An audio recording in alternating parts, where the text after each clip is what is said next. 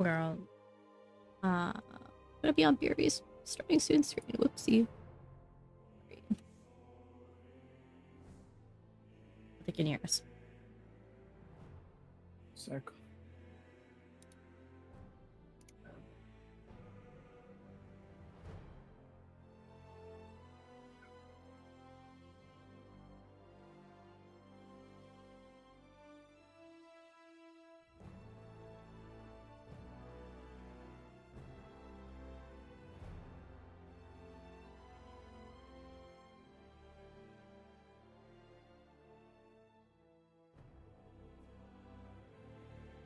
Oh, my sub ran out. Must resubscribe.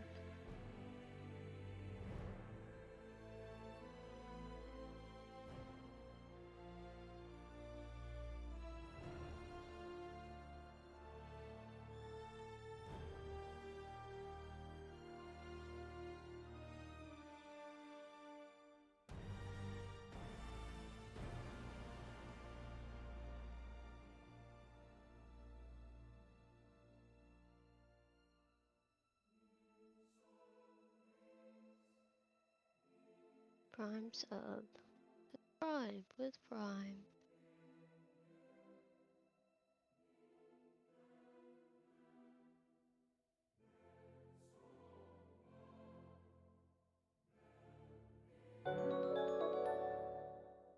My entire social media has been they would have hit and photos. God.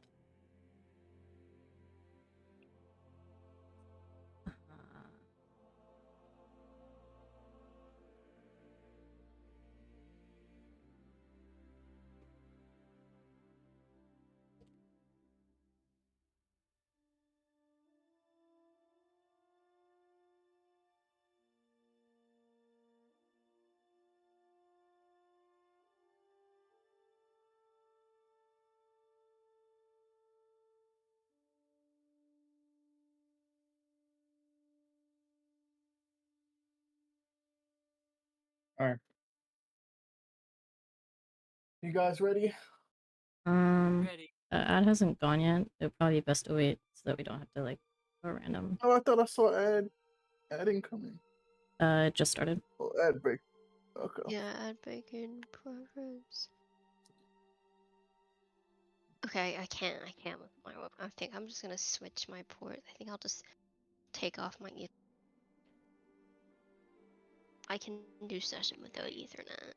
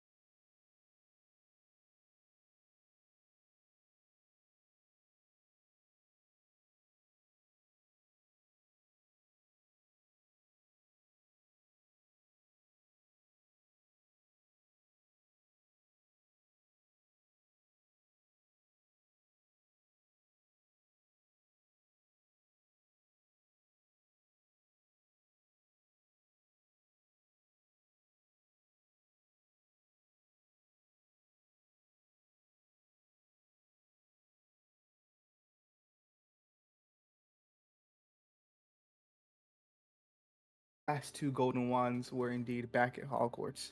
They all apparated into Hogsmeade and came to, and as they operated, they came to empty streets throughout Hogsmeade as they didn't see anybody, couldn't find anyone, but they knew that the hand was indeed taking over Hogwarts. They had to find a way back in. As we begin today, they found their way back into Hogwarts, going into the secret entrance underneath Honeydukes, and met Professor Mason there. Professor Mason basically explained to them that he wasn't at Hogwarts when all this was happening, so he's trying to get back into Hogwarts himself. After going down into the tunnel with Professor Mason, they made their way back inside the castle as the entrance opened up to a small room in the castle. In that small room where it looks to be kids of all ages, first year, second year, third year, fourth year, fifth year, sixth year, and some of seventh year. As they all came out, all of them realized that something was wrong, that of course the hand was walking outside around the castle and they've all been confined to this one room. As they start talking and time started to go on a bit, Natalia came up to them and basically asks what they need to do, what they're looking for, because obviously the hand is looking for them. So what is it that they've come back to Hogwarts for? After explaining things that they need to find the golden wand, Sage used her magical sense to try to put some feelers out into the castle and figure out where exactly these golden wands were. After talking with, or after using her magic and putting some fillers out, she couldn't get a direct location on where they were. She got about 6 or 7 locations, if I remember correctly. So they figured out that they need to split up. They need to split into teams, go into their own solo adventures. Adonis went with Liv to go retrieve the wands that were taken by the hand from all of our wizards here, wizards and witches. Sorry. Um, uh, Basilton and Sage went off to the Slytherin room and the potions classroom. Glenn and Cassandra went off to the Ravenclaw common room. The MacArthur twins went off to the Hufflepuff common room, and Felix and was Felix and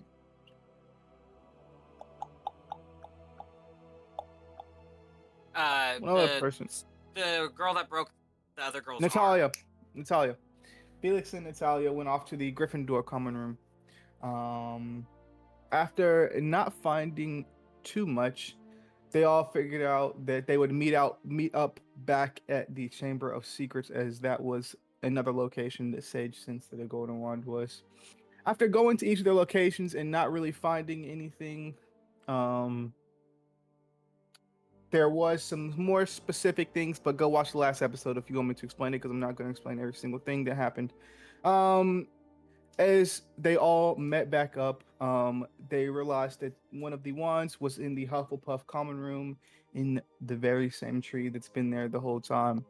Um, Unfortunately, one of the MacArthur twins died trying to retrieve it, but the other one was successful and retrieved it pretty nicely.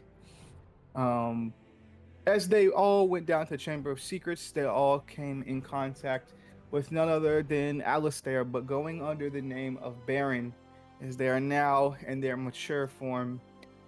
They have evolved in a sense. And as they all went down to the Chamber of Secrets, they went in and found none other than Charlie, the vampire that was left for dead and dried out. Kind of holding the golden wand in his hand, very manic, very insane, and looks like he's in a way losing his mind. After talking with him and trying to figure out more of what happened,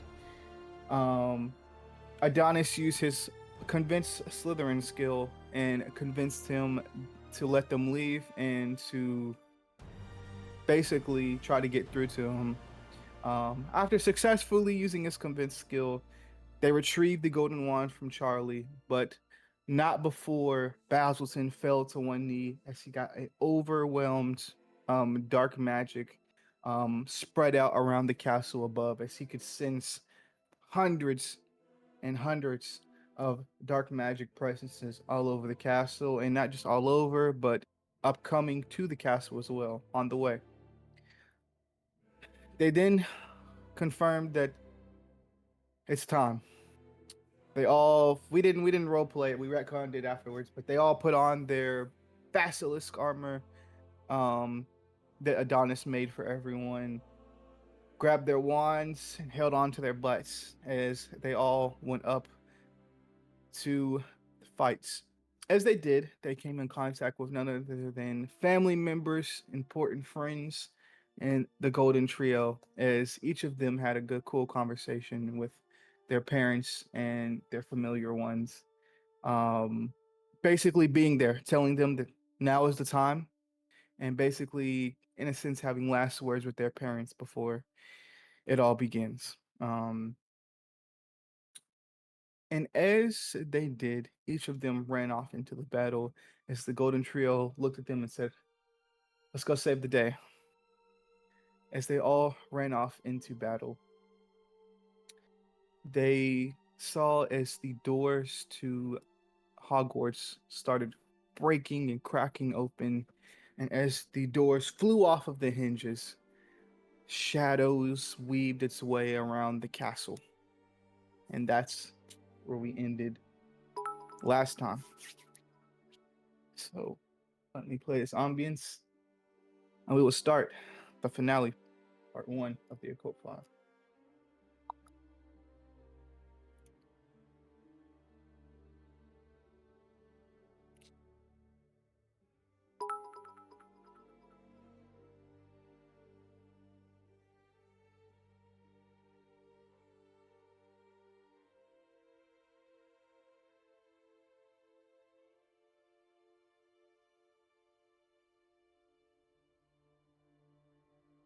Oh, not that.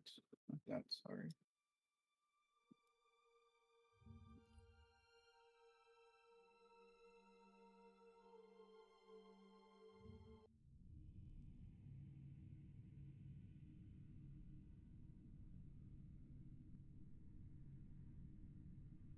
As we begin today, like I said, the doors of Hogwarts are cracked open and split off of its hinges.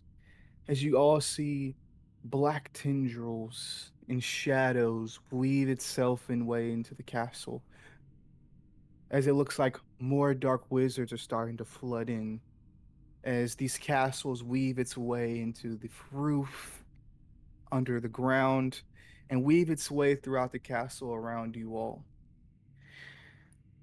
As each of you see a bright white flash of light, and then everything goes dark. As we begin today, you all come to laying next to each other. Can everybody roll me a flat d20? Which can go off who has the highest here. 15.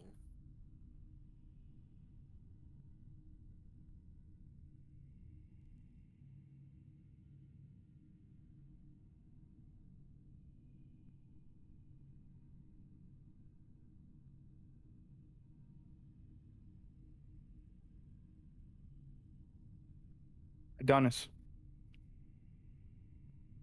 you are the first to awaken.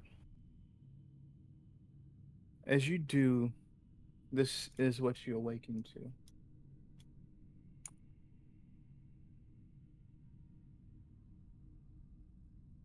As Hogwarts is no longer all around you, you see what looks to be a moon set in the sky. You can feel coldness creep up your arms, even in your armor that you're wearing. Goosebumps going all up your arms and down your legs. As you breathe, you can see your breath in the air, as you can feel the coldness and stillness around you. You hear what looks to be something off into the distance that's unintelligible. Whispers all around you. They could be screams. You really don't know. But as you do, you see the rest for the the rest of your four friends laying around you, unconscious. What would you like to do? Adonis would say, "Oh, fucking great," and then just wake up the others. Okay. Anybody specifically you'd wake up first, or you just kind of go around one by one? Yeah, Hey, hey, hey. yeah. He's actually gonna wake up. He's actually gonna wake up Liv first. Okay. Then you can role play that. However, but he's gonna say, Yeah. "Liv, awake." And Liv, you would jump to. Sorry, where are we? Like, are we? That's the You don't know. that's the moment Liv awakes. I'll just look at Liv and say, "Do you smell anything familiar?" What a good question. Do I smell anything from? Nope. And then I'll wake the others. No, I. Nothing smells familiar. Which is weird. Where are we? And then I'll be like, as I'm waking up the other. As Adonis goes around and wakes up the rest of you, Baz, Glenn, and Sage, you would all kind of snap awake, sitting next to your friends.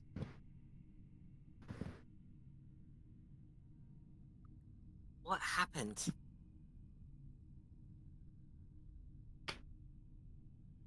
Okay.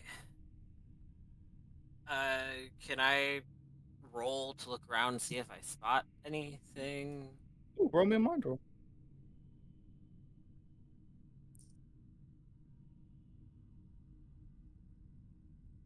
I got a 6. Don't see shit.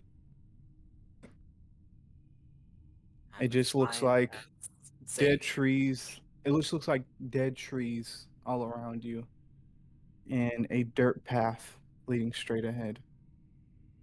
As you look around as well, probably a good 30 feet in any direction you look, except the path straight ahead, looks to be covered in what looks to be shadows, kind of going high up into the sky, as high as you can see. Can we tell if this is still our plane? I would say you really don't know because I mean none of you guys really know too much about plane travel or different planes within existence. So I would say really you don't know. I mean, would we be able to tell if it was Seraphim? No, this is not Seraphim. You'd be able to tell Okay. that it's not Seraphim. So you remember that dark magic realm that Ember or that Liv and Baz got sent to Mm-hmm. before we went to Seraphim, like for the big. This does not feel like that. Okay. This feels different entirely. Question. Mm-hmm. Since Sage is like kind of attuned with like the magic wands and stuff, could she feel out for that and see if there's anyone that has possession of the wands, like, you know, would be the dark wizards? I'd say as you fill out for wands, you don't sense anything, and at least not anything around you. Okay. Can she do a fancy check on like the ground or a tree or something? Anything that stands out? I'll say as you walk up to a tree and use Xylomancy, you don't get any pull from anything at all. This place has no history, I guess. Can each of you guys roll me one more mind roll? I would say Bastin with that 6. I'm not gonna let you roll another one. You're just oblivious to everything going on. I also got a 6, so well, 5 technically. It's gonna turn out cool. It's okay. We have Glenn. Wait, so this is you said magic or mind? Mind. What kind of mind? A sensey mind or a visual mind? Great. Visual. All right, so 4. Got it. Still blind as fuck.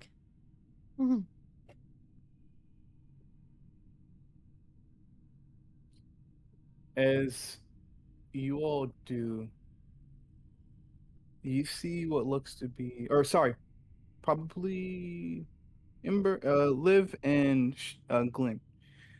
You guys would see about maybe, if you look at this trail right here leading deeper into these dead woods all around you, you would see a figure about 20 feet straight, and it looks like it's standing, looking at you guys. You don't, from the distance where you're at, you can't make out any facial features, but you can tell that it is a feminine figure. 20 feet. 20 feet. That's like Yeah, it's like very, that's like very across easy. the room. Yeah. As I said before, shadows are looming all around you guys, so it's harder to see in here. You So guys is can her- see I each feel like other because you're right here, but I'd be Can startled we if I say? looked Can we up say and like there's 40 or 50? 20 I feel like yards. 40. 20 Yeah, yards, 20 probably. yards. even. Yeah. sure. Yeah. Yeah. Sorry. It's just, you 'Cause know, just genuinely, I feel like if I looked up and they're 20 feet away, there was somebody standing Okay. there. I'd like be I'm so gonna see startled. you. Like I'm Yeah. gonna see you. I'm gonna thank Got it. like, thank you. Okay. Thank Immediately are gonna point that out to the group then. Yeah. Baz wand at the ready, not attacking, but just kind of like, Same. oh fuck. Wary. I feel like he Cautious. has this. Yeah. Would you guys approach? Can I get a smell off them? You don't sense any sort of smell at all. It just What? feels like, almost as you go to smell, you don't get any smell off of them at all. Not even, no smell at all. Is her face obstructed by shadows, or is it like the situation? The face is just No, not her face there. isn't. Okay. I would say, have you guys started to approach I her? probably would like, Mhm. yeah, let's just like go closer. I don't fucking know. Okay. What Yeah. else can we do? Stuck Mhm. here. Nothing. As you guys start to walk closer, you guys would see this person greet you guys.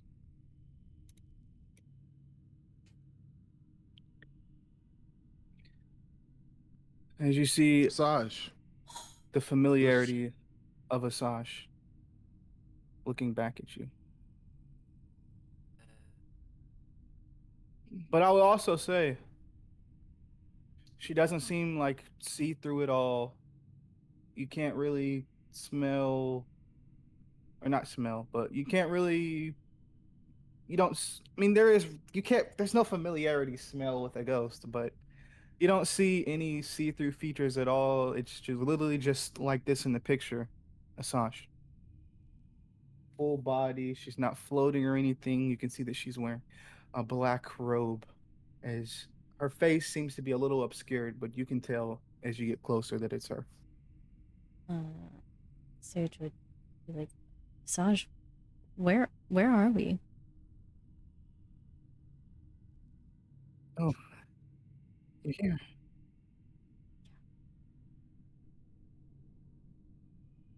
You're dead. Oh my god, are we? I was about to say, are we dead? The moment she says that, oh my god, 10 seconds into the fucking battle, are you fucking kidding me? Oh my god. I'm sorry. What do you mean? What do you mean we're dead? Oh, if you're here and you're seeing me like this, then I mean, you must be. No. How Sorry, the fuck did we sorry. die? Where is here exactly? Don't What is know this much. called? You know? This I mean, place? a lot of religions call it different things. It's just like Purgatory. purgatory. Waiting And then place. it needs to be like, yep, purgatory. The place in between. It's- We're in purgatory.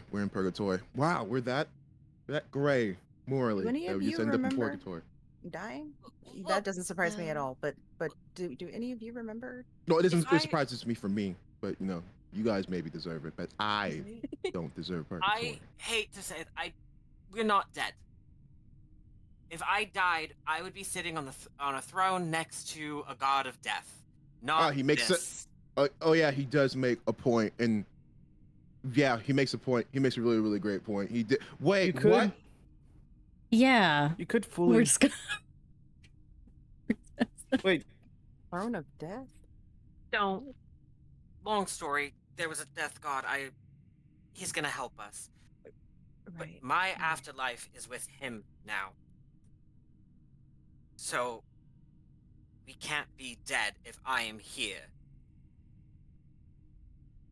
Okay, so there's one positive attribute about him making the deal with an absolute Grim Reaper. That. So, have you ever heard of anybody else coming here and them not being dead? You're saying that to Asajj? Yeah. She says, no. That bitch sent us to purgatory. Oh my god, I hate her so much.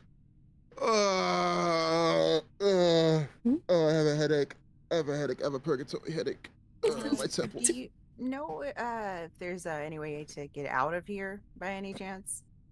Because I'd like to get out of here. If I knew a way, don't you think that I would? I don't know. You might be comfortable here. I don't know. Could I'm just No. asking. Here? Do you know anybody else? Have you seen anybody else in here? would Glenn have read a book about the afterlife or about death in any way? Like, That's up to Glenn. Yep. Okay. Well, what do I roll for it? Roll me a mind roll. God, please. All right. I read something. 13. What exactly would you have read? Like a general consensus. There's different thought theories on purgatory and afterlife in 100 different religions in the world. What would you have read? Life after death. Evidence You of the see- afterlife. You see, I would say, because I truly don't know, and I don't think there's been many people to go into it. At least afterlife in the wizarding world, for most cases, is if you died a violent death, you become a ghost. But as far as what's on the other side, it's unknown. You know, a tiny little. She says, there is a, and she kind Beyond of the points. She kind of points up the trail. There's something that way, but I'm not able to see through it. You guys may be able to. All right, let's go. We don't have time to waste. We gotta go like Right. right now. We have to go like right now.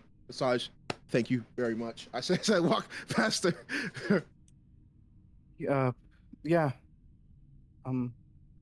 Good luck, all 5 of you. As Yep. you all continue on the trail, keep going straight. You all would come to a wall of black shadows. I really tried to find a picture on this, could not for some reason.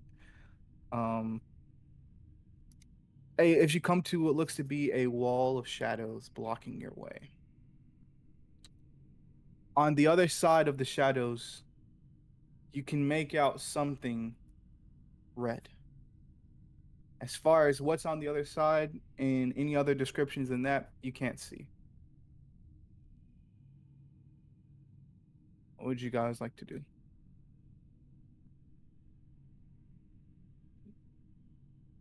I'm so sorry. One more time. You all come to what looks to be as you walk up the path, you would come to what looks to be a wall of shadows. This inky black dark shadows kind of blocking you guys' path.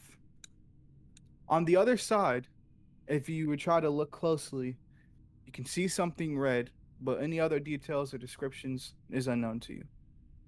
Okay, I'm gonna cast Lumos Maxima. Doesn't do shit. Is it So that it doesn't do anything, or I can't see through the shadows? You can't see through the shadows at all. Okay, You cast the spell. okay, You just can making cast sure the magic spell. still works. Okay. Magic still works. All right. Well, that didn't work. So this curtain of shadows, Mm-hmm. how like wide is it? Is it like going on forever on both sides? Like, can I walk around? Yes, it's go. Yes, it's. You can't just walk around. Yeah. Baz, yes. can you tell if this is like dark magic at all? I would Roll me a mind roll. I mean, like magic reach roll. my Sorry. hand out to it and see, I guess. Oh, you're touching it. No, I Is said this I'm stove not hot? touching it. Okay. I Let me said touch I'm it and find not out. touching it. I'm holding my hand out though. Okay. Roll me a magic roll. 8, 9, 10, 11, 12, 13. With that 13, you would be able to tell.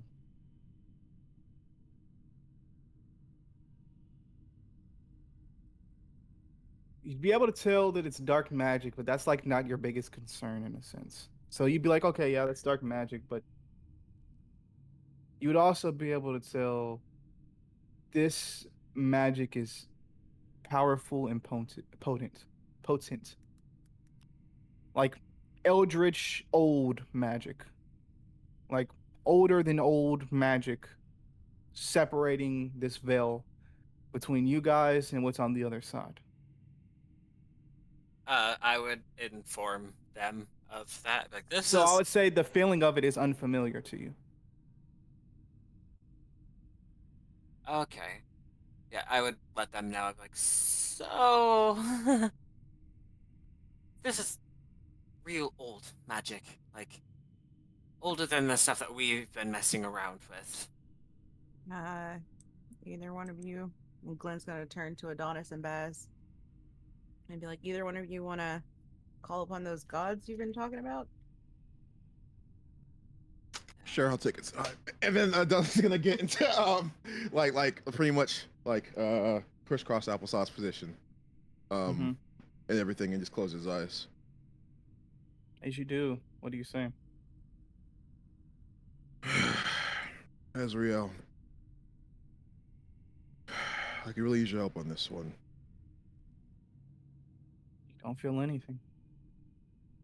You feel almost get the without even having to roll. You get the sense that it's almost like a call that can never go through. It's almost like you're calling. You can feel yourself calling, but there's never going to be an answer. At least not here.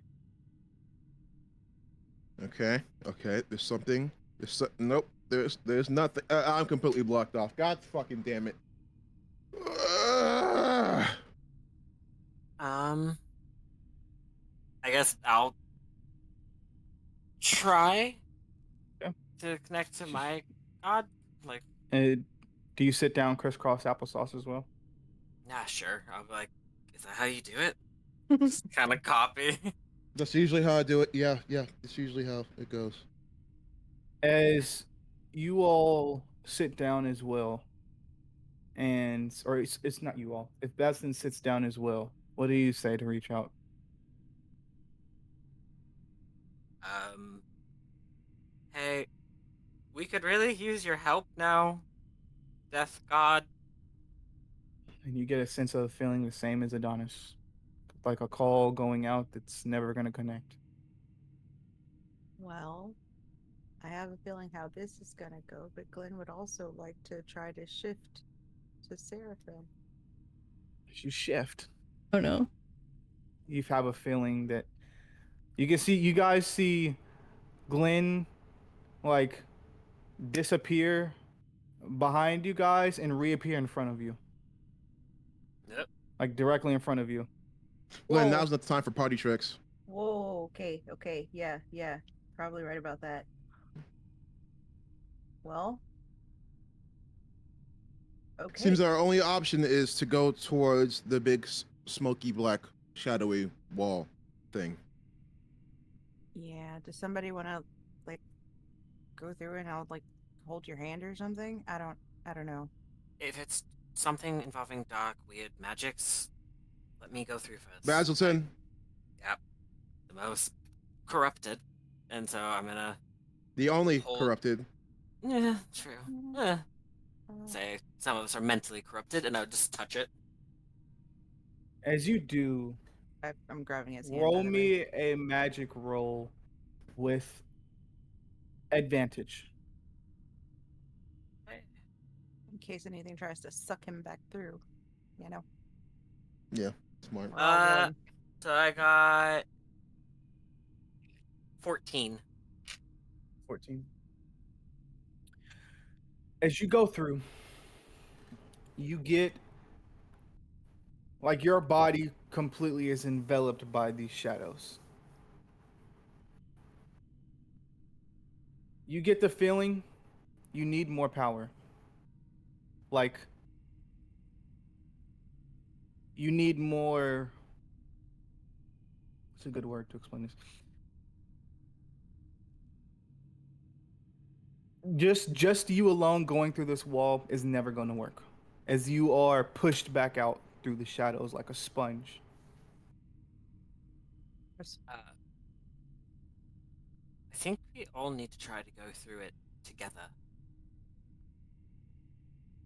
And then I'm gonna pretty much go towards it too with them, waiting for everybody else to go towards it as well. All right.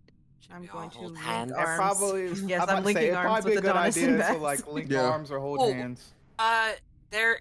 So I'm going to just the tie-up spell. You know, the one that shoots the rope out of the tip of the wand. I'm gonna shoot that spell out a random rock, take the rope, tie it around like Adonis's waist, then go to like Liv, tie it around Liv's waist, go to Sage, like tie it around everyone's waist. Even though we were linked arms, we're now also double tied in. All I right. want to be at the back because I want one hand free to use to have the axe out.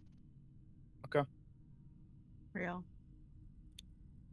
Who is the first one who goes through? I'm guessing it'd be Oh. Bass. Yeah. You I'll can't Red lead the Rover way. style it. All Oh, five go of us all just through at the snap same time? wall Yeah, at that's the what I was same thinking. I was time. thinking. Yes. That's what I was thinking. That's what I was thinking. Yeah, we can do that. As you all go through at the exact same time, you all start to feel a sense of dread and despair come over each of you. What is the last thing that Adonis is thinking about as he walks through? Sunlight. He hasn't seen it in a very, very long time, and he misses it. Sunlight. What is the last thought that Liv thinks as she goes through? The last time the last time she saw Christian. What's the last thought that Sage thinks as she goes through this veil? Getting back to her family. Basilton Quentin. and Glenn.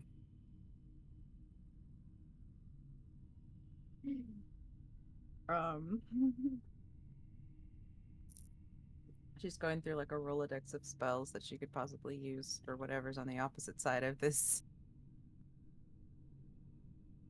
Okay. Survival. Is each- That's what she's thinking about. Survival. As each of you go through together, it almost feels like a hand cradling each of your brains at the very back, as you can feel a pall of coldness, sickness, illness, misery and dread wash over each of you as you are all pushed back. Can each of you make me a magic roll with advantage?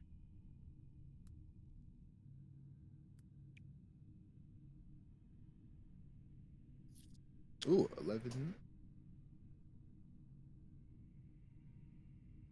12. You want us to post it in the side chat? Yes, please.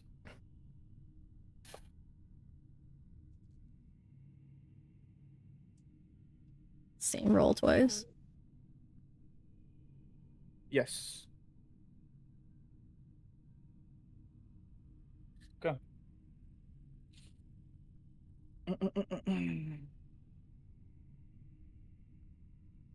Cool.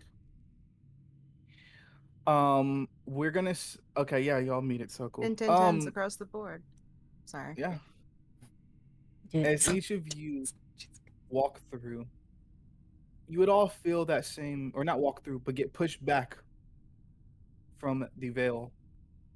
Each of you would feel that feeling of dread, but you would also get a feeling that you all have that however you're going to get through this wall, it has to be with something that ties you to the actual world. And in this case, it's memories. Memories and strong memories that either tie you all together or tie you to the physical and mortal world. And I would get a sense that you should try this again, except with different thoughts. Different thought. I'm sorry, explain it to me one more time. I got confused Okay. there towards the You're end. Yeah, So, as you all walk towards this wall, you are all pushed back, and you get the sense and the feeling that you need stronger memories, or you need memories. Memories are the things that tie you guys to you, and tie you guys not only to you, but to the physical and mortal world that is the world that you guys live in. You guys are fighting pure evil, so what should you fight it with? Pure happiness. evil. I know, I'm joking. I'm joking. Evil, but pure So my happiness and spell isn't memories gonna cut of it. no, um, and pure thoughts of either good times that you all have shared together as one, or individual strong memories that help you guys remember who you are and why you fight. Okay.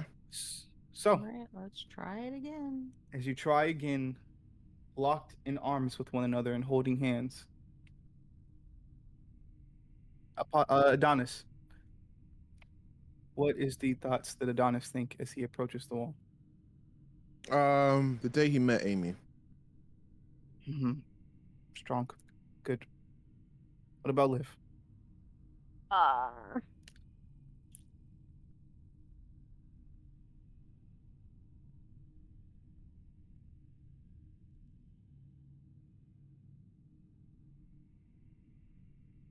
You come back to you? Yeah. What about Sage? Um,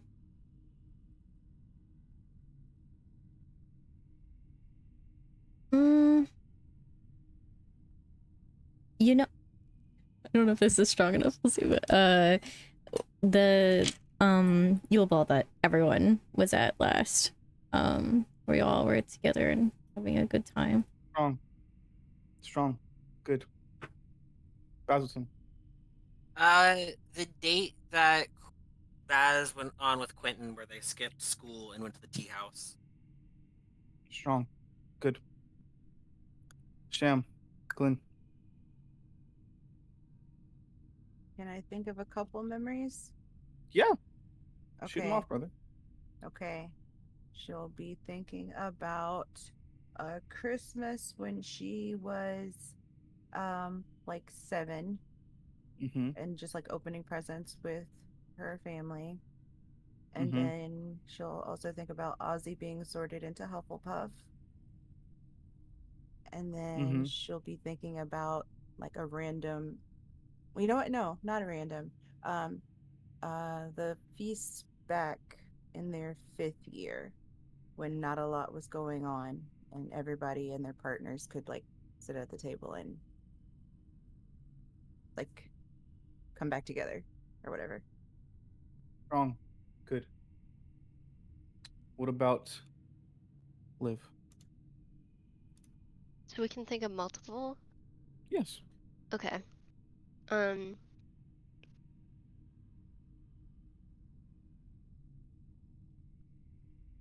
Um. When Christian asked her to the winter solstice, Mhm. with the bow truckles Mhm. and their first kiss, because I was also there. Um, Mhm. the day they got Sage back and like purified the dark magic from her. Yes. Um,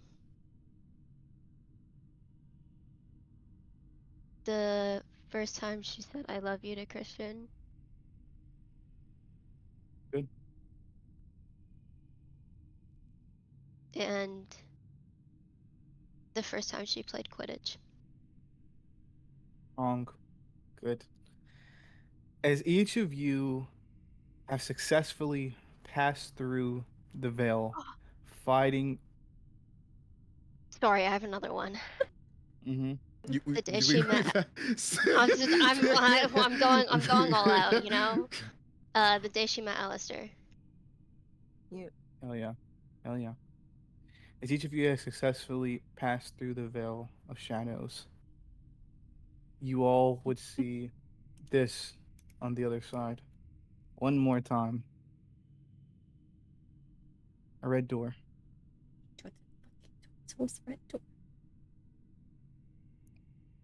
Door. As each of you look at the red door, as you're standing on the other side of the shadows and the shadowy wall and veil, you see a figure on the other side, waving. As you see a Saj waving goodbye to you all. As the last thing she says is, "Good luck." As you can see, she disappears into wispy shadows, fading into the sky. And I'm guessing one of you, it doesn't really matter who, reaches for the red door to open it. Yeah. Sick. As you all walk through blinding flash of white lights. All right. Let's fucking do this.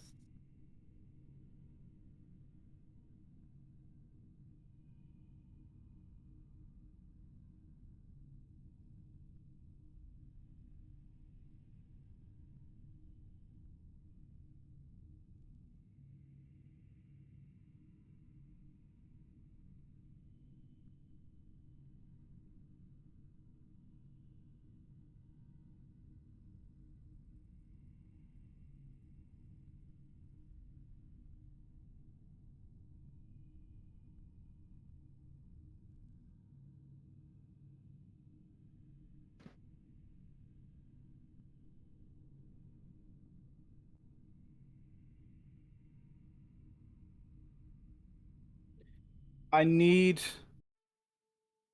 I need Sage and Basilton to roll me a flat d20. Oh boy. Okay. Ooh. 15. All right. As Sage, as you come to, as you hear what looks to be, or you hear what's the sounds of collapsing, crumbling, as you open your eyes, you can feel you have a massive, massive headache But as you come to, you see what looks to be the back of your aunt's head standing guarding your body. Mm. As you look around to your left, you would see the unconscious body, of course, of Glenn Goodwin laying next to you. You look around, and this is where you are as well.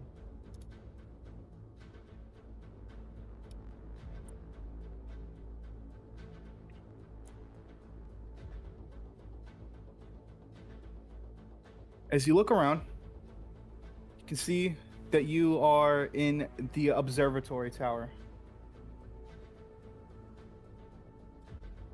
And as you do, you can hear the sounds of collapsing, crumbling, burning fires, screaming. As you look out among what looks to be not only the forest, but Hogwarts itself, Gryffindor Tower is completely gone. You can see as well, if you were to look out, the greenhouses are completely on fire. Roll me a mind roll real quick if you can.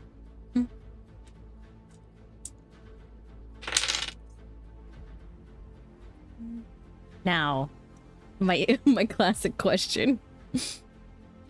Yes, it's to see something. It's an 8 then. Okay.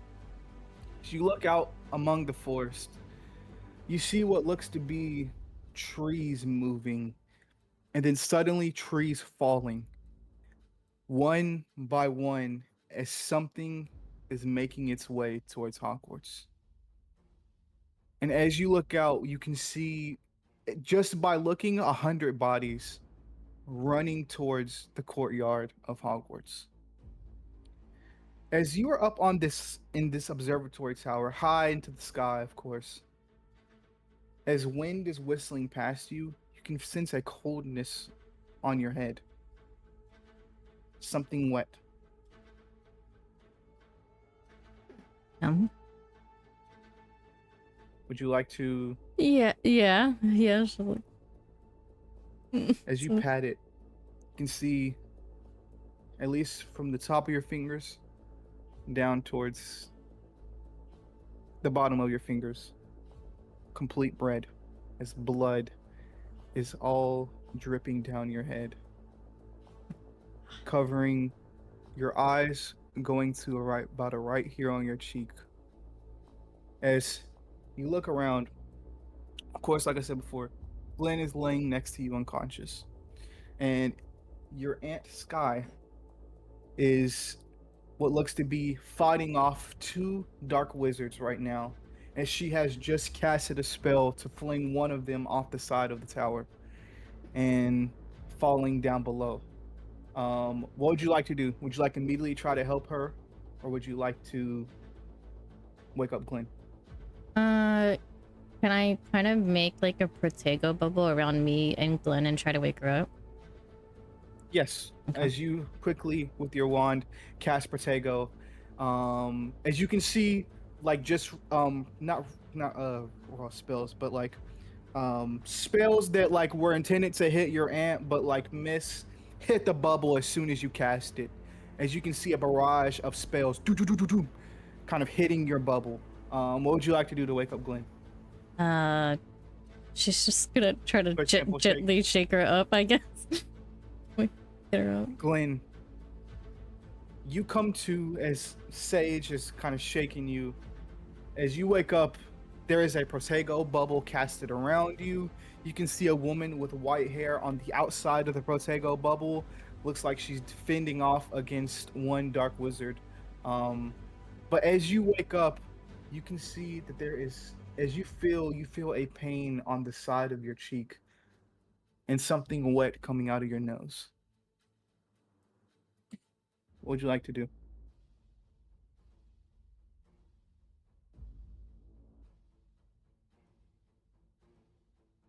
Sorry, touch my hand to the wetness to see what it is. You touch your hand to the wetness of your nose. Again, blood dripping down your nose, as well as a huge scratch going up the side of your face. Not sure exactly what it is or how it got there, but a huge gash kind of going on the side of your cheek Okay. Do I have my wand? as you were to wake up. You do have your wand. What would you like to do? I'm gonna get up and point my wand at our presumed enemy. Okay. And that would be the Dark Wizard fighting what looks to be Sage's ants. What's the first spell you think of? I don't think I should say the first spell I actually thought of. Let's see. What's the first spell Glenn would think of? um. Uh.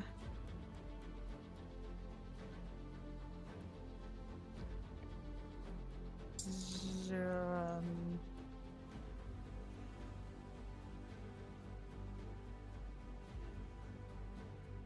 Defendo. Okay. As you cut him, just give me a magic roll real quick. Oh no, Sectum Sempra. But yes, I'll magical.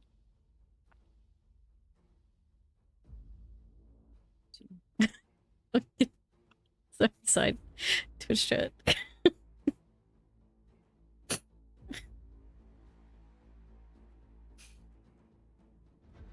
Did chat say Avada Kedavra? 'Cause that's Yes, the they first one cut I thought of. themselves off too. They cut themselves Yes. off. They're That's like, why I was laughing. Just imagine like get up. Nope. Actually, Defendo. As you cast Sectum Sempra with your wand, with a flurry of motion, doing several cuts on his face, on his body, on his neck. Question: would Glenn be going for the kill? yes. Okay. As you completely slice his neck as one of the openings to kill, you can see blood start to drip down his neck as it starts dripping more violently. Now, not even a drip, more like an overflowing of blood go down to his body as he quickly tries to cover it with his hand. He takes one shot at you, misses as it hits the ceiling above you, and he backs up, trying to hold his neck as he says, "Oh, the mistress," and falls off the side of the tower to his death.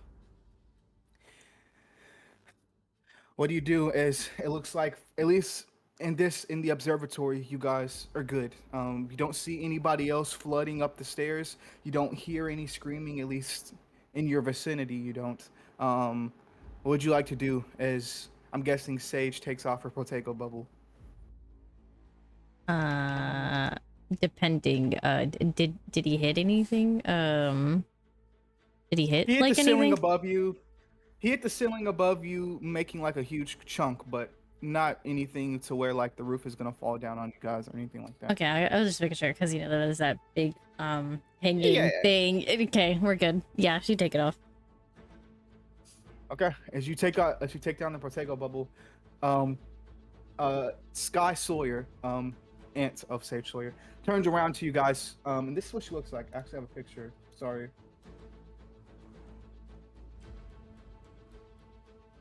Turns around to you guys and says, "Are you all okay?" Yeah. I think so. Okay. And you can see as well as there is a slash going from the top of her head through her eye and down to the bottom of her cheek. And it's bleeding. Not like bleeding for concern, because of course that's not the concern right now, but it doesn't look like any life-threatening injuries or anything like that. But she looks at you guys.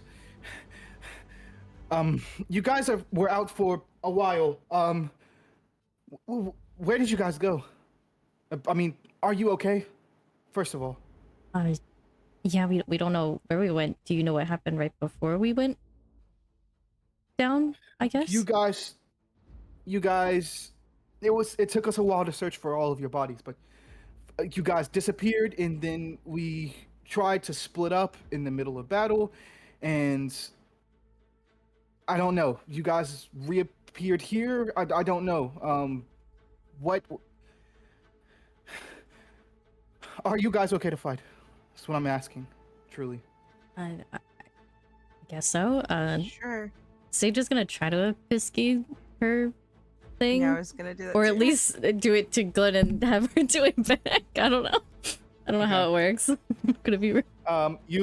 You guys quickly pisky it as the slash in her eye starts healing up. As you can see, the skin start to kind of close on the wound. She says, "Okay, all right. They are out trying to look for the others. Basilton's mom found his body.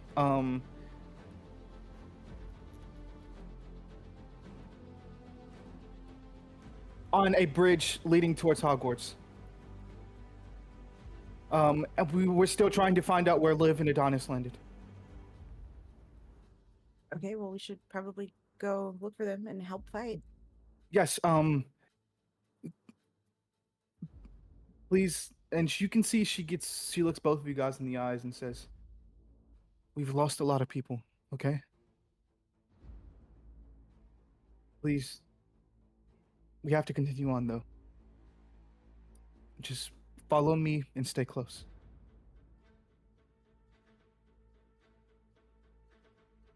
Okay? Okay. So I'm gonna ask who we've lost. It's gonna go. As you guys walk down the stairs, we cut to Basilton.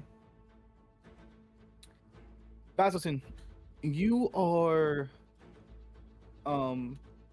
you wake up to the sounds of what looks to be crackling. As you wake up, you see the figure of your mother standing over the top of you. As you wake up, this is where you wake up.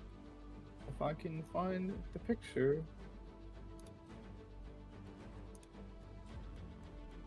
Here it is. You wake up on the wooden bridge. Oh boy. Okay. As you hear the sounds of crackling, you guys are about the halfway point on the bridge.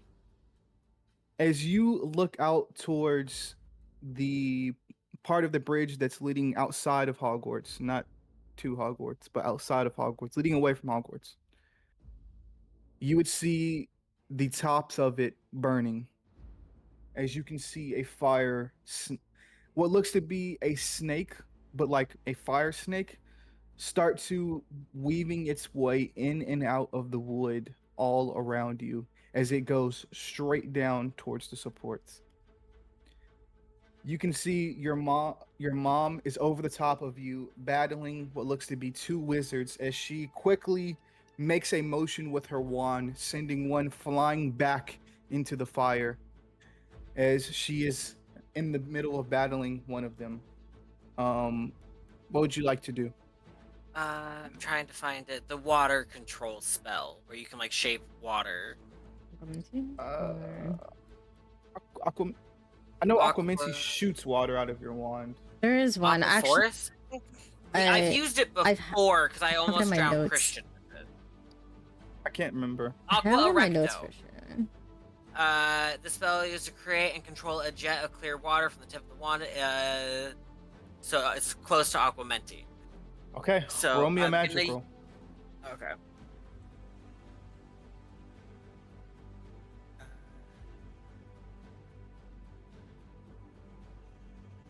13. 13. Could you also roll me a mind roll when you do this as well? That is a 8. An 8. As you tell me, what are you trying to do with this water spell? So I'm sending the water spell down to pretty much I'm shaping the water to look like my own snake, and it's gonna weave back through and like crush through their snake and come up and hit the wizards. Okay, so that was a what? You said a 13 for your magic? 13 for magic and an 8 for the mind. Cool. One second.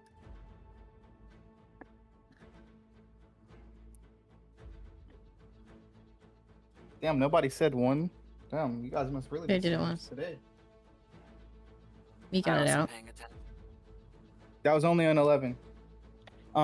As your water snake, tell me how it collapses down onto this fire snake and takes it out. So pretty much mine starts where I'm laying on the ground. Mine goes out the other side, like down, and wraps around the bridge and pretty much hits it head on, but like consumes it and like goes up its body and like back to the caster. Okay. As you can see, it goes back to the caster. You guys see, and I would say perfect because perfect description. As you see what looks to be more about maybe 50 just by looking with that 8, 50 dark wizards making their way onto the bridge. They're about maybe 20 feet away from the bridge at this point. You can see as the dark wizard is battling your mother, as he's kind of like deflecting spells your mother is sending off. Out of nowhere, coming from the underside of the bridge, shooting up is the mouth of a water snake that consumes him from his feet, going all the way up, shooting out of the top of the bridge and creating a gap from the back of the bridge towards you guys as the water snake shoots up and basically drowns this guy in its water as it stops the fire from spreading while also killing this fucking guy and drowning him as the snake disappears into water as it falls down the bridge. Your mother says, "Good, you're awake. We need to run now." We have to destroy the bridge so they can't cross. We'll do that once we get to the other side. For now, run. As you see, she says that you can see a rogue spell fly right by your mother's face and land like as it destroys like one of the sides of the bridge, but misses your mother. She says, "We need to run."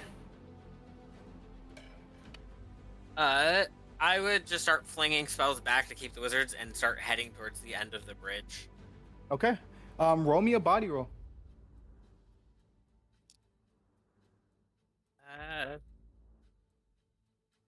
Oh, thank God, I at least got a 6 in there. 6, 7, 8, 9, 10, 11, 12. Okay, your mother got an 11. You can see as you guys start to take off, your chest is on fire, and you can feel something wet coming out of your ears. I don't have to tell you what it is, but it's blood, your own blood. As you guys start to take off, for a second, it feels like you've been running for forever, but as you look out, you can see most of the castle from here, and this is kind of what it looks like, at least from this angle, maybe. I don't know. No, it's not from this angle, but this is what it looks like.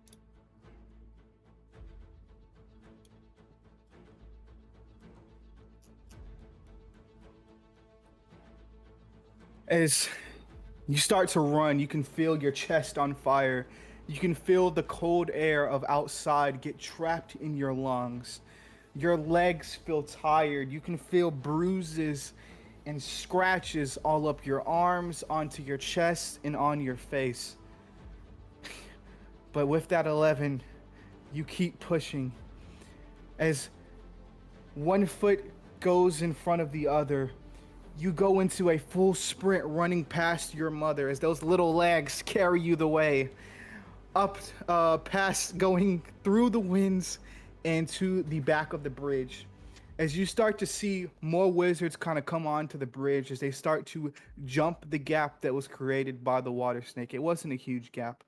As they jump over, as you can see, they're at the halfway point on this bridge. As you and your mother have now cleared the bridge, what would you like to do? I'm going to cast Expulso, which is an explosion spell, but it's different than normal explosion spells because it doesn't use a fire, it uses pressure. And I'm going to cast that in that already pre-made bridge from my snake to make it rip up even bigger and pretty much just pop and like collapse the bridge in. Okay, roll me a magic roll.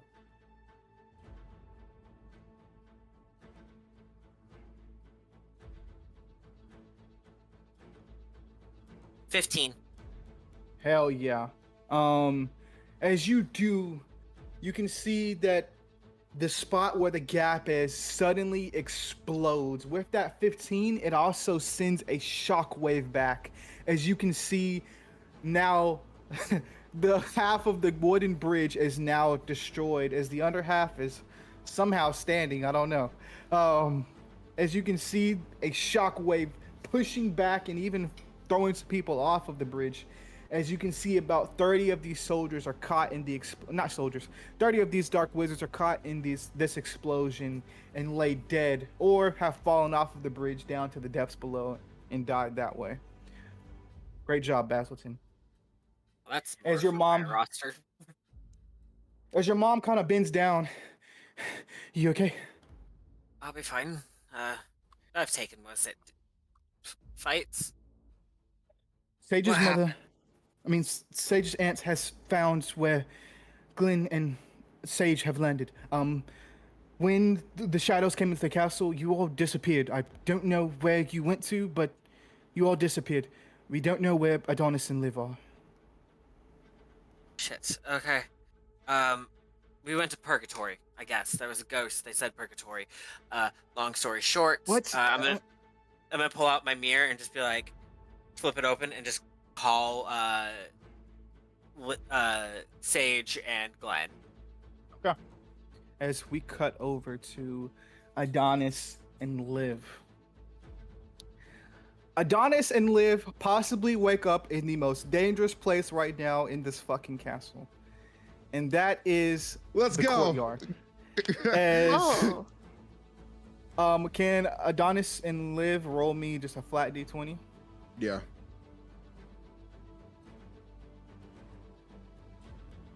well, 11. Okay. As Liv, you wake up first. As you breathe, no mind roll necessary. As you can see bodies running past you, as it looks to be just a flurry of dark robes, golden masks running past you. Doesn't look like they're even really worried about you, honestly, as they start to flood into the castle. At just by a head count, you can count 90 in the courtyard itself flooding into the castle, and you can see even more on the bridge coming towards the courtyard. As you are standing there as well, Liv, you feel what looks to be something on your neck, as you can feel that there is a cut going from the bottom of your ear down to the middle of your neck. Not anything deep or life-threatening, but a cut at that. What would you like to do here? oh, And you would see Adonis laying next to you as well. Okay. Sorry, I'll wake up Adonis. Adonis, you come to as you see the same thing that Liv saw. People running past you guys, flooding their way into the castle by the Great Hall. Like I said, just by like a rough estimate, 90 people in this courtyard running past you and running into the castle. Gotcha. And even more on the bridge that connects to the courtyard, coming towards Hogwarts. You can see Liv all around you, as well as you feel what looks to be a gash in your forehead going straight across like a line. As you kind of touch it, you can see blood on your fingers as well. What would you like to do here? Okay. You said they're going to the Great Hall. Have any of them made it in yet? Yes, they have made it in. They're flooding in currently. Okay. I want to cast Incendio towards the entrance. Okay. Go ahead and roll me a magic roll. And that is a 50 favorite spell. What do I get again on the bonus? +2. +2. +2, I think. It's a +2. Got you. Yeah, I'll take the +2. Okay. +2, so I'm usually I finish my coffee by this point. 16. 16, amazing. As you tell me what happens here as it comes down. Immediately, as I see that, immediately, just take out my wand and, just yell, Incendio! And straight towards the entrance.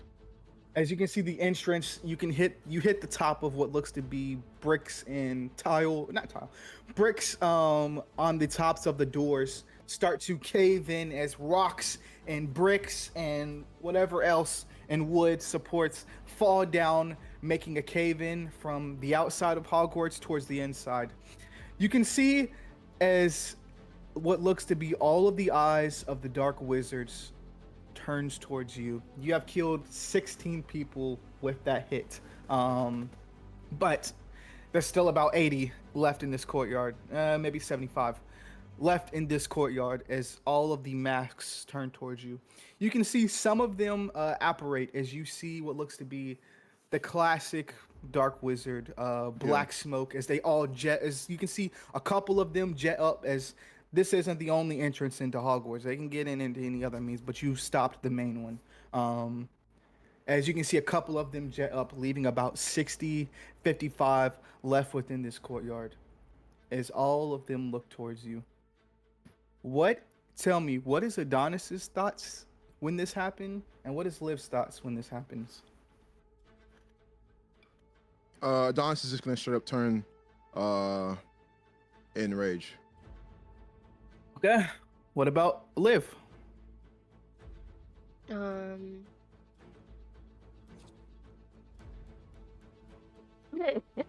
You know Fairy Tale, right? And how Natsu always is like, I'm fired up. That's what that. I don't, but sure. Oh, well, she's thinking, I'm fired up. Hell yeah.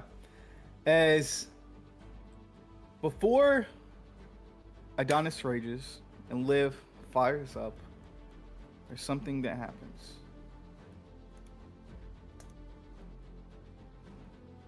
I have to switch ambiances and share a couple of pictures, so give me a second.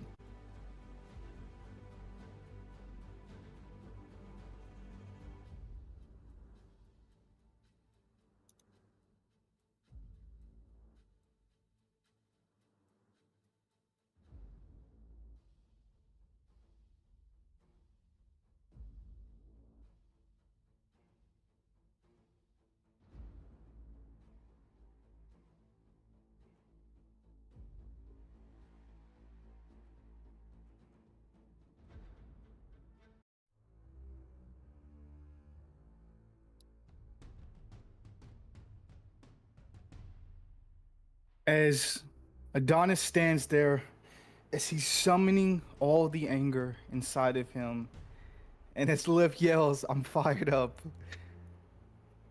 you both see from above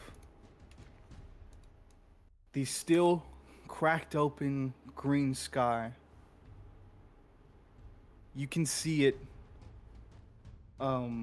flash a bright green as it looks like the sky opens up a little bit and gets cracked open a little bit more. As you do that, you start to see, as it looks, and all of the Dark Wizards are looking as well, because this is crazy.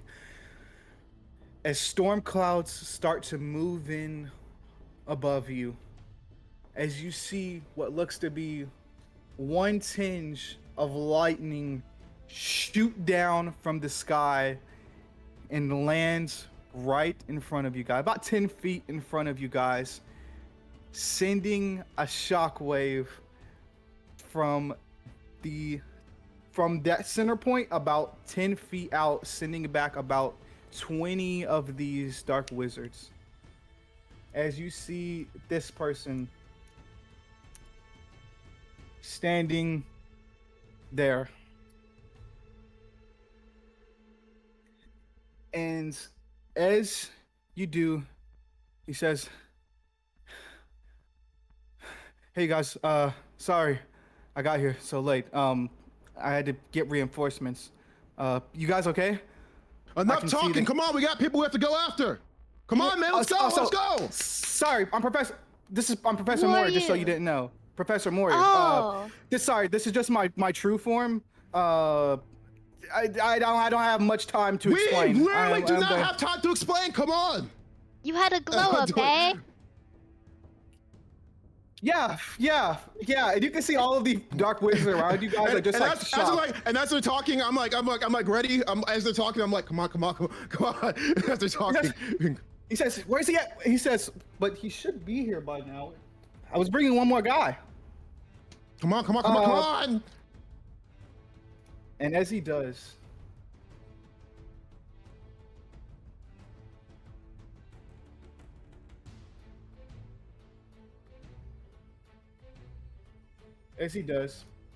you guys can see about maybe 10 feet behind you, lightning crackle as something opens up and rips its way through space and time. As you see what looks to be a portal open up behind you guys.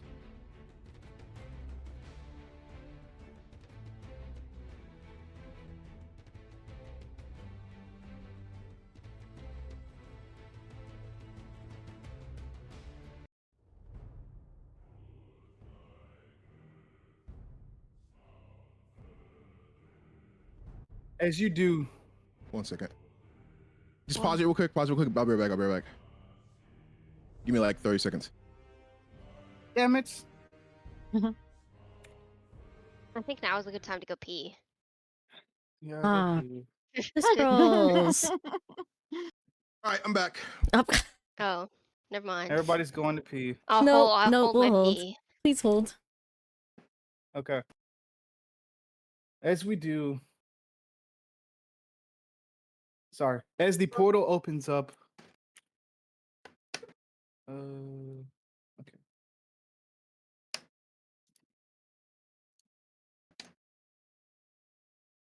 As the portal opens up,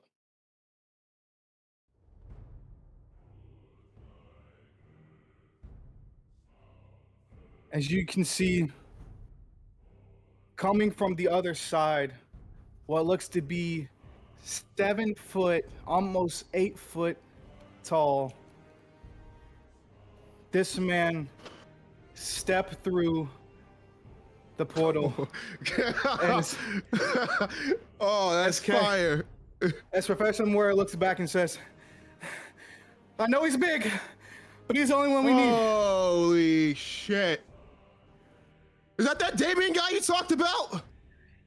As he reaches down to you, Adonis. Nice form. You are so cool. You're like so cool to look at, like visually. I need, as he says, "Let's go to work." As Liv, can you roll me a magic roll? And Adonis, you roll me a magic roll as well. No, that's my first ever D&D character. Yeah, That's I was insane. like, wait, Aw. that's. As soon as you said Damien, I was like, wait, the Damien? Oh shit, 12, not 1, 2, 3. It's Damien. Was 9. 9. As Adonis, what do you think about as you begin to shift? As I shift, I'm just thinking about truly protecting my friends, just the protection of Earth and everyone at the end of the day. That's what I'm thinking of mainly. As you shift, you can begin to feel what looks to be fire out of your soul. As you start to feel scales make its way onto your face, onto your arms, making its way down your legs, on top of the basilisk cool armor. As you can feel a tail start to sprout out of your back. As you can feel your hands get bigger, as your nails start to sharpen, as your teeth start to sharpen. And around all of this, 2 small horns form at the base of your forehead. As you leap into battle, clawing the first guy or punching the first guy you see. As Liv, what do you think about as you begin to shift into a fucking werewolf?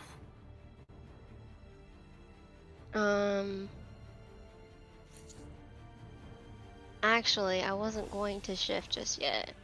Oh, If that is okay. I have a Totally plan cool, that bro. kind of just plays off like Adonis's Incendio and Warrior's Lightning thing. yeah. What would you like to do?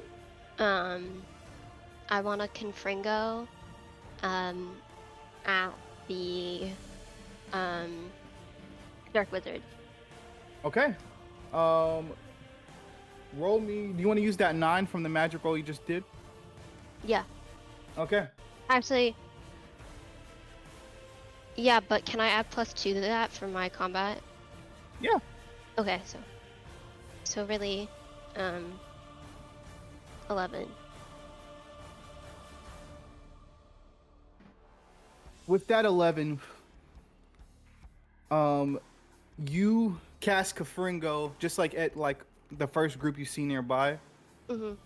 As you do, you can see a gold kind of fiery spark shoot off from your wand towards that group as all of them explode and get pushed back towards, and some of them even fall back and smack their backs in the back of their heads against the stone in the nearby courtyard and fall towards the ground. As Damien looks at you, Adonis, she got some fire. You don't even fucking understand. I say- As we begin here, can Adonis and Liv roll me a mind roll?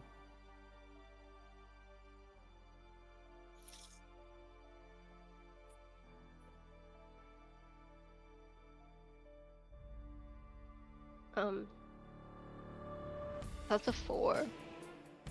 4? Okay. With that 4 and that 8, as you all both look, we'll say Adonis sees it. Liv is too focused on the explosion she just did. But Adonis, you look up towards the sky as you can see what looks to be some sort of red glow on the pavement, leading you to look up towards the sky. As you see a blood red moon come out of the clouds, casting the red light down upon the courtyard. I would say, everybody move! As the moment that comes down. Okay. Coming into scene here as Oh, okay. as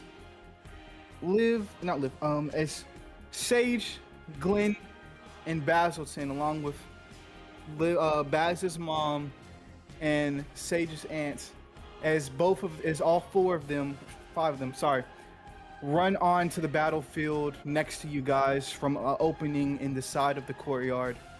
Do any of you guys say anything to each other as the 4 of them or the 5 of them have joined the battle here? That's like, oh, thank God you're all everyone else? alive. Okay. All right, good.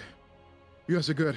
And then I'm like, oh, this is my friend Damien, the BFF. As I introduced him. Kind of this 8-foot hulking Goliath puts his hand down towards you, Baston. I like your hair. Thank you. So he's like on fire, right? Yeah, he's like a fire Goliath. It's I'm on insane fire. lore. It's insane lore. It's insane lore. Okay, I would just kind of like touch the one part of his hand that's not on fire. Down on fire, Like, yeah. like, I like your fire. Nice to meet you. I like your hair. We should probably get going. As you can see, he pulls 2 chained weapons out from behind his back. You're not a Braveheart, but you'll get the job done. Blades of Azrael. That is so fucking cool. As can each of you guys roll me a flat d20 here?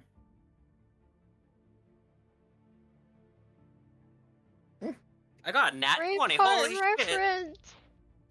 I got it. I understood it.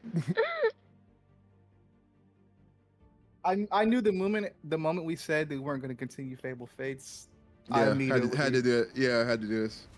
I Oh, We immediately wait, need some type of definitely. like, closure. I had to We do need this. some type of closure. Yeah. Ever.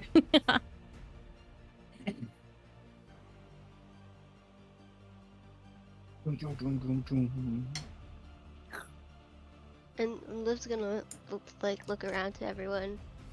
Good to see you all.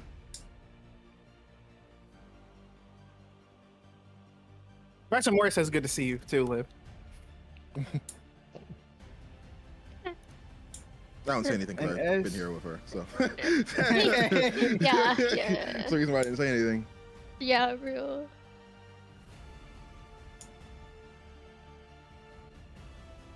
All right. This combat is going to work a little bit differently, not like fully our regular combat. Yeah. I'm saving the huge combat for next time, or it could be this time. Who knows? But as we begin here, let me make this initiative, and then I will explain it to you guys.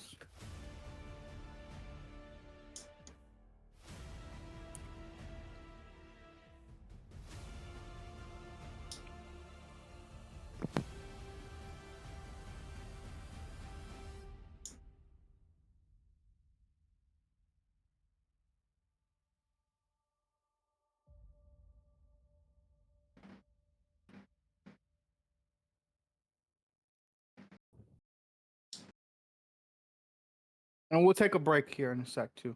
Don't worry. I know we still got. Do you guys want to wait? We still got 30 minutes. We have 30 minutes. Okay. Just depends on how long this session you plan on it being. If we are about at that halfway point, then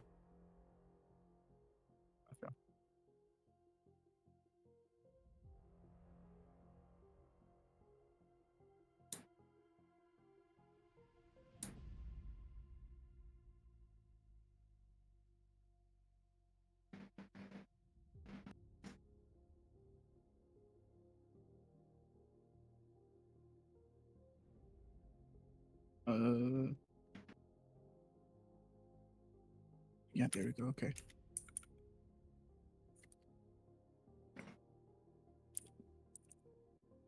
Oh.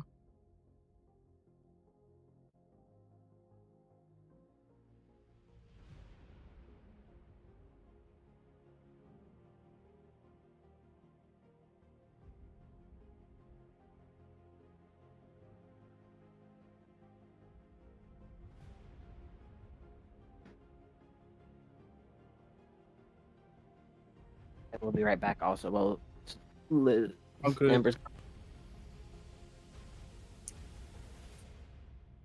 All right. That is going to be the initiative order for now. All right. We'll wait till Bowson comes back, but let me explain this to you guys. This is basically going to be like you guys are going to roll to hit, and you tell me what happens if you hit. That's all we're doing, because this is going to be more along the lines of like, these are henchmen at this point. You guys are so strong now. We don't need to really go back and forth, have a whole battlefield of what's going on. These are henchmen you guys are fighting. This is basically the point in the story where these guys are too weak for you guys now. So this is basically going to be a beat 'em up combat.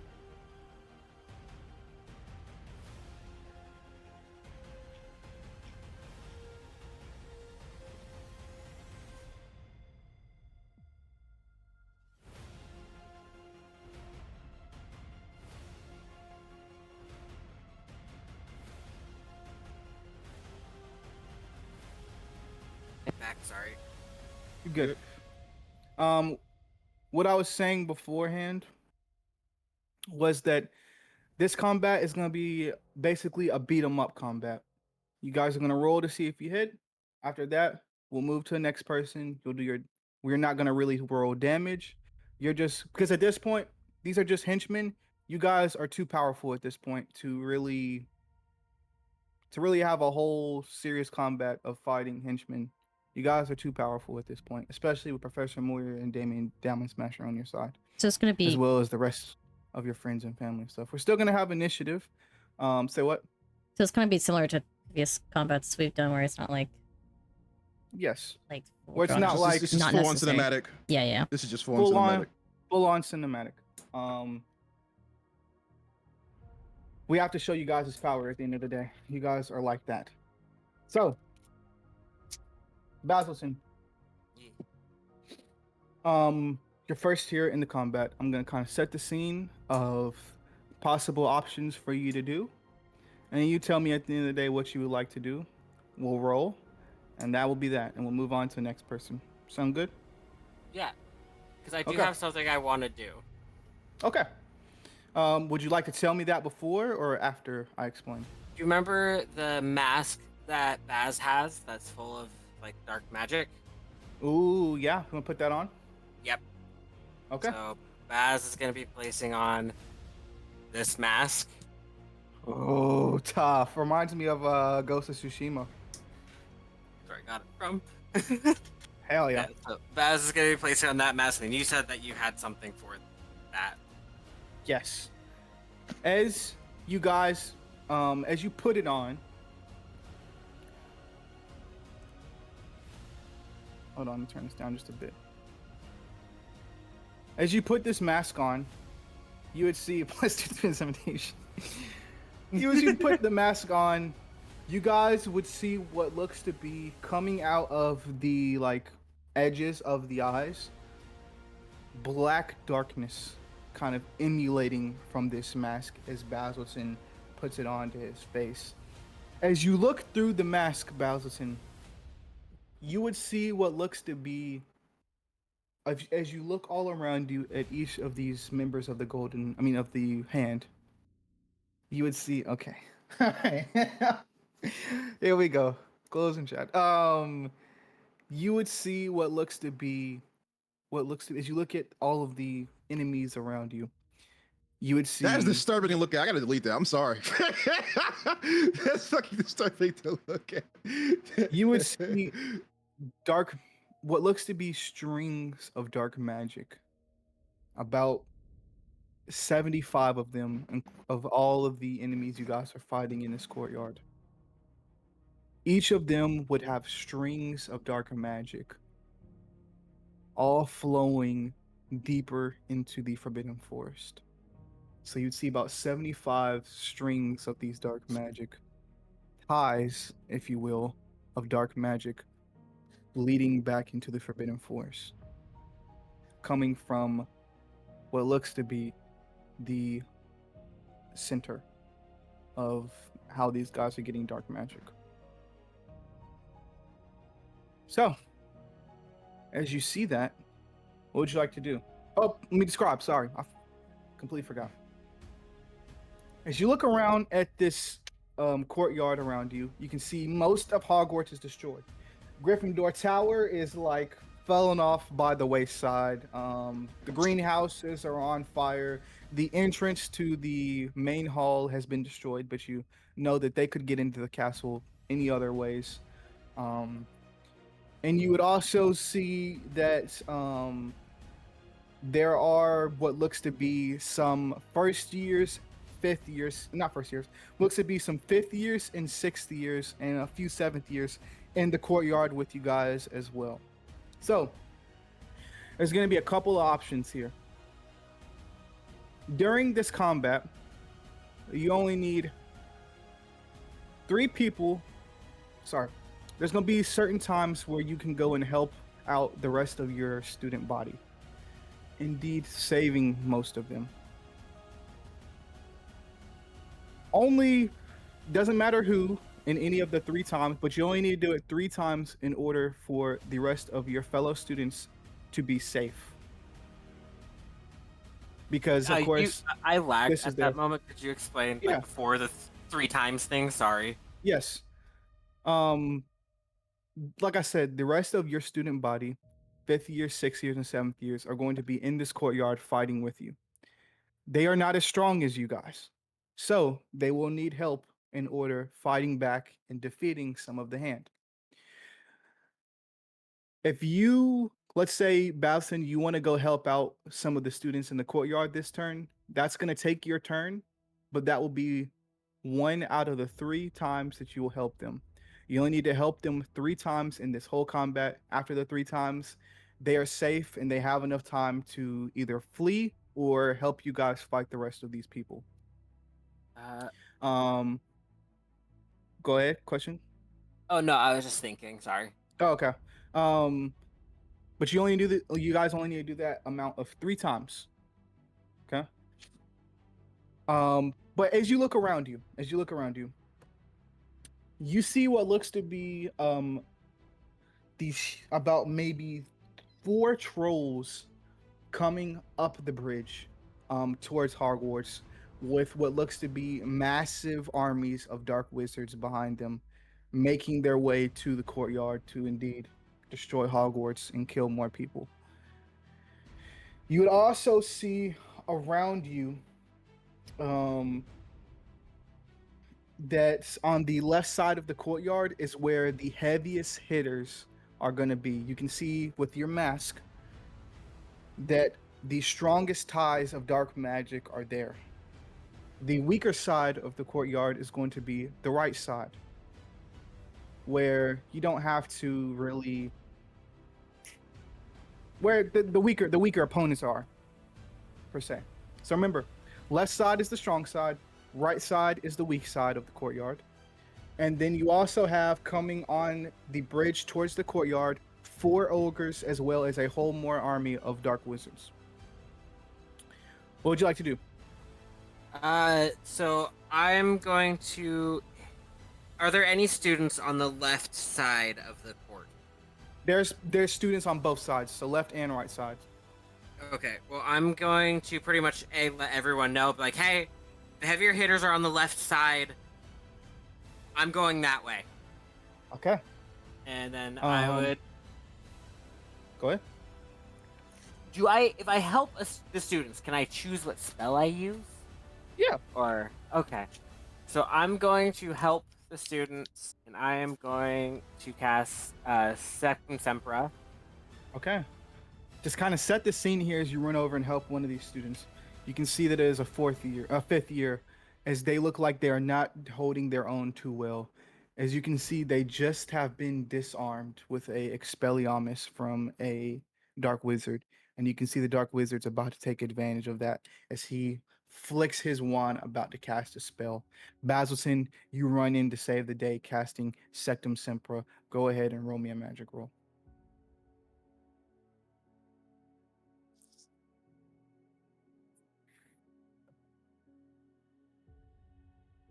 $17. 17. With that 17. Okay. With that 17, you successfully pop your spell on him. I'm assuming you're going for the kill. Oh, yeah. Okay. As the student, you can see the student has just been disarmed. He's about to kind of fall back as he's losing balance, as the disarming of him kind of caused him to lose balance. He's about to fall back. You come in real suave, like kind of catch him with one hand and cast with the other as you let off a fury of slashes. As with that 16 amazing rolls, you don't only get the wizard casting him, but a few of the dark wizards surrounding the caster. So you get about 3 or 4 dark wizards here with these wide slashes of cuts of Sectum Sempra. Tell me how you murk these guys. So as I'm like holding up the kid, I'm just gonna kind of like barely even looking at them, just kind of just flick my wand like behind me a little and just send like a wall of blades pretty much into them. Okay. And you can see this 4th year that you kind of catch, or sorry, 5th year. You can see blood coming down from his head as it looks like he has some cuts on his face. As you can see, my wand, I'm sorry, I wanted to come help. Breathe. Breathe. Okay. Keep a calm head on your shoulders, get your wand, and fall back. It will be okay. I can help you, Basilton. I know. But you can help me better if you're alive than dead. So fall back, get your grounds, and then come back. Okay. As he falls back, he kind of grabs up his wand gives you a nod of determination, and falls back towards the main hall that is caved in. So he's like near the entrance of it. Amazing job, Basleton. Next is gonna be Damien Diamond Smasher. I'm gonna let you control him, Sokka. You're muted. I knew you were. Thank you. What Damien is going to do is, you said there's trolls and everything coming up. Mm-hmm. What Damien's gonna do it then, pretty much just using his blades of Azrael. He's gonna like whip them and then go towards like the first one, like using to propel towards like the trolls. And then he's gonna take down the first one. You know that ground and pound that Kratos does, like with the blades. Yes. Like that's what Yes. he's gonna do with all the other trolls surrounded by him. Okay. Go ahead and roll me a body roll, and I'll give you a +4. All right, I'm good. 15.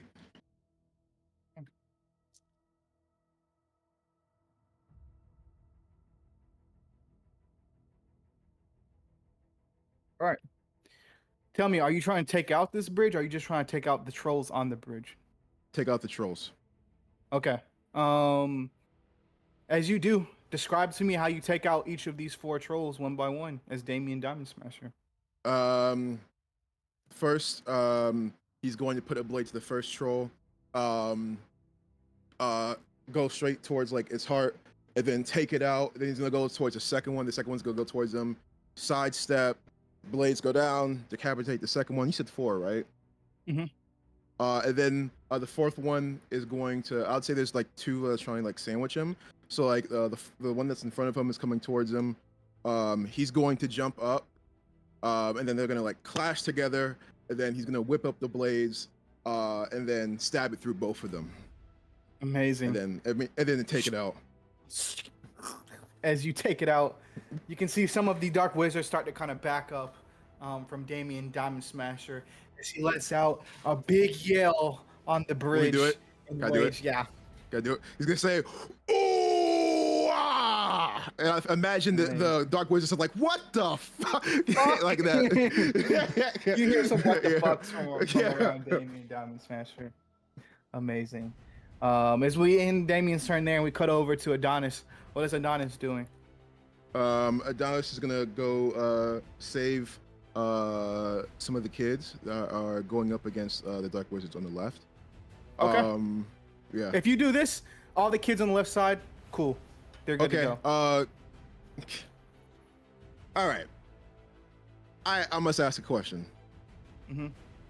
Because you can only so you can only hold the blades if you're a servant of Azrael. Mm-hmm. Adonis is serving of Azrael. Mm-hmm. I think you know what I'm asking. Here.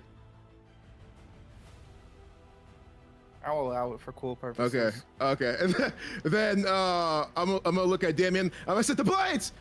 Trust me, I'm Azrael up already. You have to trust me. He kind of like looks down the blades, looks back at you. Here you go, kid. And I'm like, don't worry, I'm gonna be completely fine.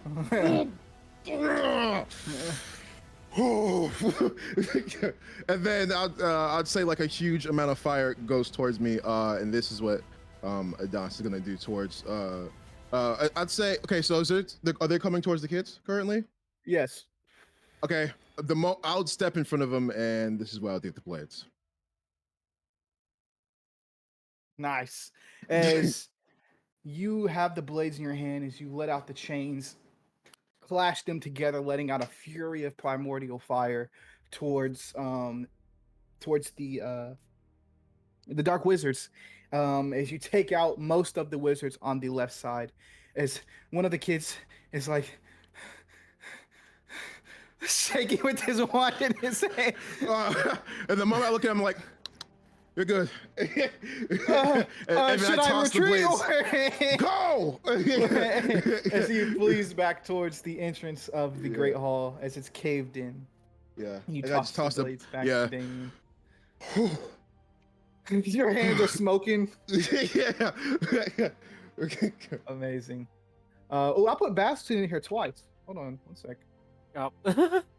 Sorry. He gets to go twice. Yeah, No. it's Shadow Um, Baz and normal Baz. Right? I would say, just to make a little bit of dialogue, I'll look towards Damien. I'm like, oh, does the high ever come down? As like my hands are shaking. Never. Oh, I gotta get me some of those. Amazing. Next is gonna be Glenn. What would you like to do here, Glenn?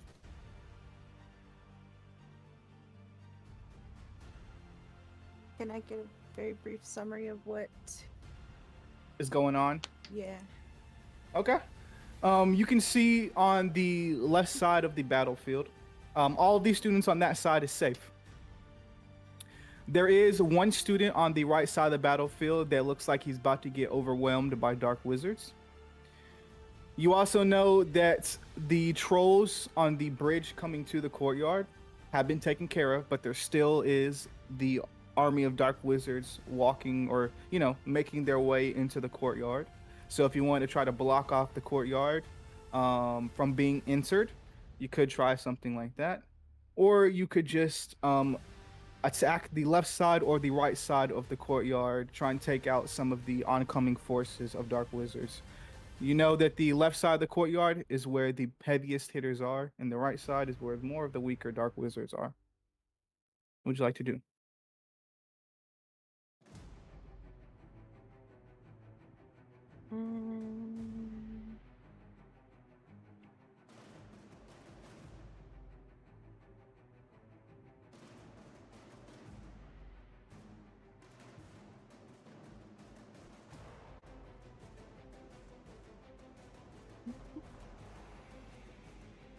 I guess I'll go help the kid who looks like he's about to be overwhelmed. Okay. As you head off towards the right side of the courtyard, you can see what looks to be a kid kind of hiding behind like a statue in the courtyard where like half of it's been taken off. He's like covering himself and cowering behind like the bottom half of the statue that's still standing. As you can see, spells being casted at the statue from the dark wizards. What would you like to do as you run over and try to help him?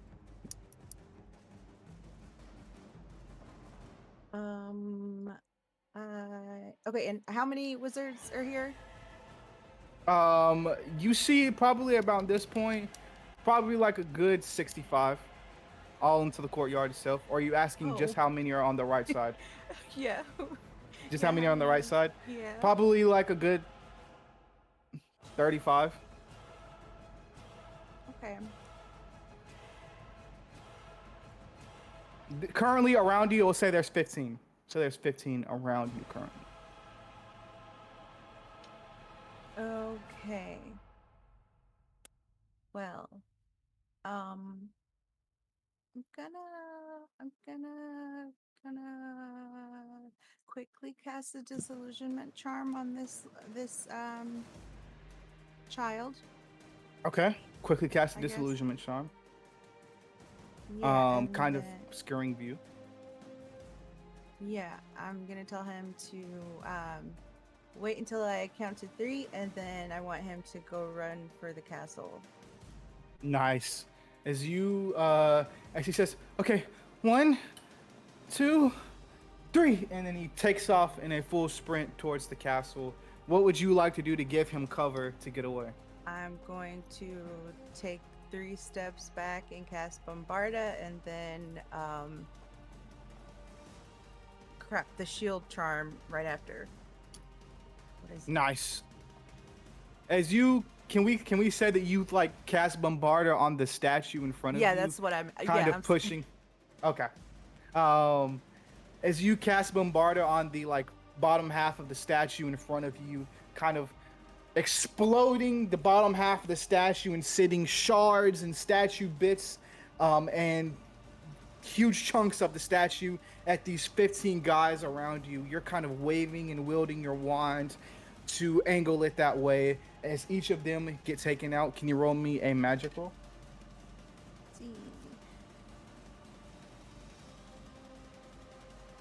My god, the music.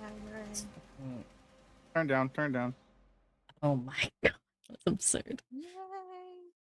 It was going off. It was going off. Holy shit. Glenn was going off.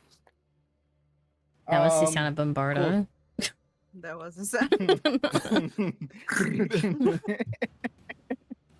uh, Len unloading on everyone.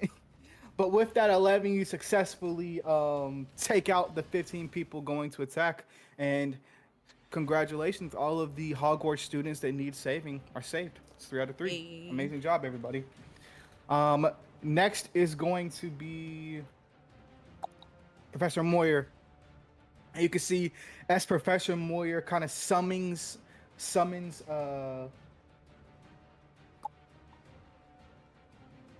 lightning strikes from above as he kind of clashes his hands together and then claps as lightning and thunderclouds get casted over the courtyard as lightning strikes down in random places all over the courtyard.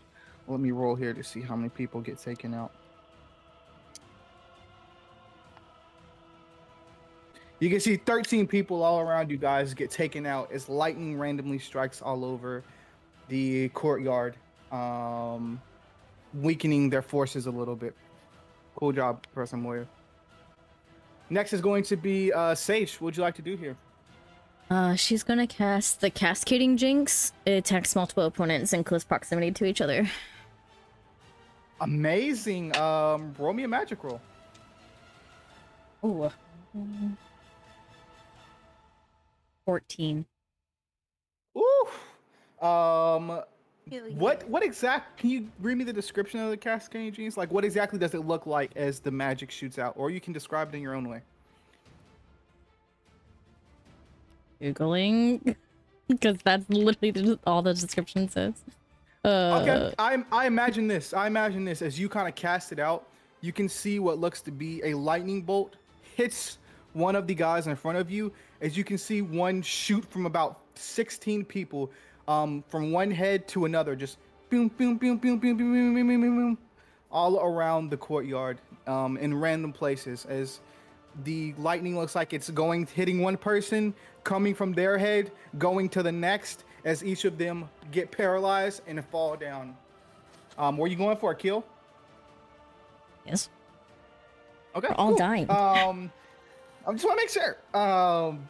As each of their bodies kind of get shrouded and covered in this lightning, even when they're paralyzed and fall down to the ground, you can see little lightning bolts shooting from one place on their body to the next as they get paralyzed and their heart stops and they're dead. Amazing job, Sage. Next is going to be Liv. What'd you like to do here? I have a question. So we're in Yes. the courtyard, right? What's underneath the courtyard? The Chamber of Secrets. Mm-hmm. Okay. Okay. He's about to pull a Atreus.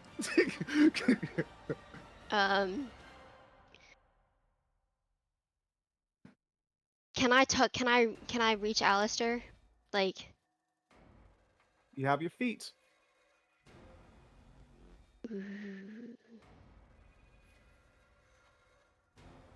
But if she uses her feet, is she able to use You'll it be able next to use it session as well? again. Okay. Yes. for next. Okay, cool. Oh, that's a.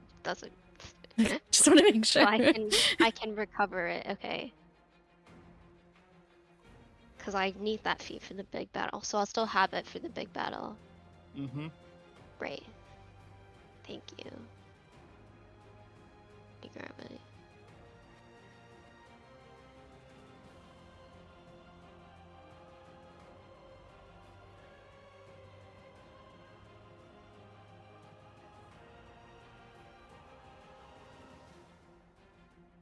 Yes. Okay.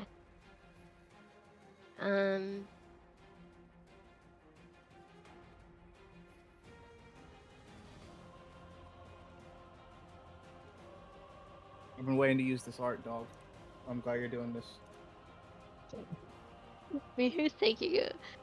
Cause,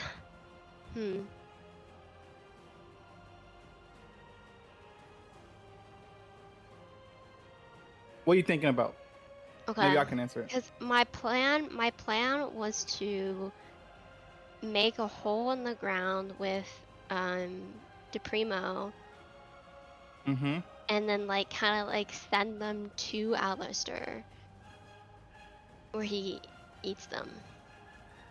I was gonna have Alistair come out of the ground and join you guys, but if you want that, we can do that as well. So you can see Alistair in all his full glory. True, but I kind of want to save that for the big battle. Big bad? Okay. Because these are just henchmen, you know. They're not. It's not worth Yeah. like Alistair reveal, Alistair full glory. Cool. All right. Is that what you like to do then? Yeah. Roll me a magic roll. Yay!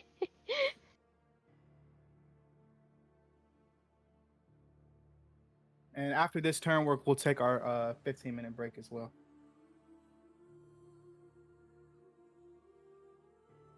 6 plus 2 plus 15. As you kind of cast, was it the Primo at the ground, DePrimo, yeah.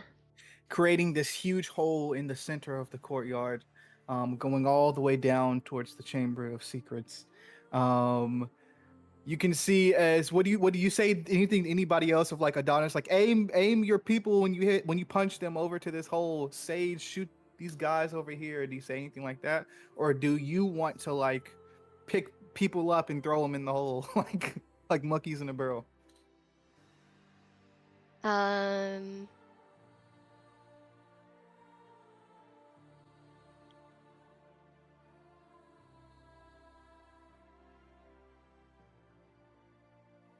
I wanted to do it like underneath. Like, are they bunched together? Yeah, we'll say there's people bunched together. Yeah, you just I kind of want want to to get up from like, underneath and have them fall through. yeah, have them just fall through it. Sick. Amazing. As you kind of cast a Primo, as it looks to be, just roll me a flat d20 real quick. 16. And add a 10 onto whatever you get. Add a 10? Yeah. Plus 10. 26. 26. As you can see, a group of 26 dark wizards in the center of the courtyard.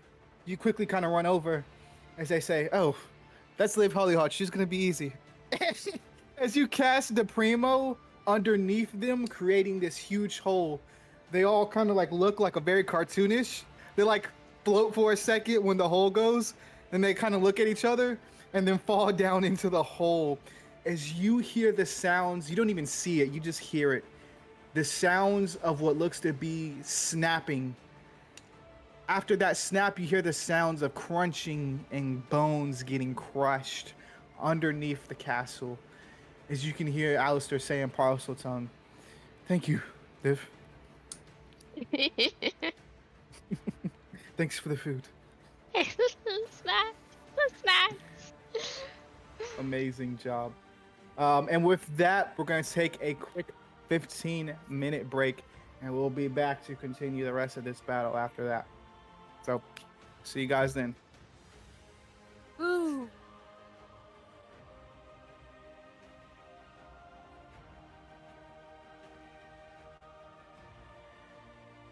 Get a timer.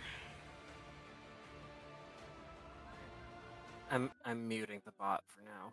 Yeah, I do it too during Yeah. breaks, and I just blast a Cult 5 playlist. Whatever it chooses, that's what's gonna play. So careful what you listen to. Feels targeted.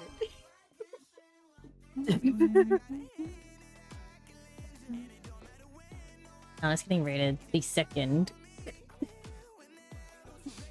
We got rated before. We were Ah, on break. okay, okay. It was during Liv's turn. Yeah. Alright, so what time do we start?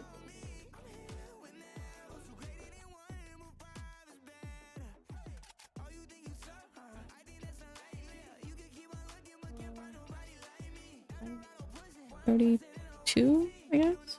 Or 35, whatever.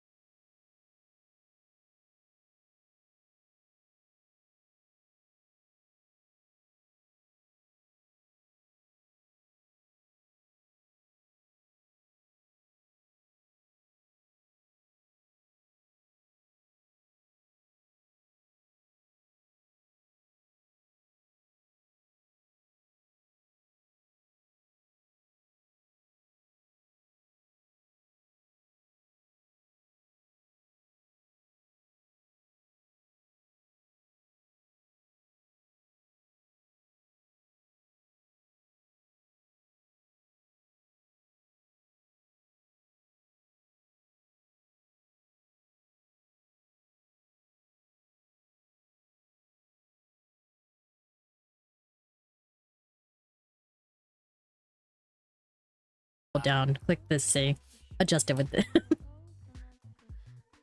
Okay.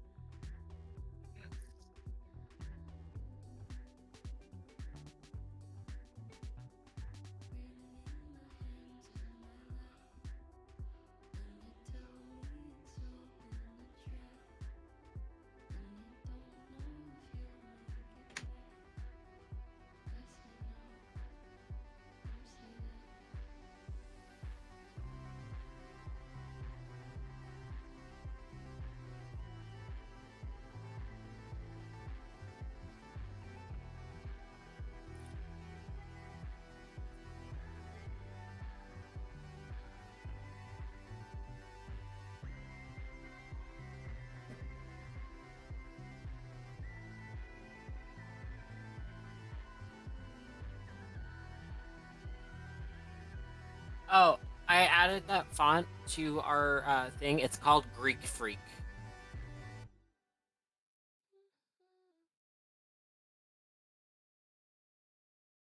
Freak?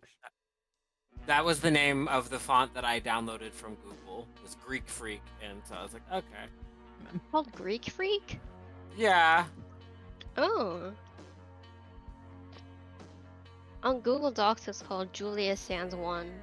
Maybe they're different. Maybe, yeah, because, yeah, the one that was there was the Greek Freak. I'm gonna assume Greek Freak is customable. Is what? Just like a name like someone threw in with the font, you know? Real, yeah, Probably. maybe. Because that looks.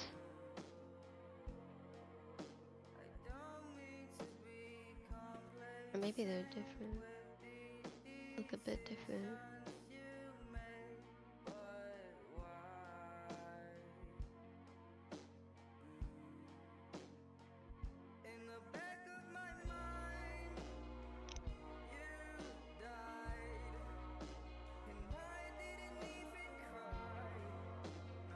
Are everybody back? You ready to go?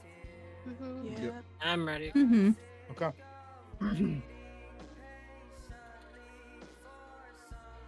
Oh yeah, they are different.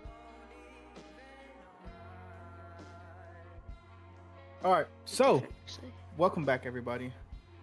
As we continue our fight here, God, sorry. as we continue our fight here, you guys are. Liv has just made a huge hole in the ground so Alistair can come up and chomp away at the bits of people. All of the students, all of the leftover Hogwarts students in the courtyard are safe. As the armies continue to pile into the courtyard. As we begin again here, Liv, can you roll me a mind roll?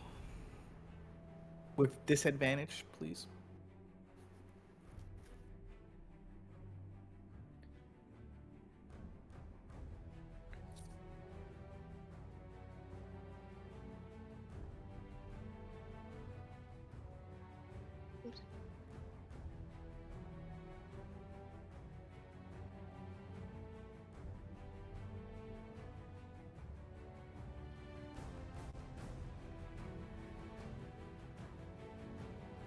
Disadvantage.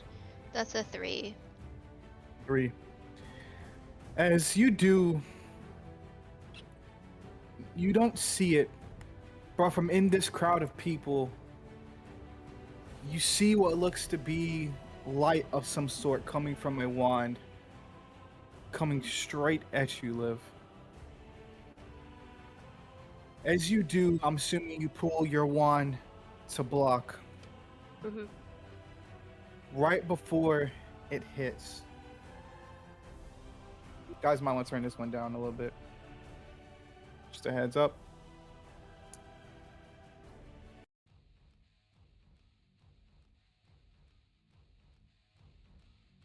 As you do, you can see coming straight at you is this rogue spell.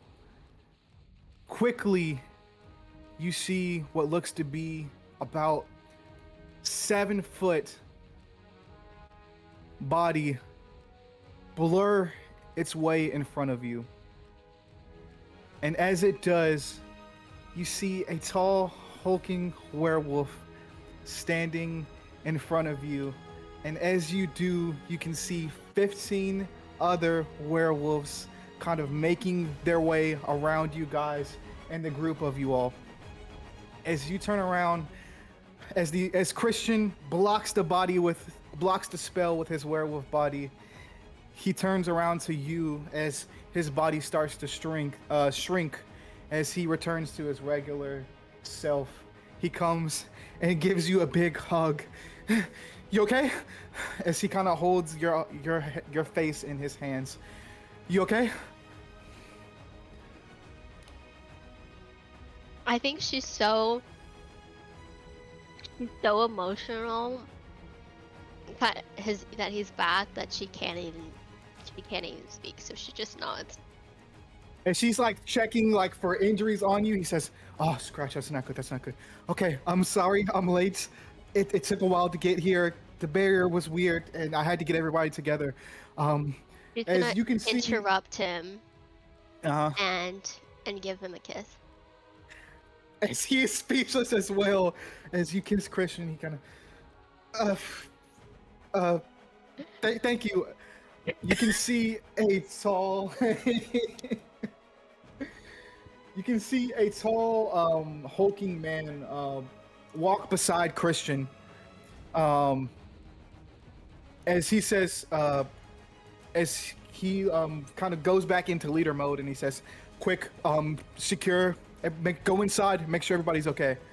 As you can see, the man next to him nods and gives a whistle as 5 other werewolves diverge away from the main entrance and go around to the sides to make their way into the castle to help people inside struggling with dark wizards. He says, "Where's Adonis?" As he looks, as Adonis, we'll say you kind of stroll up on the left. He says, "Hey, who's that? Is that, oh, sorry." As he kind of dashes you up. Fire giant, very, very badass. Listen, Yeah. you guys got that secure, correct? Yeah, the rest of my betas are going inside the castle now. They should be okay. All right, make sure they're coordinating a search and rescue when they're doing that too. All right. Oh, they're already We on already it. covered the. All right, we already covered the front lines here, but there's gonna be more of them coming. They also operate up into the castle and everything too, so make sure you check for that as well. Got you. I'll radio in. I mean, not radio in. I'll let them know. As you guys, as each of you stand here, you can see about Basilton, Sage, and the rest of you guys as friends are deep within the rest of the courtyard fighting off dark wizards. You can see about 15 people, a group of 15, come about within 10 feet away from you guys. As the 3 of you turn around, Christian says, 15 people, that's not too bad. I hate the odds for them so much. You ready? Let's do this. As as Liv, do you shift into your werewolf form here? Yeah, I gotta, now that Christian's here, we can get Monster Trio. Have to. As you start to shift, as your teeth begin to Would it be- sharpen. Oh, let's say, would it be too late to request something that plays while we do this? No, go ahead. What are you gonna be playing? All right, here. I'm about to send you the link right now. Let me send you the link right now while we do this. Here you go.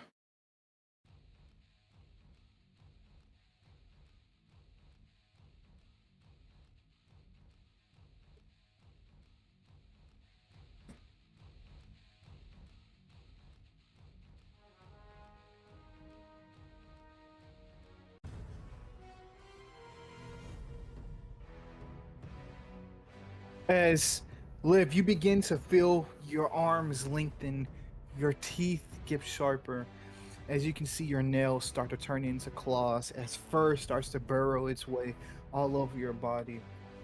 As this is what you turn into Liv's werewolf form. Oh, boy.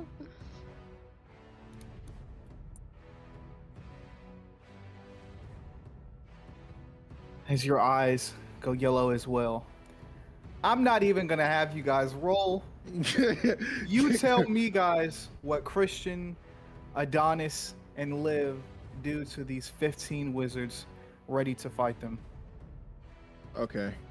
I'm gonna let you guys go first, Kev. I need a gift for this. Okay. I think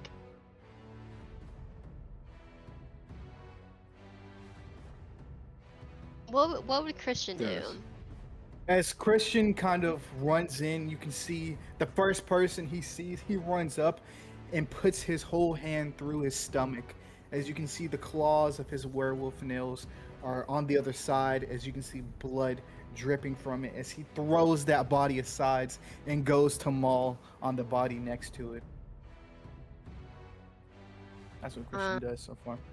Liv is gonna just leap at one of them and like crush them to the ground and then bite into the jugular and rip the head off. And rip the head off, you do.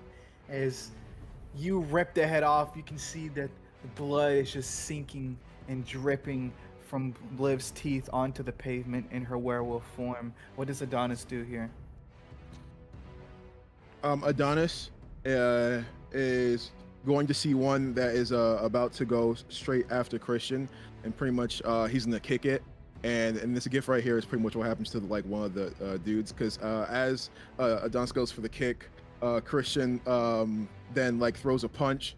Then Adonis throws like a big jumping Superman punch, and then Christian grabs him and then choke slams him to the ground on And that Christian one. rips his head off as he does, as his body goes into the ground. As there's this cool image of Adonis and Christian kind of over hulking Adonis with the head in his mouth, as blood is dripping from Adonis's fist onto the ground.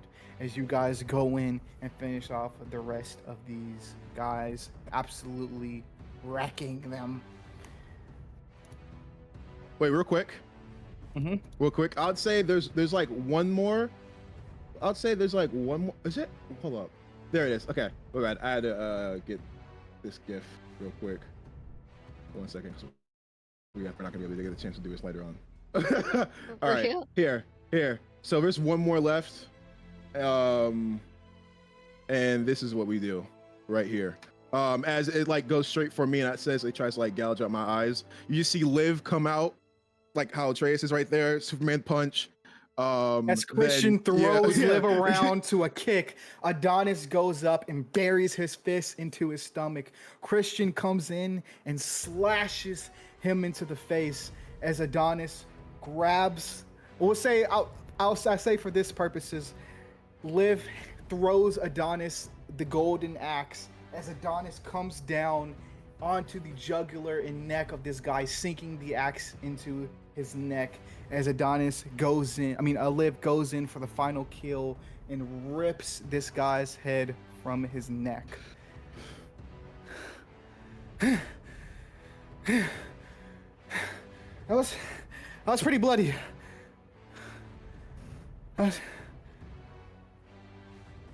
As we continue here,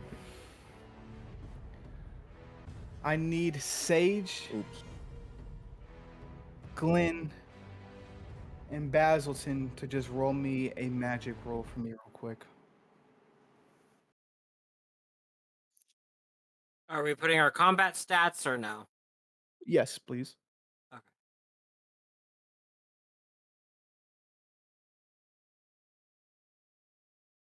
$16. Oof. Mm-mm-mm.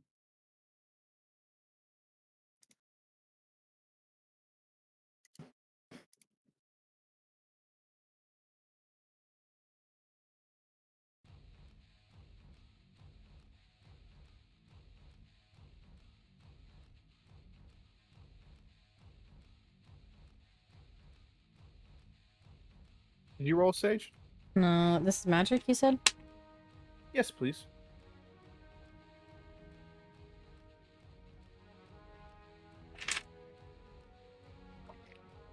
Is this like a... We're not firing a spell or anything, right? You are. Oh, Yes, this is indeed with your combat modifiers if you have them. okay, okay. Okay. As Adonis, the monster trio is in the back of the courtyard. Sage, Basilson, and Glenn, you guys all kind of meet each other up at the entrance to the bridge going out to the Forbidden Forest. As you all stand there, you all see an army of about 50 more dark wizards walking up onto the bridge. You guys know that you either need to kill all of these guys or destroy the bridge. Those magic rolls were good enough. You guys tell me what you do to stop the oncoming forces as a team together as they walk on the bridge coming towards Hogwarts.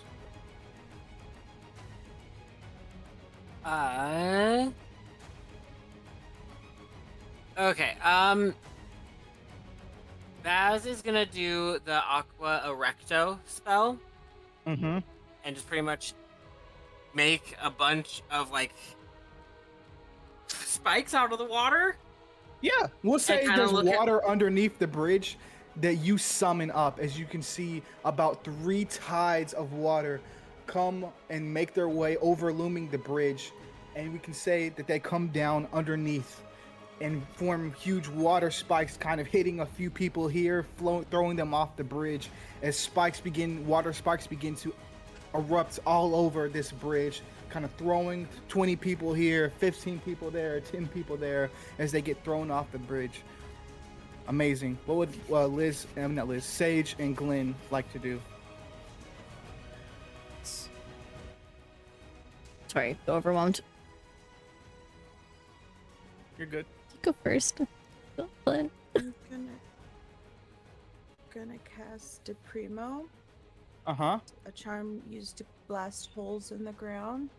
Mm-hmm. And so I'll just cast it, and then like a row of little holes will form along the As bridge. little holes start to form in the bridge, as people start to fall through one by one, kind of erupting its way, about 10 holes going through this whole bridge, doom, doom, doom, doom, doom, here and there, left and right, as groups of 5, groups of 10, groups of 15 start to fall down underneath the bridge into the water. And how would you like to finish it off, Sage? Probably Depulso, remain, like, whatever other people were in the area remaining that didn't fall through the holes, Depulso them to the holes. Nice. Nice. As you go in for the cleanup and start casting Depulso here, as you run onto the bridge, Depulso here, Depulso there, just kind of letting off a fury of Depulsos, pushing people into the holes, pushing them off the bridge, as the bridge is now completely clear. As the Occult 5 and the rest of friends meet back up into the center, all of the dark wizards in the courtyard have been defeated.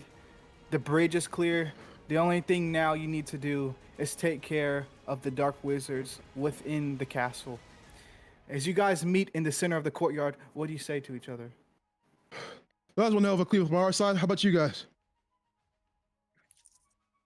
Well, I definitely have a lot more blood on my list. Uh, I think we all do at this point. Also, hey guys, I hope you're Hi. hope you're not too messed up. Hi, Christian. Yeah, we're and then I'm having... gonna pat Chris. I'm gonna once again like put my hand out for Christian. I already dapped you up, to be honest. See you, man. Come on.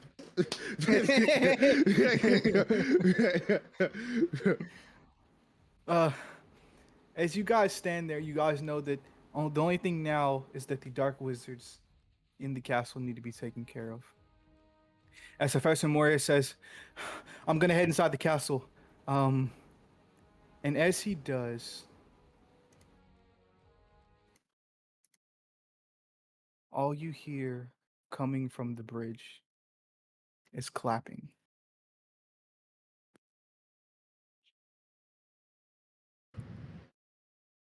as you see this figure here at the entrance of the bridge. Michael B. Jordan.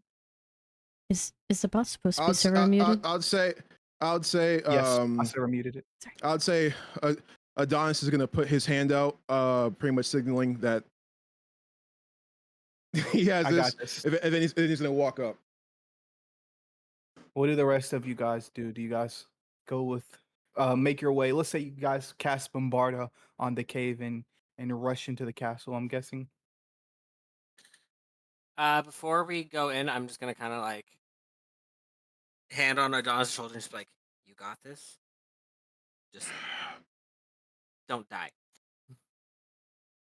I'll see you on the other side. I'm gonna give Maybe Adonis a not. fist bump.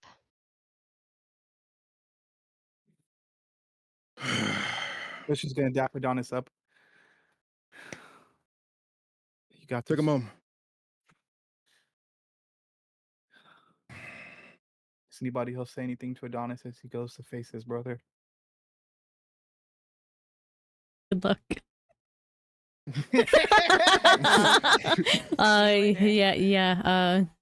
Yeah.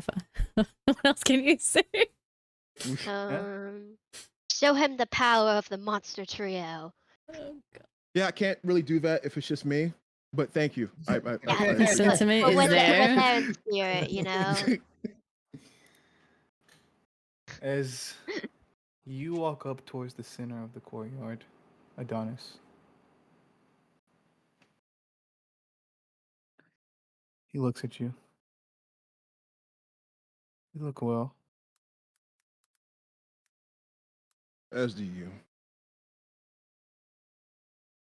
There's still a chance. You don't have to do this.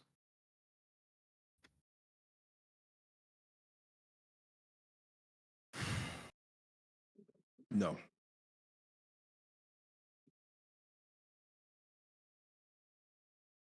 Roll me a D100. All right. Not that.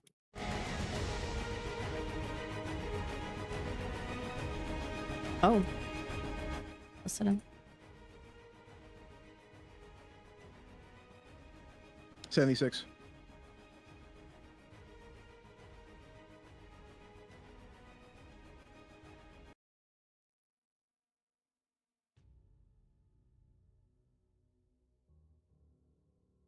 Oh.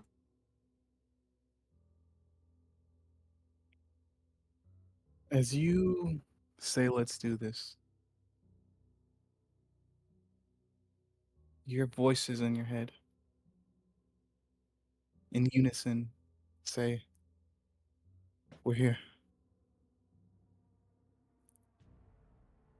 And the moment I hear that, I'm gonna look at Apollo, and I'm gonna say, "What's going on in that head of yours?" Oh. As you guys do as you guys start to walk around each other in a circle, Yeah.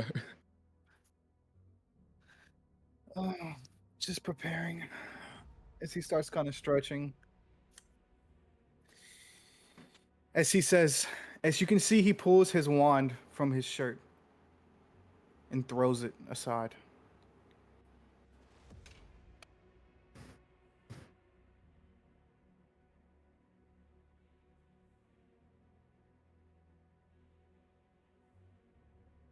Then Josh takes off his armor.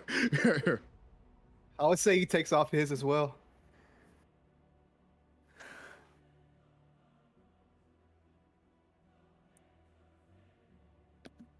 Good luck, Adonis.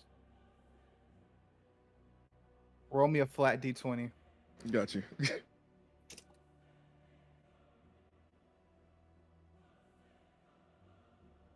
17. I'm waiting for it to roll out. My bad. You're good. Always step ahead of me. 16.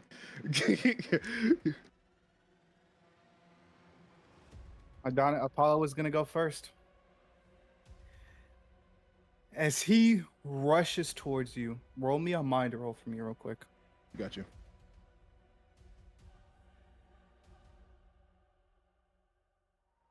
7.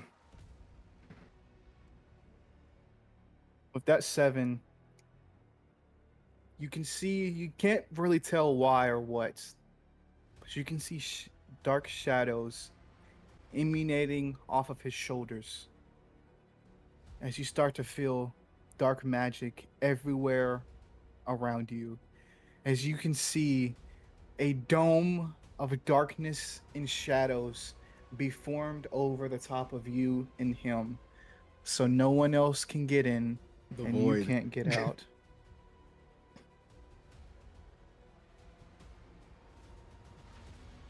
As he rushes towards you, he's roll me a body roll. Okay. Okay. 11.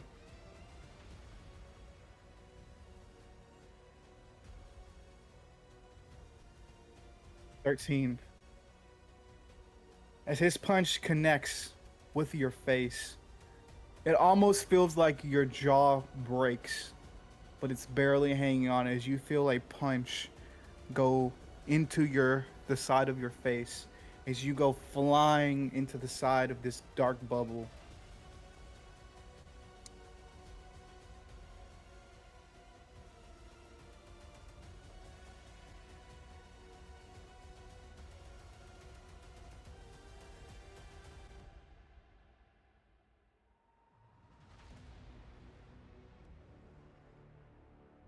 You're gonna take 30 points of damage. Copy. 30 As- points. What's our HP? 200? I think we said 200. 200? Okay. 200. Yeah.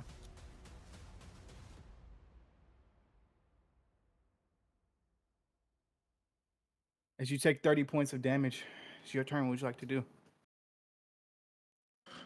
Adonis is gonna get up. That still fucking hurts. And then You wanted this. Remember that. Oh, I want much more. And then what? Adonis is gonna actually a little bit influence. Adonis is gonna do something called a Dempsey roll. So pretty much like that. Adonis is gonna be like that, going up against them. Okay. All Go right. ahead and roll me a body roll. Yes! Fuck you! Okay. Double six. Double sixes.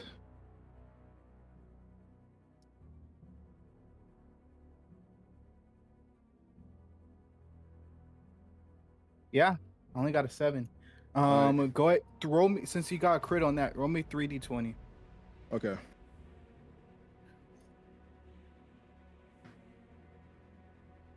$31 points of damage. Hell Just yeah. a little better than his. Nice.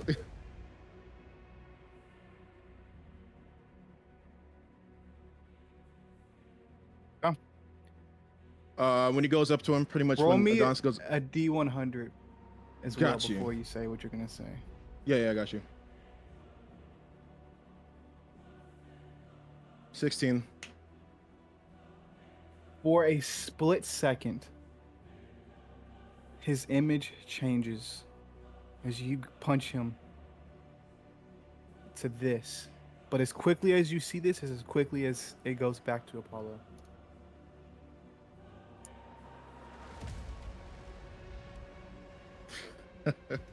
That stupid motherfucker. All right. Bet. All right, bet. Would Adonis know anything about this? Mm-mm. All right, bet. Okay. Then Adonis, first, jab, right hook, then a clean body shot, straight to the gut. Okay. And then I'm like,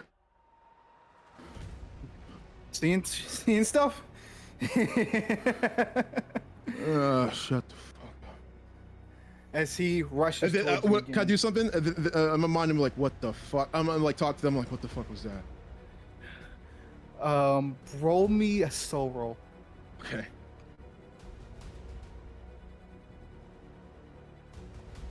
Ken?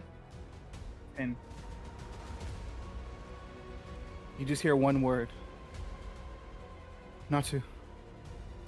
You hear Rasha say, It's like the moment I hear that, I like Adonis freezes up pretty a little bit, but then like he snaps out of it because he's heard of Natu, knows who Natu is. The twin of Azrael herself. Fire versus darkness. She's also the goddess of war. And also the goddess of war. Go ahead and roll me a body roll.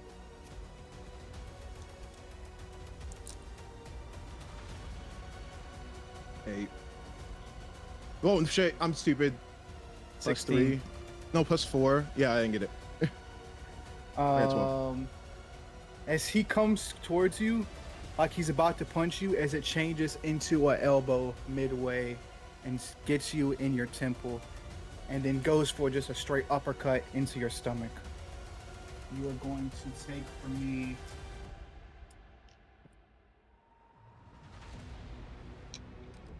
17 points of damage. Okay. Dirty move. A fucking elbow. Okay. And then the moment he does that, I'm like. And as your laugh at, nose like, is bleeding. Yeah. I'm like. And just laugh at him. What would you like to do here? All right.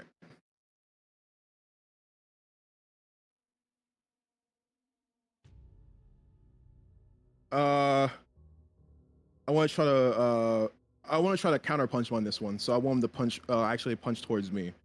I want to hit him with a counter punch. So I'm gonna let him like back me down a little bit. Okay. So he comes in.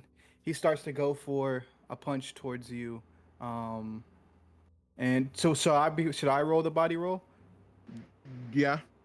Okay. All right. I don't know much about boxing. Yeah. You're good. Yeah. That is a 8. That is an 8 plus 4 for me, so that's 12. So pretty Hell much yeah. when he goes towards me, it's literally like this in the gift of punching. So he goes to punch me. I dodge, and then I put my hand up, and then I put my hand up. As he goes to like defend, Yeah, it's like or like get ready for the punch. And then I hit him with a clean right. That's what I do. Nice. Go ahead, roll me 2d20. Got you.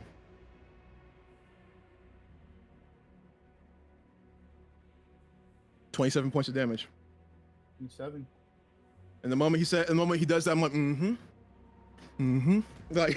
like that's how we know we're still sucking around. And he wiping the blood off of his lip. Go ahead, roll me another body roll. That is a 14. 10.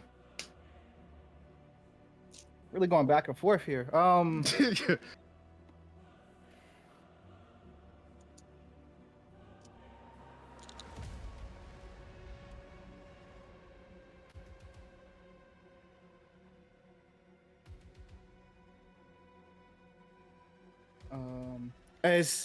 So that's gonna be 22 points of damage as he knees you in the gut, and you can feel dark energy pulsating in his fist as it connects with your chin as you go flying up to the top of the dome, hit your back, and fall straight to the ground. As he's kind of like walking around you, says, "Get up, get up, get up." As I get up. As you get up, and what do you want to do here? I want to use my first. I'll use my first. What's it called? Rope-a-dope on this one. Go ahead. So that's gonna be an automatic 10 points of damage taken from it. Cool. Tell me what rope-a-dope is for our audience out there. So if people don't know what rope-a-dope is, pretty much, I'm going to grab him like this, and I'm gonna allow him to like punch me a lot in the stomach. But as he's doing this, he's gonna pretty much punch out. Punching out pretty much means like you punch so much that you begin to like lose your breath and lose your stamina, and it's gonna be much easier for me to be able to like pretty much dodge him and hit him with offensive moves. Also, I have an advantage and he has a disadvantage, so there's that. Yeah. Go ahead. And I'll say as I do that, as he's like punching me and I'm grabbing him, I'm just gonna say, "Why?" Roll me a D100 first. Okay.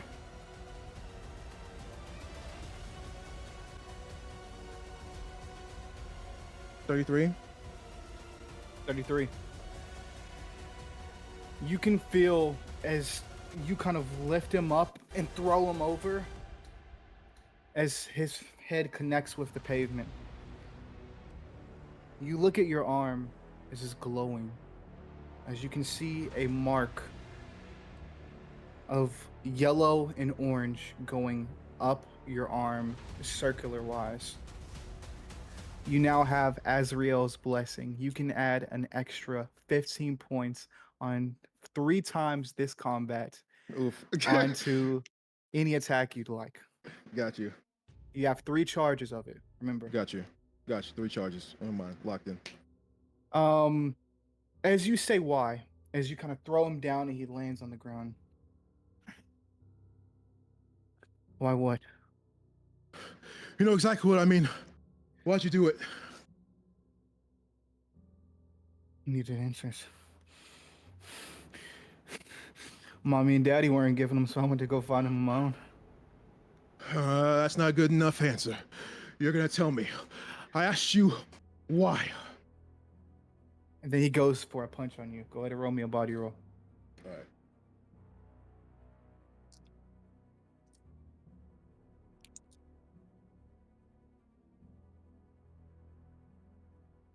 That's 18. 12. Yep.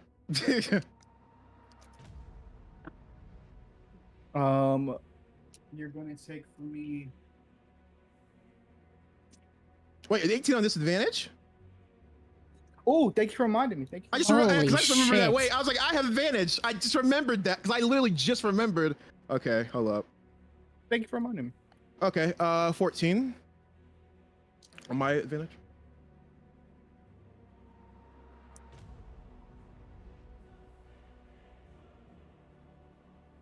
14 for the Ooh, disadvantage. Okay, we both had 14. Mitsubishi. So he kind of comes towards you. How do you dodge out of the way as he goes to I'm gonna punch you? dodge exactly like how he dodged, like this. So Okay. the moment he starts getting punches, I'm gonna be like straight up every time he tries to like. go Amazing. after As me. you are blocking yourself as he's going to punch you. And you can see as he does, he's like putting a lot of force into it. As he says, "Fuck you." As he's like going in, every punch he's saying, he's like putting more and more power behind each punch. How would you like to attack back? As he's going for it, as he's like continue to get punches, I'm gonna throw an elbow back at him and try to hit him with an uppercut.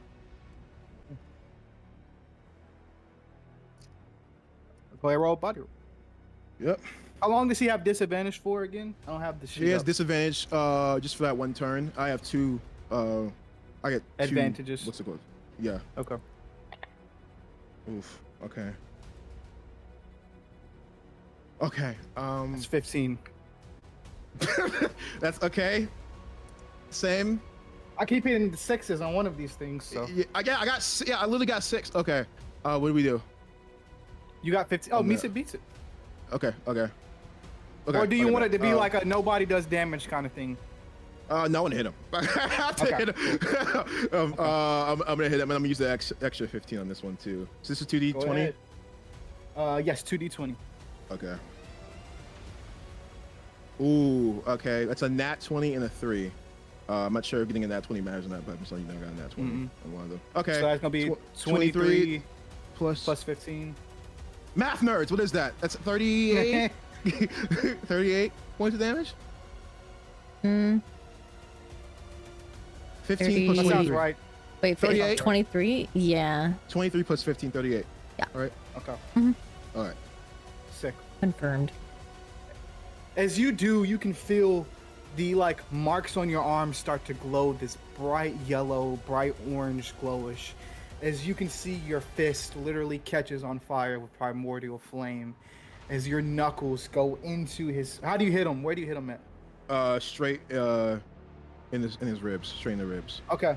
Straight in the ribs, you feel a crack as You make contact with your fist and his knuckles, or your fist and his ribs. You feel a crack go as contact is made, as he goes up, as all the air is kind of taken out of him. Come on, why? And you can see he's coughing. He's now going to use his blessing. Bet. Natu's blessing, which allows him to dodge 13. at least 3 attacks. He's not using it this time. Sorry, I said he was using it.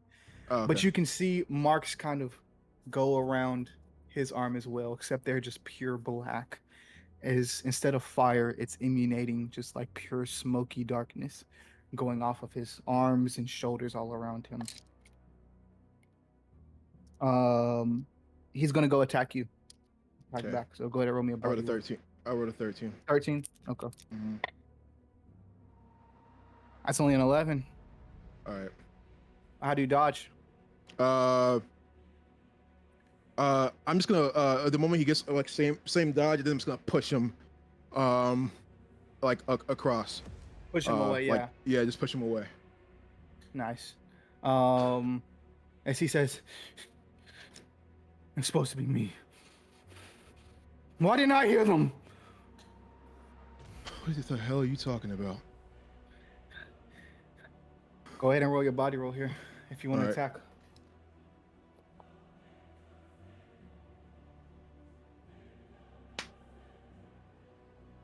$14. 10 plus 4, 14. That's an 18 from him. All right.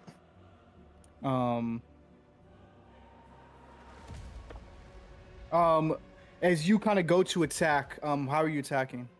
I'm gonna attack with I'm just gonna say right hook. I'm making a mistake I used to make when I was younger, just going straight hook. So right hook, left hook with nothing really to set up for a jab. And I say he just easily dodges all of that. Yeah, he usually just same childhood shit. As he kind of pushes you away. He's gonna go to attack back as you miss all of your attacks.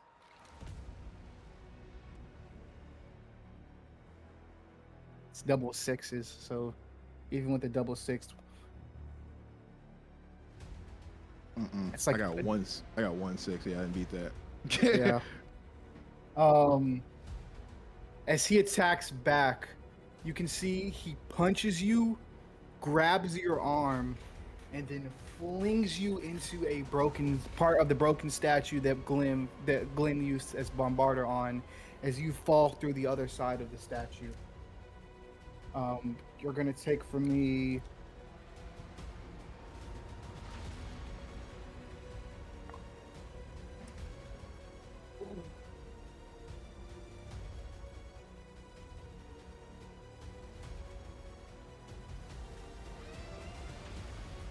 $34 points of damage. Copy. What's your health looking like? My health is like just below 100. Just below 100 on my half. Like immediately as I do that, I'm like using like the broken statue to like get up. You can feel your arm. Your right arm is completely broken. What the hell are you talking about? Why wasn't it me? Little golden boy. Always fucking shit up. But no, I found my way. And nobody's gonna take that from me again. Right, I'm near a statue, right? Mm-hmm. I want to throw the statue at him. Okay. Go ahead and run your body roll.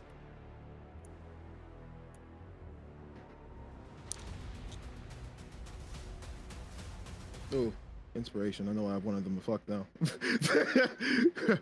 Okay. 15. I was gonna say that's a 14, but I'm gonna use Natu's blessing on this one to dodge it. Okay. Okay. Bet. As the statue is kind of thrown at him, you can see for a second, as you throw it at him, his body kind of turned into smoke. As it goes right through him, the smokes kind of converge back on his body, as you see Apollo again. Yeah, and like the moment does, like, oh my fucking god, that happened. He's gonna go to attack you back. As he kind of runs straight at you with the fury of punches.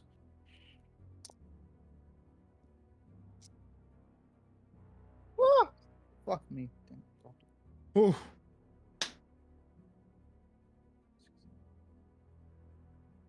13. That's only 11. All right. Go for it. Immediately just gonna dodge. Dodge again, and once again I want to use what's it called? I want to use two things. Actually, no, I don't. I'm just gonna use one thing. I'm just gonna use the what's it called? Rope-a-dope. Okay. So, what'd you roll for damage? Oh wait, for counterattack? Oh yeah, I was attacking. Correct. Okay. Yeah, but sorry. say. All right. You do your rope a dope successfully, and he has Yeah. advantage on this next one. Go ahead and roll me. And I'd say in the moment I do that, I'm gonna say, I'm like, are you really upset at me? Because I can hear the red fills and you can't. And then as I'm like pushing him back. Okay.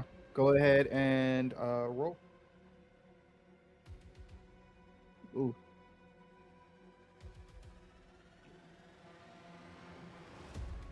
Damn it, that was a good one. With disadvantage, that's gonna be 9. Oh, and I do have advantage. I just realized I do have advantage. Okay, good. 8 plus 12. 12. 12. Just Go ahead, roll your damage. straight up. I'm actually gonna just attack his body for this one. I'm just gonna attack his body for this one. That's all I want to do. Okay. Take out the body. His stamina's gonna be fucked. 2d20. Yep. All right, and I'm putting on the Azrael's blessing on this one too. Okay, add 15 to that. Well, whatever you get. 26 plus 15. Let me check. It's 41 points of damage. Okay. He's now at 100. All right. And pretty much pretty much what I'm gonna do is I have it right here. I have a lot of gifts. I save a lot of gifts for this because luckily there's a wall. I'm gonna throw him towards like that wall of blackness, and then as he's down, kick his leg, and then I'm just gonna bash him like straight into like the thing, and then just like continue to punch him and punch him and punch him. Okay. Until he like pushes me off or something like that. Actually, go ahead and roll me another body roll. Okay.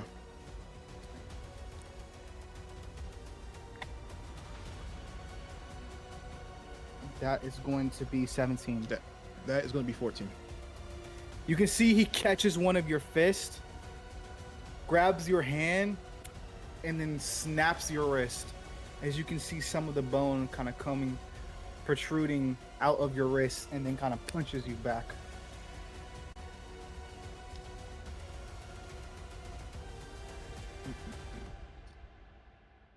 That's going to be 20 points of damage. Got you.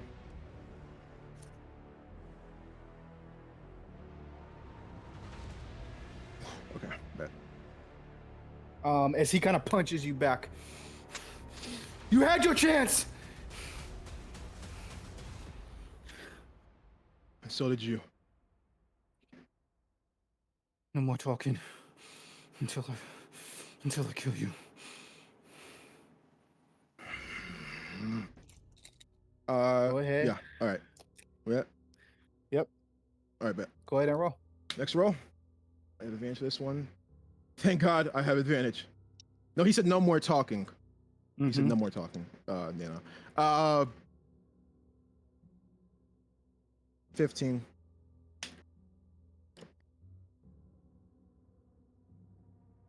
Double ones. All right. That's a critical miss on him too. Mm-hmm. Do I get anything extra for that? No. Okay. Then what I want to do now is, since he went from arms, I'm gonna go for his leg. Okay. Yeah, I want to go for his leg, and actually, I want to do something real quick. Is there a GIF of this?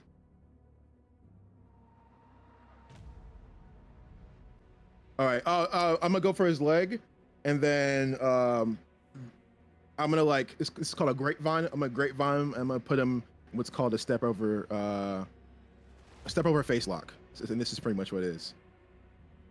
Get the So fuck that's out what of I'll put here, him in. bitch. That's Sorry. what I'll put him in. So I was looking at chat. Banned. But what's it called? So yeah, so the moment he does that, I'm gonna like, grapevine him, goes down, get his leg, put my leg over it, then put him in a chokehold, and I'm gonna say, "Ew, you son of a bitch!" Go ahead, roll me damage. All right. If you want to roll damage here, are you trying to like hurt Okay, him? can I? If okay, that's interesting that you just said that. Shit. You know, yeah, I do want to roll damage. That's a nat 20, Okay. and that's a 17. That's 37 points of damage. And I'm just gonna put that 15 on it. I had to get himself down fast. 37 So plus 37 plus 15, like 48. 52 points of damage. So yeah, pretty much He's at that not point, I'm looking saying, I'm gonna say, "Ew, Apollo," as like as I have it locked in. Okay.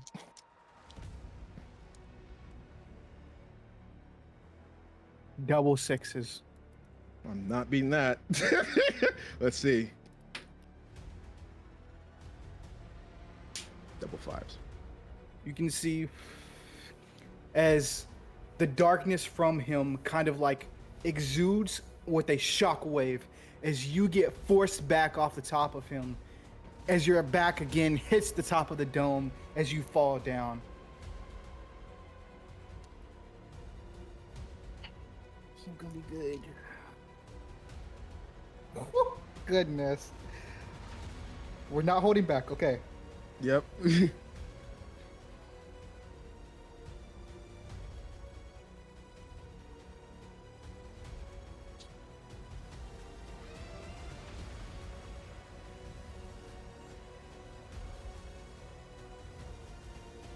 Be 36 points of damage. Got you. Okay, bet. We're on the same. I bet. We're both low as fuck. Okay, so what does he do to me? As you were on top of him, kind of trying to choke him out, he exudes this kind of darkness shock wave kind of coming from his body as you get lifted up and thrown to the top of this darkness dome as your back smacks against it and you fall back down towards the ground. As both of you guys kind of get up from the ground. And then, as I'm gonna say in this, I'm gonna say in the situation, Adonis knows that both of them are like very, very close to like health wise and everything. So Adonis is gonna like go to the middle of like the wherever you are, like the dome, the void. And then he's gonna and then point at the ground right in front of him. Want to stand and bang? As he walks up. What we're gonna do here, it's gonna be different. Yeah. We're just rolling flat D20s, back to back. Got you. Whoever goes down first is whoever goes down first. Got you. You can. You've already used all of your Azrael blessings, correct? Yep. Yeah. He still has 2 left. Remember that. Got you. I'll allow you go first. Nat fucking 20. Nat 20. Amazing. Nat 20. Not 20. No cap. Not 20. How do you want to do this? Do you want? Can we just trade punches? Can we just say we're both trading punches? Yeah. Yeah. Roll D20. Yeah. Then I'll like that because for people who don't know what stand and bang is, no defense at all. You're literally just punching. That's it. Like, yeah. So yeah. Yeah.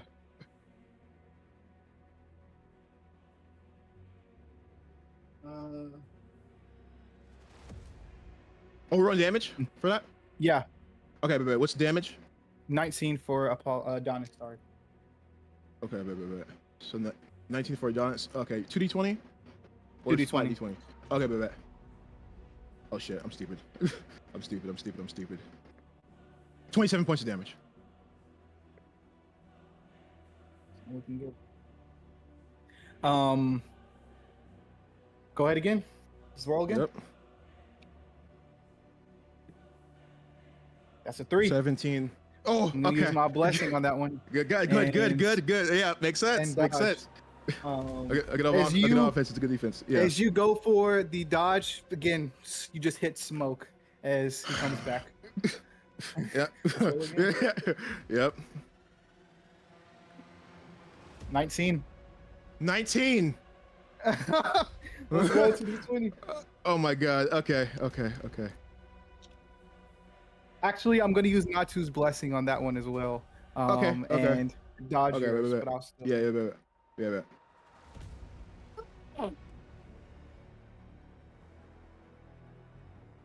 I'm gonna re-roll one of them because it landed in a weird way where it's on the nat 20, but it's like Okay. sitting on another one. Yeah. Okay. Got But you. one of them is a nat 20. Got you. Okay, 2. Okay, we're still near. Like I'm keeping That was- count on mine. We're still very Yeah. near in health. Like we're literally identical in Yes. health.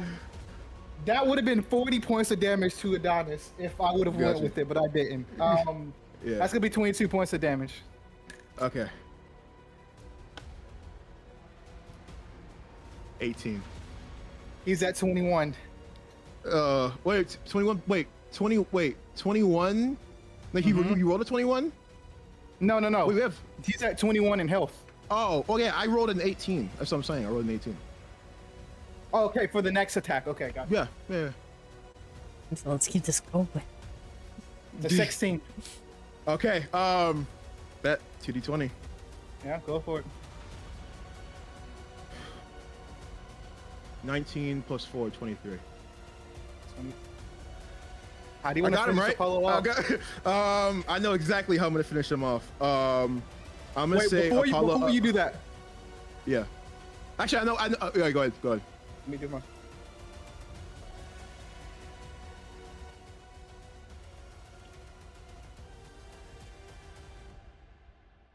That was such a dude. My heart is pounding. Is your That's heart close. pounding? Yeah.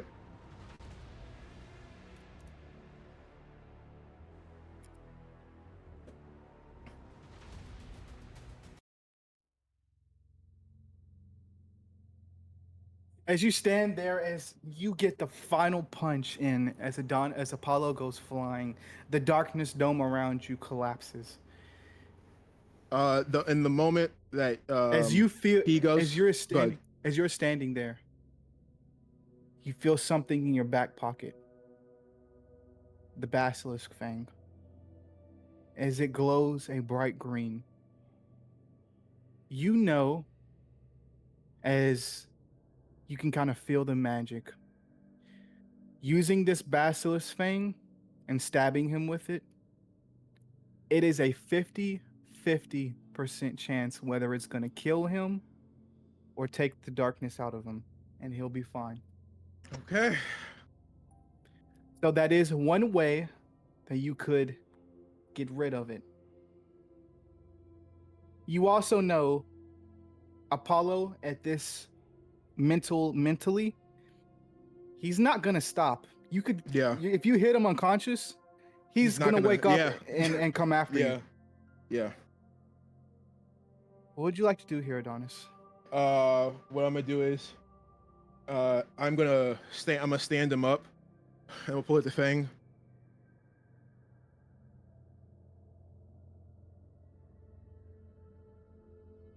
I'm sorry. I love you. And then, right in the arm. I need you to roll me a D100. I'm not telling you whether you want to roll don't low tell or me. high. Don't tell me. Don't tell me.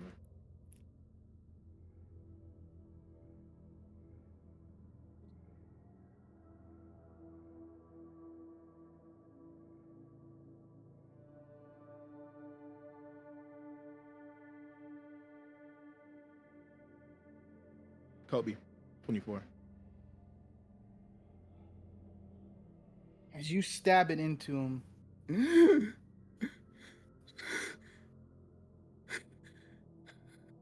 Adonis,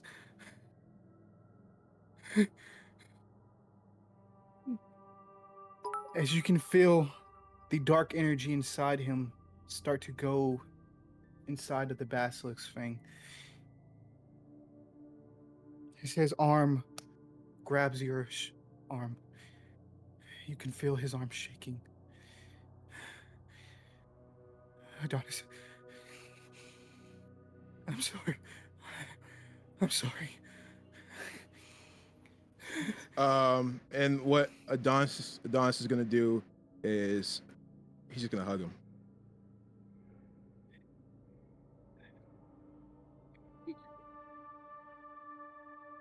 You did it. But what I'm gonna do is though, I'm going to look at him, and if I have to use my Slytherin convince for this, I will. I'm gonna look at him, and then I'm gonna say, "You have to go. Find a red door, and you have to leave." As you stab him in the arm, you feel the dark energy come out, but you can also feel his heartbeat begin to slow. As he looks at you in the eye and says, "I'm so proud of you. I love you." As his body falls limp dead in your arms.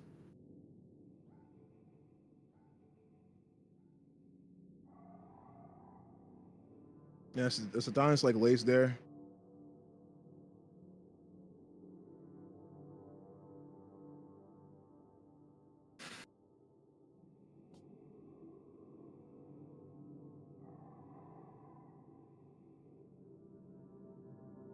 He's also gonna hug him as he's laying there. Bring him into a tight embrace. You can hear from behind you the battling inside the castle has come to a stop. As the rest of the Occult Five walk out of the castle, all of the Dark Wizards being defeated. And all you guys see is Adonis holding his brother in his arms. Is there anything that you guys do?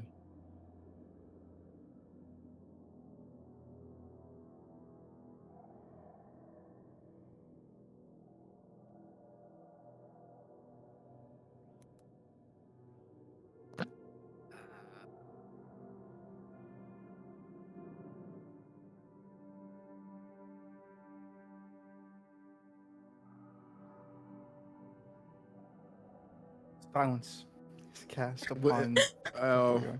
Can I do what I told you I want to do originally? What we talked about. What Adonis is gonna do is he's gonna take out his wand. He's going to cast Incendio on Apollo, getting his ashes, and he's gonna get the pouch that he had on him. He's gonna, as they like this silence, he's gonna like put like his ashes and everything in this pouch until he finally ties it up.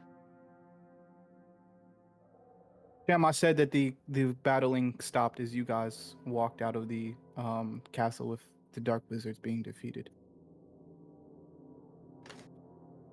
As each of you guys watch as Adonis casts Incendio, burning the body of Apollo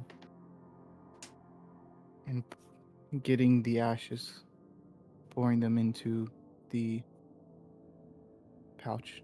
Yes, Cham. Each of you see what looks to be a wall of shadows form at the back of the bridge that leads to the Forbidden Forest.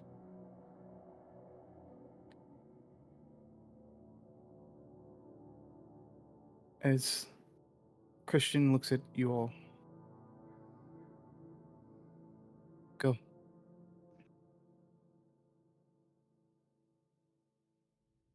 We'll make sure everything's okay here. I'm assuming that there's more coming. Liv is gonna take Christian's hand in hers. Come with us. This isn't my path.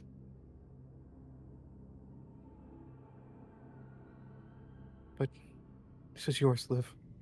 And the rest of you. Go end this. You better stay alive, okay? Of course.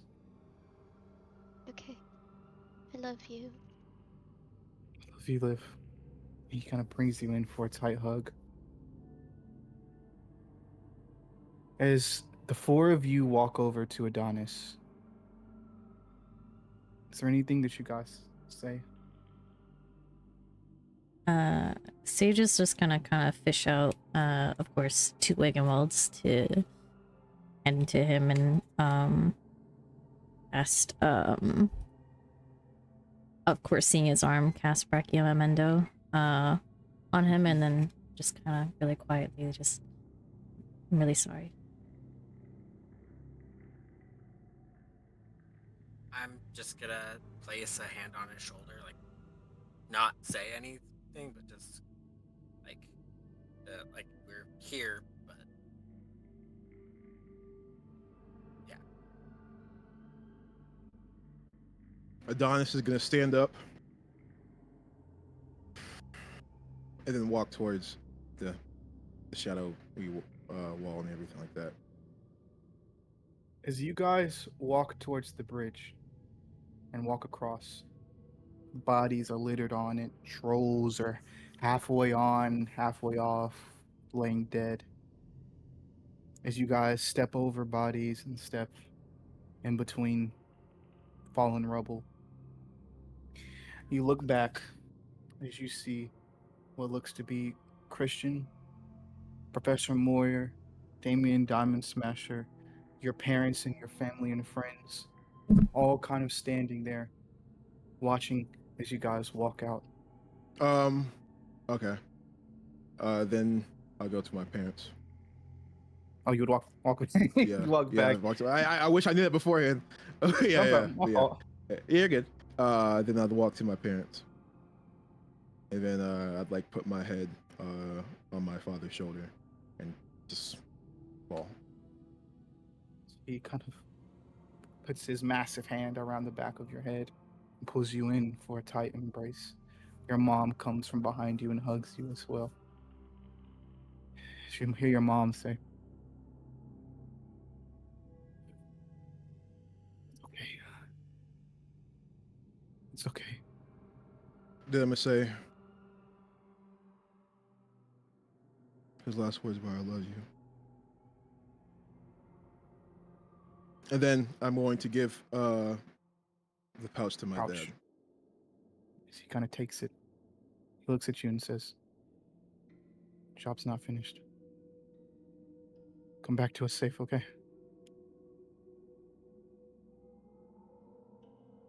Then Don's is gonna turn around, and then like start like what's it called? Like walking more with like a mixture of like anger and sorrow towards the wall and everything.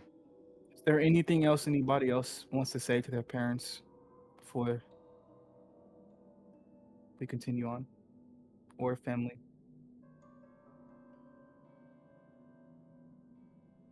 I think Baz is just gonna be kind of like waiting for the others at the bridge. Question. Would it be possible for me to go up to Baz? Yes, let's Because let's his see if mother is anybody there, else right? has anything. Okay, Yeah. yeah. Is there any Sage's parents aren't here, right? It was just her aunt. your mom is here. Oh. Her dad? Yes. Okay. Who's helping out here and there. You can see your parents are kind of bruises and cuts and everything, but other than that, they're okay. Did we find the kids, like Ozzy and Rose, You did not. in the castle? You did not. She's Did just we find like Neil or anyone? You did not.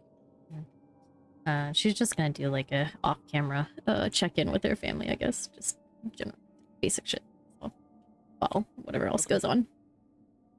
Yeah, Is there anything Glenn's anybody else gonna- wants to say? Glenn's gonna hug her dad and tell her she loves him. I love you too, Glenn. You might be a good unspeakable after all. Told you so. Maybe the wand department doesn't suit you. I need you to come back, okay? Of course. You know me. That is why I'm telling you I need you to come back, okay? Sure Just thing, Dad. be safe and watch out for the rest of these guys. All right? Okay, I'll do my best. What about Liv?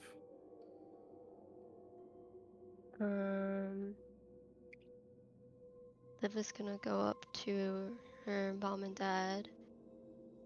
You're a werewolf?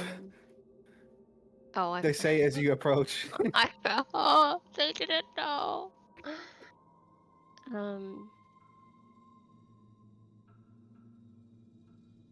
Oh, right. I didn't. I forgot to tell you. Yeah. Surprise. Surprise. Okay, we'll talk about that after all this.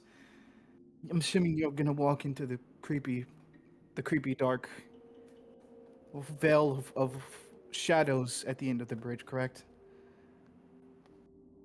I have to. And she's gonna hold up her wand in one hand and then the axe in the other. We're going to finish this. Finish it and Yeah. come back. Yep. Okay. Of course. All right. What does Sage? Sorry. What does Sage say to her parents? She was just checking on them. That's all. Okay. Just making sure As you they're all walk good. over and kind of check on them, you can see your dad's arm is broken, but your mom. But other than that, he's okay. You can see he has it like wrapped up and everything. As he's kind of sitting on like a fallen rubble nearby, with your mom. As your mom is kind of like she's. He says you can hear your mom being fussy. Liam, let me look. As you kind of like walk over, and she's getting all kind of fussy as you would walk over. And as you do, she kind of turns around and she kind of rushes over to you and gives you a tight embrace. Sage, are you hurt? Are you? You look to be okay. Are anything broken? No, I'm good, but Dad's broken. She's just gonna like pull out her wand again and do the same spell on him that she did on Adonis. As you can see, you can hear the bones kind of crack as he says, "Ah, oh, So sorry. oh, okay. Thanks, Sage. We're both assuming that that's where you're gonna go." As they point to the dark, shadowy wall. Yeah, I haven't seen Rose or Neil yet, and I can only assume they're being held there. So yeah, I'm gonna go. Okay. Find your sister and be safe, okay? Okay. Your mom looks at you and says, "And we're running." As they both kind of gave you a kiss on the cheek, and you would walk back over to the bridge. What does Adonis say to Balston as he walks back over? Balston's mom is over there, right? Mm-hmm. All right. I know Balston's alone, and then I'll look at Balston. And I'm gonna pause for dramatic effect, so you know. But, I'll look at Balston and I would say, "This may be the last time that you get the chance to speak with her." And then I'll put my hand on the shoulder. If you have a chance, one more chance to speak with family, take it. I don't know what I would say because most of this mess is my family's fault. My dad and my mother, they started this. They brought the darkness here. these problems, they have all started. And now I'm trying to clean up their mess. All of this is bigger than that right now. You know it is.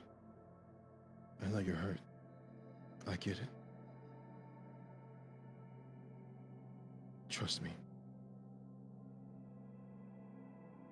Just do it. Please.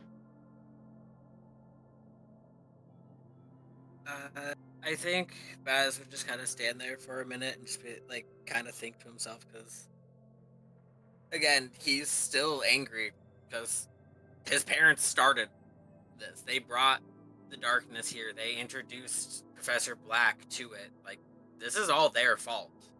And now he's having to come in to clean up his parents' mess. So he's genuinely, like... Also, the past few years, he hasn't had family. So he's like,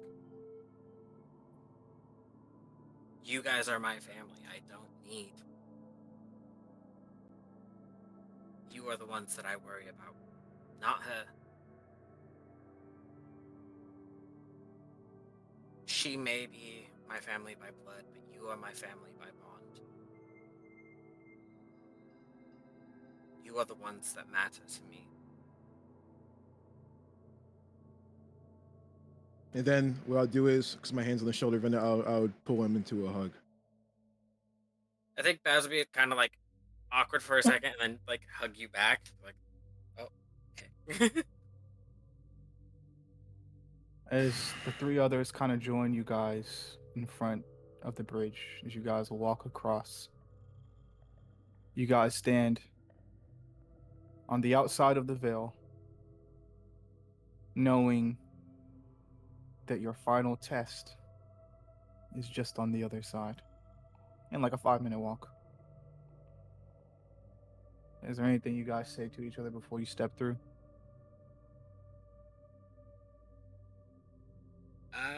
Baz just kind of look at them and be like, good luck. You got this.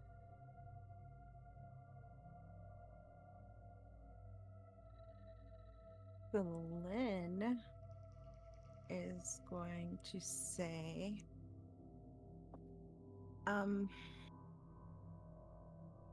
okay, all right. I just want you guys to know that no matter what happens from here on out, I'm really, really glad to have met you guys and been able to call you my friends. And then she's gonna go and give them hugs.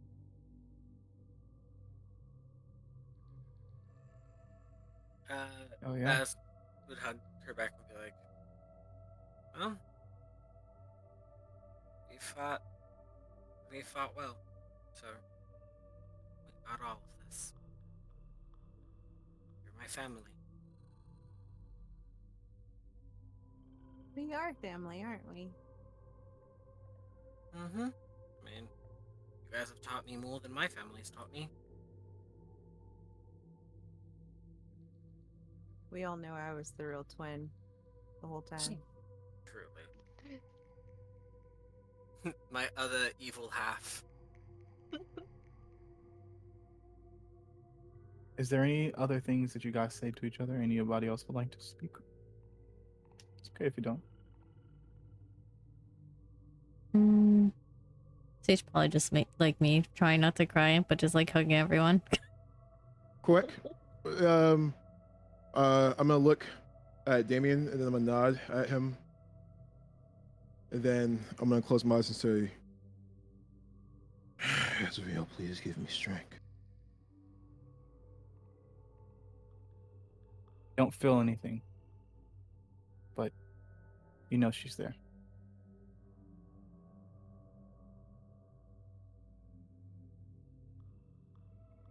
Let's go save the world. Finish this. All right. And with that, you all step through the veil. And you thought that's where I was going to end session. I'm not. As you guys step through, Oh. you guys can see what looks to be woods, the forbidden forest, of course, as you guys step in. Dead trees all around you. No life at all as you see dead birds on the ground. If you were to walk past the Black Lake, you would see dead fishes sitting at the top of the water. As You you say the guys giant make squid is dead, I'm revolting. You said what? Like if the giant squid's dead, I'm revolting. Sorry. tough. I'm just playing. Yeah, he made it. He made it out. He made it out. He found like a little hidey hole down there in the water. But you guys continue on down the path. And as you guys do, you all would come to what looks to be on the ground, almost like burned grass, almost, as all of the grass around you guys is black.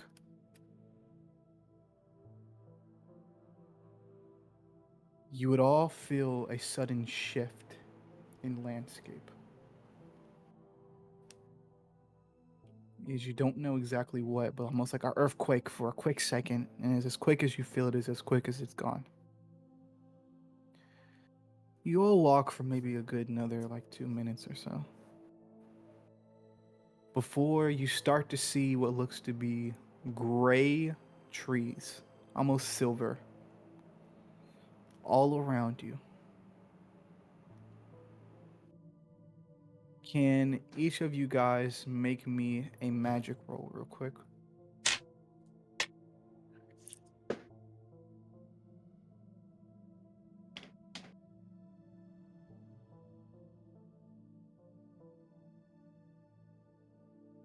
I'm sorry, what kind of roll? Magic. Magic.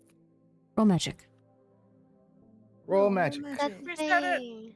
You have to say the thing, okay? Sorry. Finale. For the finale, you have to. Oh wait, Baz Gotcha. is still wearing his mask. Do I get anything for that? No, Or, like, because get this is surrounded by something. dark This is something else. Oh, okay, because like we're just surrounded by dark magic, so if it's a dark magic thing. No, it's something else. Um, did everybody? Yeah. Okay. You guys can see as you're walking through what looks to be some sort of like almost like these black purple, something you guys have never seen before. These like blackish purplish tendrils making their way up the silver trees. And with that magic roll, you can get a sense of otherworldly magic at that. You also remember, or at least know, that sometimes there is weakness in magic. These tendrils aren't exactly, you don't know for sure if they're connected to Professor Moyer slash Masante. But you can also tell that once you cross these tendrils, she's gonna know that you guys are there.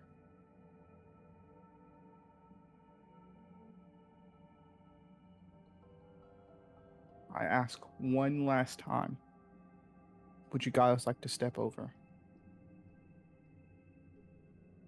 Mm-hmm. Yep. Yep. Yeah. Yep. And as you guys do, you guys come to a small clearing. As you see what looks to be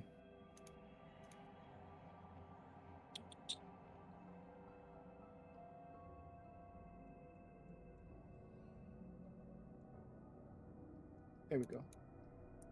What looks to be Professor Black standing on what looks to be a gap, a crater almost. And she says, "Welcome And that's where we're gonna end today's session. Woo! Dun dun dun. Yeah!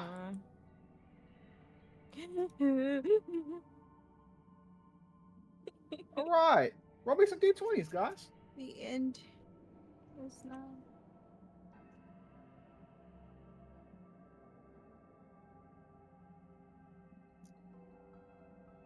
Wow.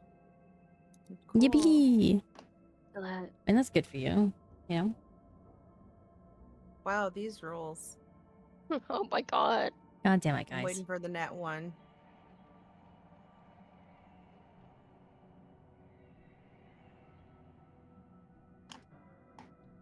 Actually, it looks like I won't be first. I'm gonna go pee. You got it, dude.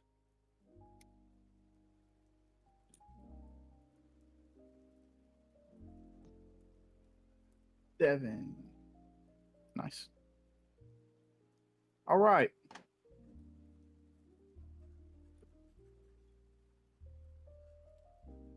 Everybody roll. Okay, nice one. Oh, okay.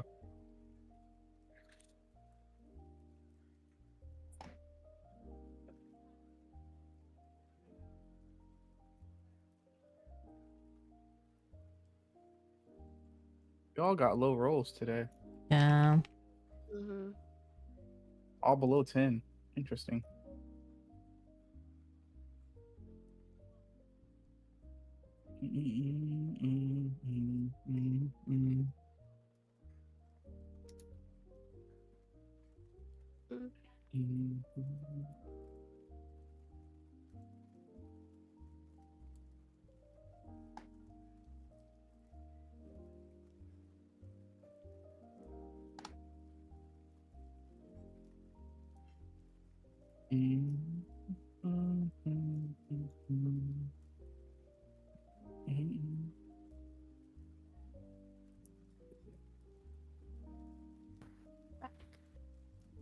Welcome back. Welcome back. We haven't started yet. Don't worry. Yay.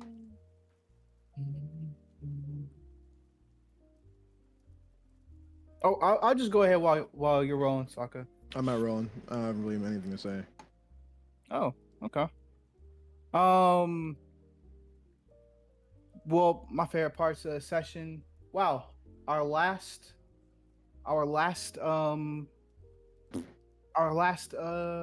one. Next time I'll ask you guys a different question. But wow, favorite moments from today's session. Freaking everything starting, you guys kind of going into the little shadowy landscape. And thinking of your favorite memories and whatnot, and going through the blackness of the veil, going through the red door one last time to get back to Hogwarts was amazing. Gotta get back to Hogwarts. You guys fighting Sage bleeding from her head was kind of really cool image. And then casting the Protego bubble to wake Glenn up. And then Glenn fucking slicing him up and sending him off the tower was sick. Basilton blowing up the wooden bridge. We had to do it, right? We kind of Damn. had to. Like that feels like that was like a canon event. That has to happen anytime of a Battle of Hogwarts.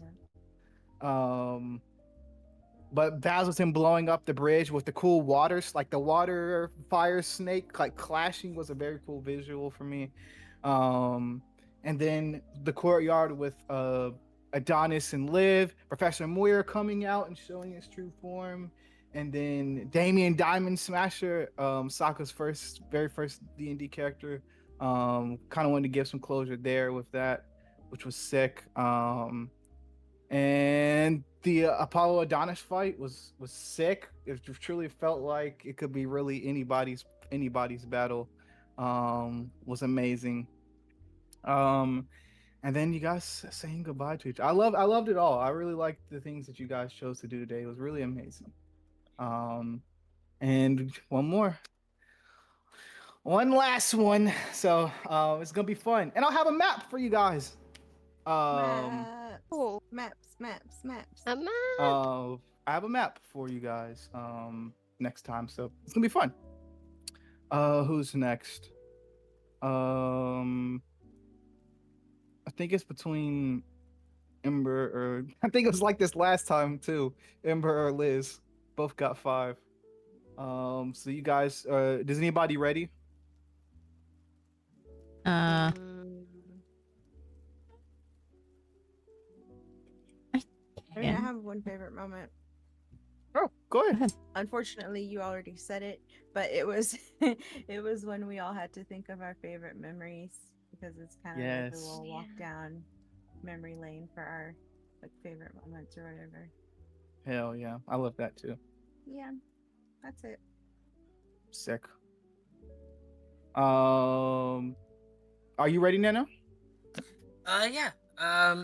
I enjoyed like the waking up and being in purgatory bit, where like I was able to just be like, no, no, we ain't dead.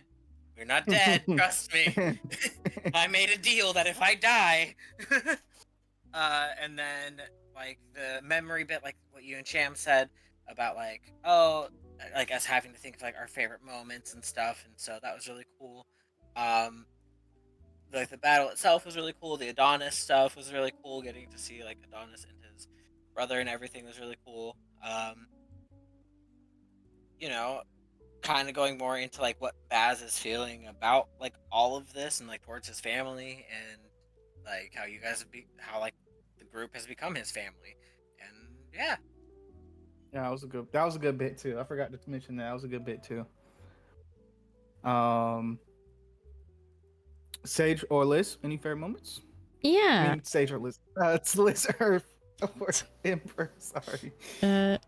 I also liked the Baz snake visual, that imagery. I loved. I'm sorry, I know this is also gonna be one of those favorites, or Ember's favorites for Liv. Liv feeding snacks to Alistar. That. Oh, Here goes some goldfish. Adonis getting to use Damien's weapons and like kind of like fangirling over him a bit. Hell yeah.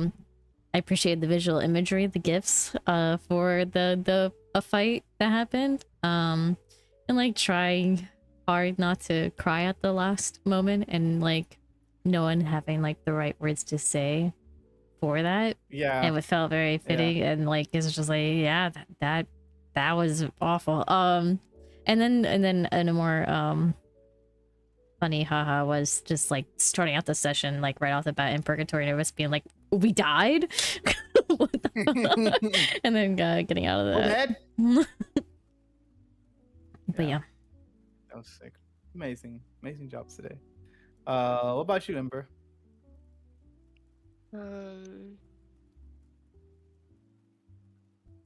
Sorry to add something. This Liz reminded me. I liked like the happiest memories in purgatory. Like Shem said, it really took us down memory lane. That was really nice. Damien, oh my god, that was so cool. And the Braveheart reference, that was so cool. I like how Fable of Fates lives on, Yes. which was really nice to see. Moria being lightning, that was hella cool. I was like, Yeah, dude. who the fuck is this lightning like Thor? Who's this Thor core person? Just Yeah. like slamming down. That was really cool. Yeah. Of course, Liv feeding snacks to Alistair. I'm so glad. I was like, I have this idea, and it worked so well, Hell and yeah. that was so funny. So thank you for like changing it up and letting me Yeah. do that, Christian, Of course. because that Hell yeah. felt really cool. Hell yeah. The snakes, feed the snacks for the snake. I also thought was really cool when like Christian kind of showed up and like took that like spell blast hit with I'm like getting all the werewolves. that. I'm sorry. The visual with Baz's snake, that was really cool. I like that description. Christian coming back, was so perfect timing, just blocking the spell, and I literally choked. Like, the reason that Liv was speechless, like, I feel like she would be speechless, but partially it was because I was like speechless and like choked up a bit, and it was just was back, and it was perfect timing, and he brought all the werewolves. It was so cool and yeah. so emotional, and it was just he was so happy to see him again. I was so happy for his return. Yeah, it was just was it was great. so nice. And perfect timing. Monster trio slaying. I've been waiting for monster trio slaying. That was so We had to have it. We had to have it. yeah. Um Adonis speaking to Baz at the end, like we were all when Baz like didn't talk to his family and being like, if you have one last chance to speak to family, take it. And the way Sokka's like voice like choked up on take it was just like I had to fight back tears. Just because it was Yeah. like because his brother like he knows better than anyone, and it was just like the emotion in Sokka's voice. It was just so well done. Um, and the silence and like speechlessness at the end. Like Liz said, like no one really knew what to say. Mm-hmm. Like no one had the right words, and yeah. Yeah. Yeah. Amazing. Any other favorite moments? Liz said in the side chat that Yeah. PS also loved how close the fight was, and that it was considering unknown who would win. Yeah. That's scary. Yeah, it was crazy. It was crazy. It was like a moment where Apollo was 21, and that roll I rolled where it was like in between 20 and 2, but it was like sitting on the edge, so I couldn't really tell. I was like, bro, that'd be like 40 points to like he'd have like 5 health left or something like that.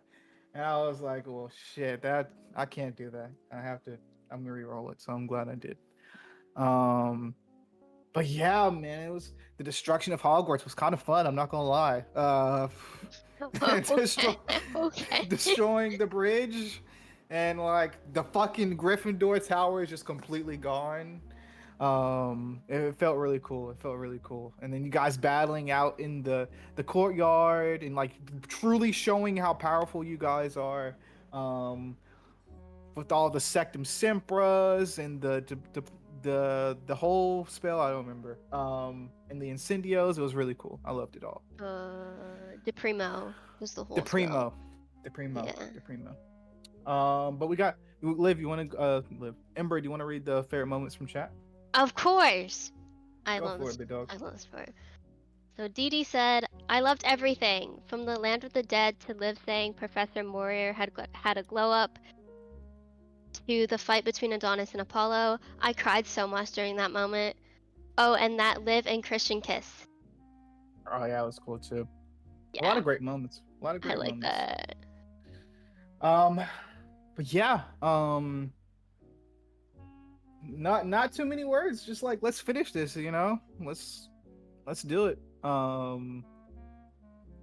Last fight, last battle. Give it your all. Use everything you have. It's gonna be a fun one. I remember use everything you have. It's gonna be Yeah. it's gonna be crazy. But yeah, I'm excited. I'm excited to wrap up this story. It's gonna be fun. But if you don't have anything else, any last words from anybody or anything? No. Oh. Hmm. I forgot to ask this during session, but I wanted Alistair to come with us. We'll say he like traveled underground. I'll get him there. Don't worry. I'll get him there. Okay, great. I'll Yay! get him. I want because that's when I want the jumping out.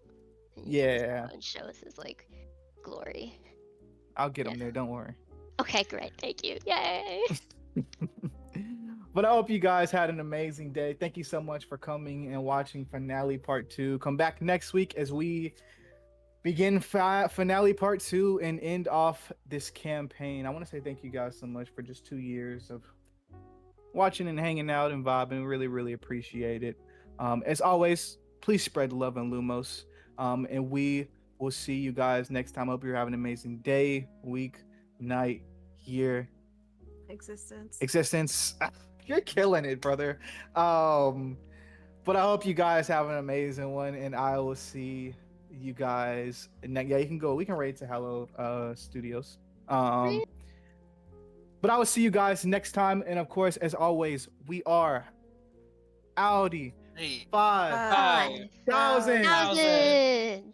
See you guys, part You guys 2. really gotta Bye, wait for me guys. to like Bye. start up. Reread. Cue it Sorry. up. Like Sorry, say that sorry. when I've queued it up. You know, my bad. I'm sorry. Oh, I hope you fine. Because guys the whole are. 10 seconds now. From now. We'll see you guys next time on Sunday. Hope you guys have an amazing week. Don't cuss anybody out of work unless they're really on your ass. Hope you eat some good lunch this week too.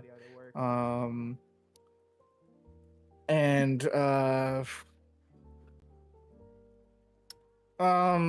You're good. I'm gonna send them out. Bye, guys. okay, bye. See you later. Bye. oh my god. This guy. Amazing. Oh, I forgot to send the thingy. It's okay. Whatever. Okay. Hell yeah. But I feel like it's Alright, a you lot, guys, especially with like raid boxes around like messages too. It, like just like there's like 2 messages fills up their whole chat. Yeah. I feel bad. Yeah. Yeah. I do not feel bad. I like it. I like the messages. I'm also here for raid messages. Next session will be the last of the Occult 5. So hope you guys are prepared. Final battle and then epilogue. I said this before that we might run over the normal time for next week for next session just because it's the last one. We'll see because we're gonna be starting right in combat, so we'll see. But I would say just in case, just plan to be here a little bit longer than usual. And then of course we'll go into the epilogue of things, and we'll end this out. Christopher, So you know this man very well. if you guys got any questions or concerns or anything, just let me know, and I'll be around. For information that, So yeah. you can only You guys ready for the last one? Yeah. I'm Ready. not just No, I'm not saying it, ready. but I'm excited for it, and I'm like excited to go on to something new, you know, because like Yeah. we've created these new characters that we haven't touched, and I'm like, I really want to play Yeah. someone a little different that's not corrupted by darkness right now and dealing with family drama. We get to start it from scratch and fuck him entirely up from the beginning, all over Yeah. again. Hell yeah, dude. Hell yeah. But again, we won't be beginning that until August 18th. So after this last session, take a break, relax for a little bit. Except for me. And except for Liz. But go ahead. Oh, I was like, with the art stuff, like I could try to help. I'm not great, but I could try. Yeah. I can help out too. I got lots of time. It's okay. Yeah. I'll message about it soon. Real. All right. Well, I don't have anything else for you guys. Hope you guys had fun today. And I will see you guys next week for our last session. Real. You always make it sound like we aren't gonna be like hanging out this whole week. Yeah, I'll see you guys next week. You guys piss me Well, off this week. man. I'll see you then. You're like, see you next week, when in reality, in like a couple hours, we're probably all gonna be in the same voice chat. No, I'm gonna just go. We'll see you back for emotional Never heavy talk to stuff you in a guys. week. There you go. All right, bet. Yeah. See you back in emotional heavy stuff in a week. I will see you guys later. Of course, let me know if you guys need anything, and I will be around. I have See you another guys on the favorite 14th. moment that What? DD reminded me of. The Christian What? Live kiss. Just interrupting him. And he's just kiss. like, Sounds great. thank you. It just keeps going. Oh yeah! Yeah, and he was like, thank you after. I forgot about that. Thank Doofus. you was yeah. The thank you. That was Thank so you as well. funny. That was wild. The interrupting with the kiss, and he was like, "Thank you." What? He's so funny. What a silly goose. Nice. Alright. Well, I will see you guys later. Have a good one, guys. Bye. Bye bye. Bye, guys. Bye bye. Bye.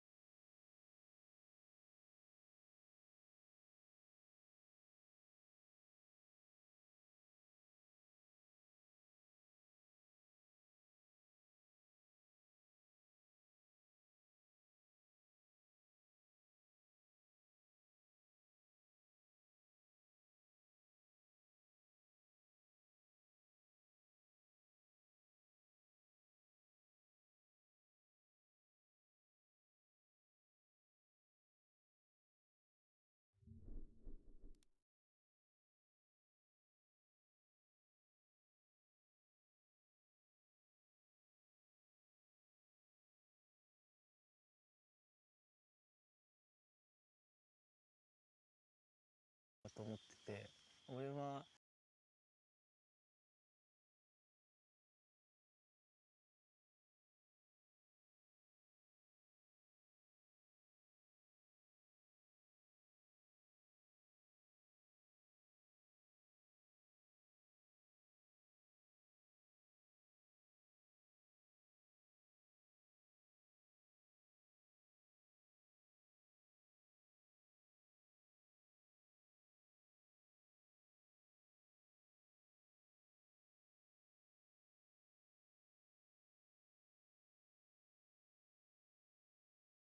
恋愛ができたとしてもできなかったとしても、まあみんなとはこの先も多分関わっていけるような絆を深めていきたいなって。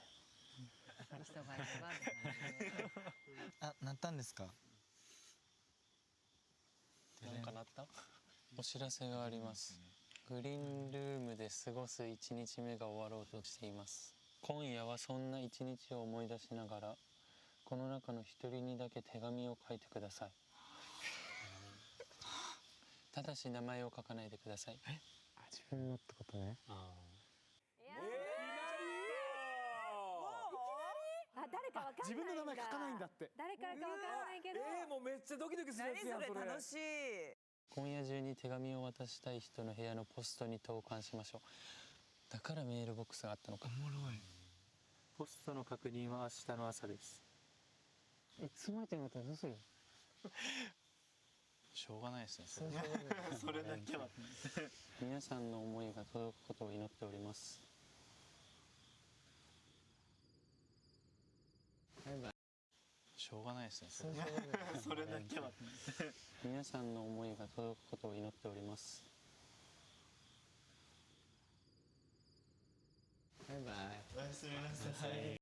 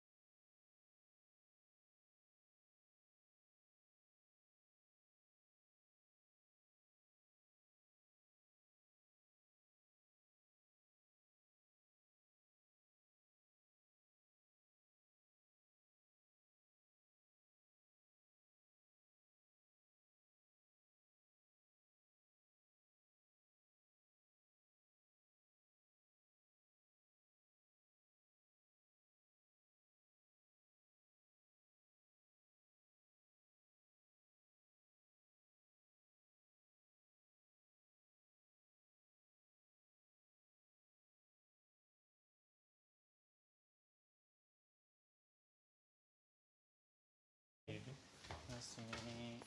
おやすみ。おやすみ。おやすみ。おやすみ。おやすみ。おやすみ。おやすみ。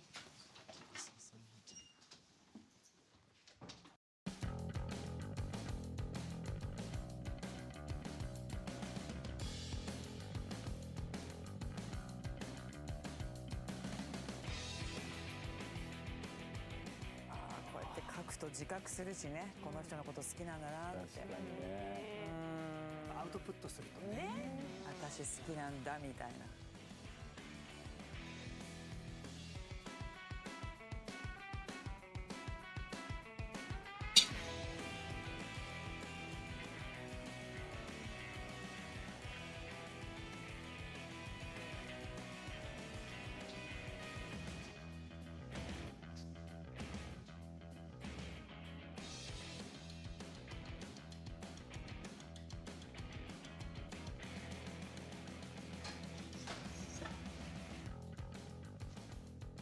いや結構一択ですね。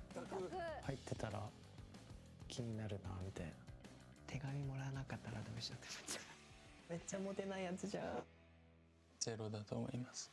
何をシュンめちゃくちゃネガティブやな。シュン。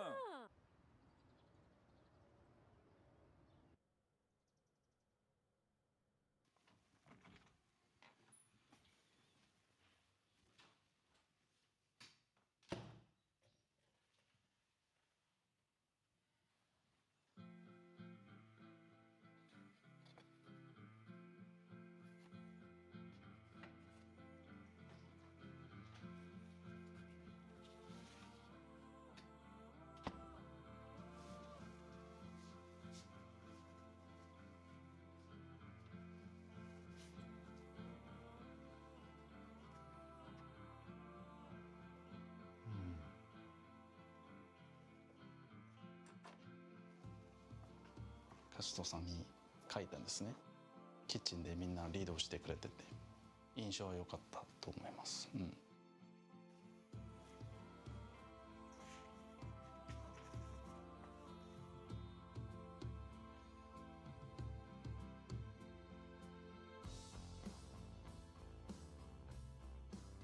結構しっかり書いてくれてるから嬉しかったです。多分ですけど大君か俊君どっちかだと思う。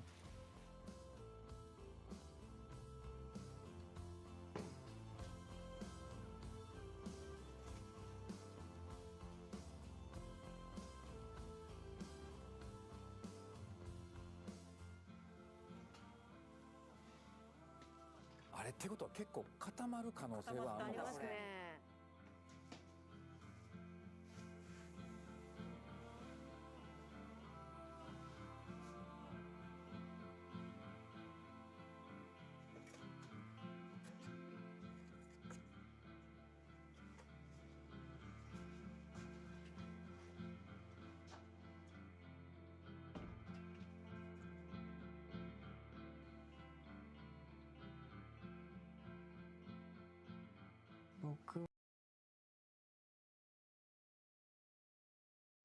僕は大君です。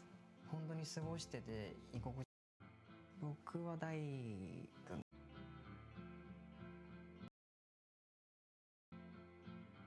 僕は大君です。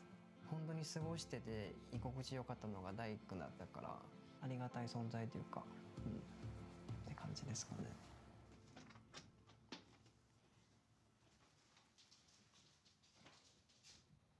ゼロだと思います。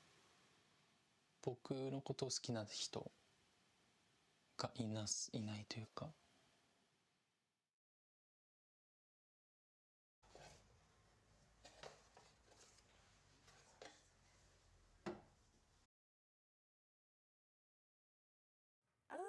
入ってるじゃん。嬉しい。いや結構一択ですね。絶対しゅんさんです。まずは僕が惹かれてるっていうのを伝える。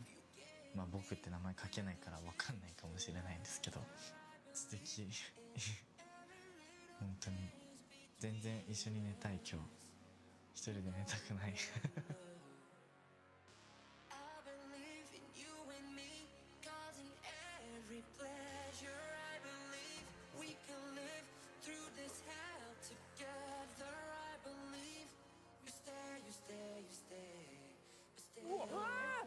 3票そうなるか。やっぱ無邪気って強い。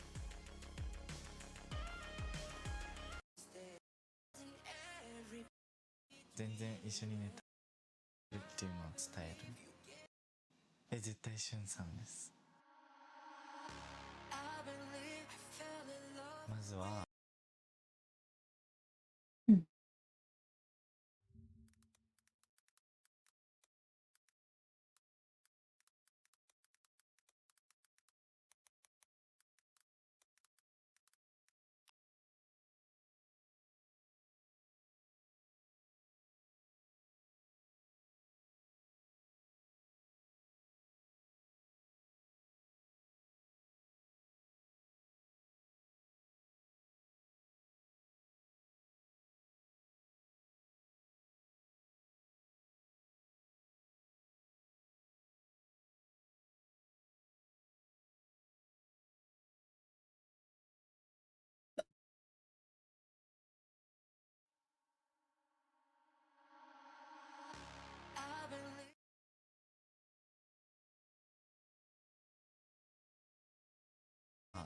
本当に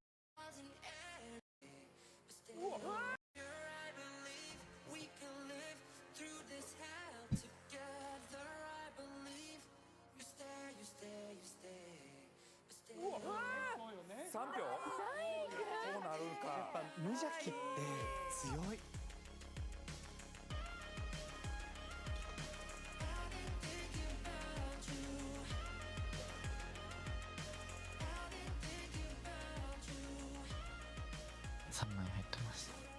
しんさんからの手紙だったらそんな嬉しいことはないと思ってます。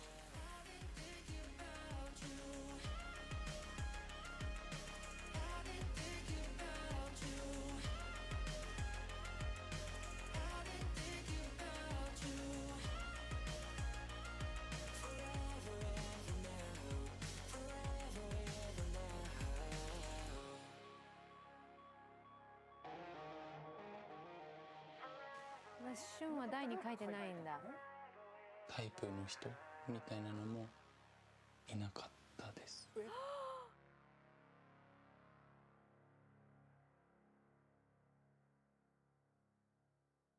名前書かない手紙っていいですね。いいですね。なんかすごいグッてくるね。名前書かない手紙っていいですね。いいですね。なんかすごいグッてくるね。誰なんだろうっていうので余計になんかその手紙のこと考えるしね。ヒントを次の日探しちゃいますよね。まあでもね、まだ友達としてちょっと話が盛り上がったから手紙書いてるパターンもあるし、でラブももちろんあると思いますけど、友情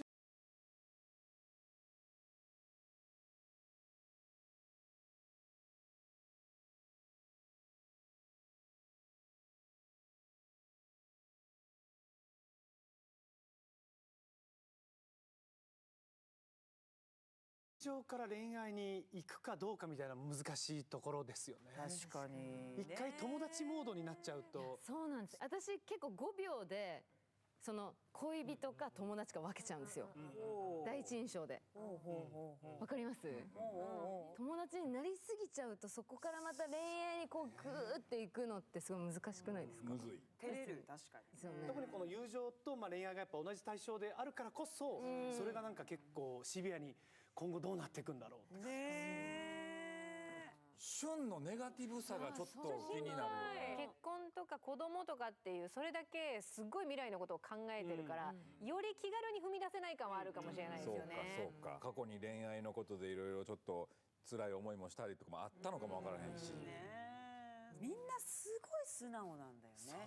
うがった人が一人もいないのかな。でも本当にそんなことあります？これから出てくるんじゃないですか？あれ出るよ。出ますよね。そうなの？出ないよ。だってみんなそんな素直な人たちばっかり集められないって。なんなのホランちゃん、そんないきなりぶっこんできちゃってさ。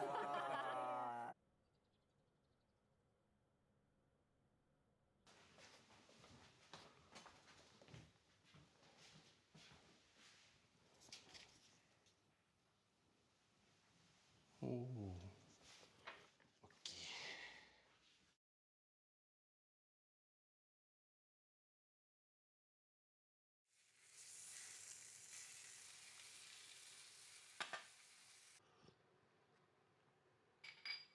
こんな嘘でしょ。素敵な人惚れちゃう。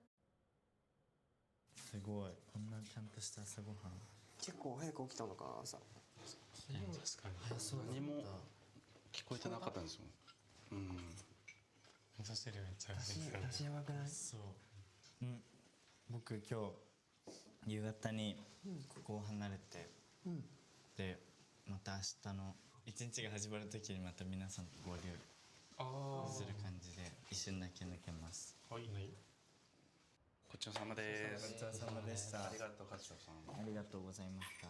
このご時世だし AI に聞いてみますね。助け5、6人の男性が運営しているクリーンルームっていうハウスから出発するトラックでコーヒートラックの名前を教えてください。そんなのできるの？すごい。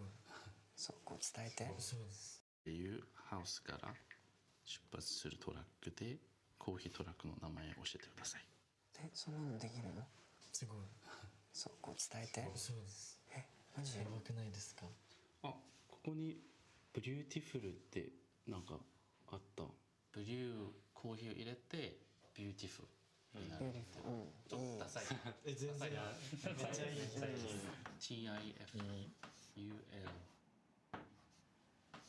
ビューティフルと U。いいです。イエーイ。決まった。やっと決まりました。ありがとうございます皆さん本当に。こんにちは。こんにちは。はじめまして。はじめまして。はじめまして。よろしくお願いします。お願いします。今日はコーヒーの研修をさせていただくということでよろしくお願いします。お願いします。よろしくお願いします。ちょっとグループ分けを今させていただきたいと思ってます。はい。2人と3人グループの2グループに分かれてください。おー、はい。どうしよう。やる一緒。じゃんけん。23、23。はい。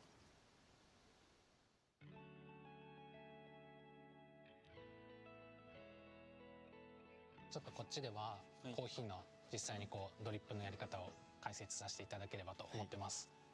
300まで注いでいきます。いい匂い。さっきよりね香りが出てる印象ありますね。そんな気がします。これで完成です。濃くない絶対。多分ね。適当。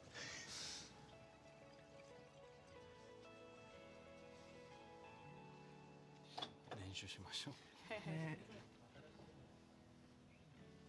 さっきより、しっかりはしてます。お願いします。お願いします。すいません。中井大いなくなります。頑張ってください。バイバイ。またね。行ってきます。はい。お願いします。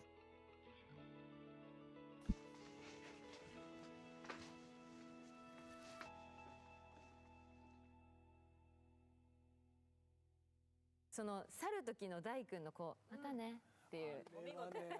いいよね。お上手で。あれはもう意図的？いやそりゃそうでしょう。意図的なもの。大したもんだ。乾杯。ありがとうね今日来てくれて。ありがとうございます。23歳になります。Finally。大ちゃん共同生活してるでしょ。気になってることがあったら気になってる人は。お友達強め。強めね。お姉さんたちいいね。確かに強めだわ。なんかめっちゃかっこいい人がいたのね一人。どういう人ですか。タイプなんだろうね多分。しゅんさんって人がいるんだけど、その人が。やばい。で今日なんかねコーヒーのその入れ方みたいなのを研修で学ぶんだけどみんなで5人だから23なのね。でその時しゅんさんの横にいて俺が。でじゃあやるみたいに言われて「はいやります」。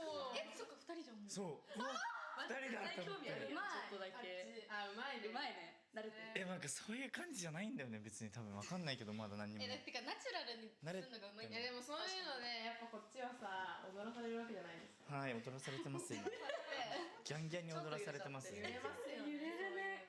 でもめっちゃかっこいい。めっちゃかっこいいよ。純粋な人が好きですかね。ピュアな人。少年さ。はい。まあそれと不安にさせない人とか。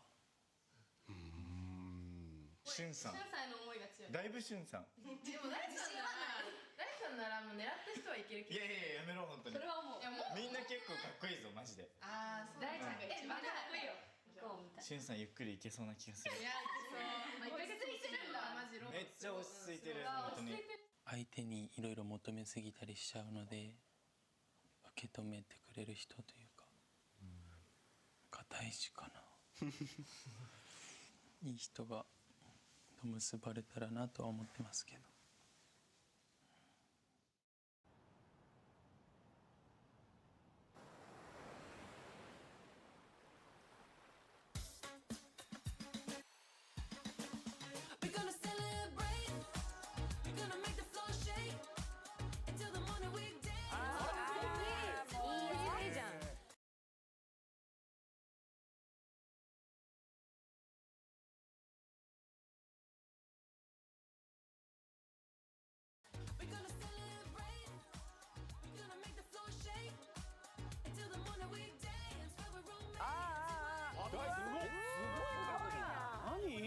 ちょっとやそっと鍛えた感じじゃないよあれは。大ちゃん体鍛えてんな。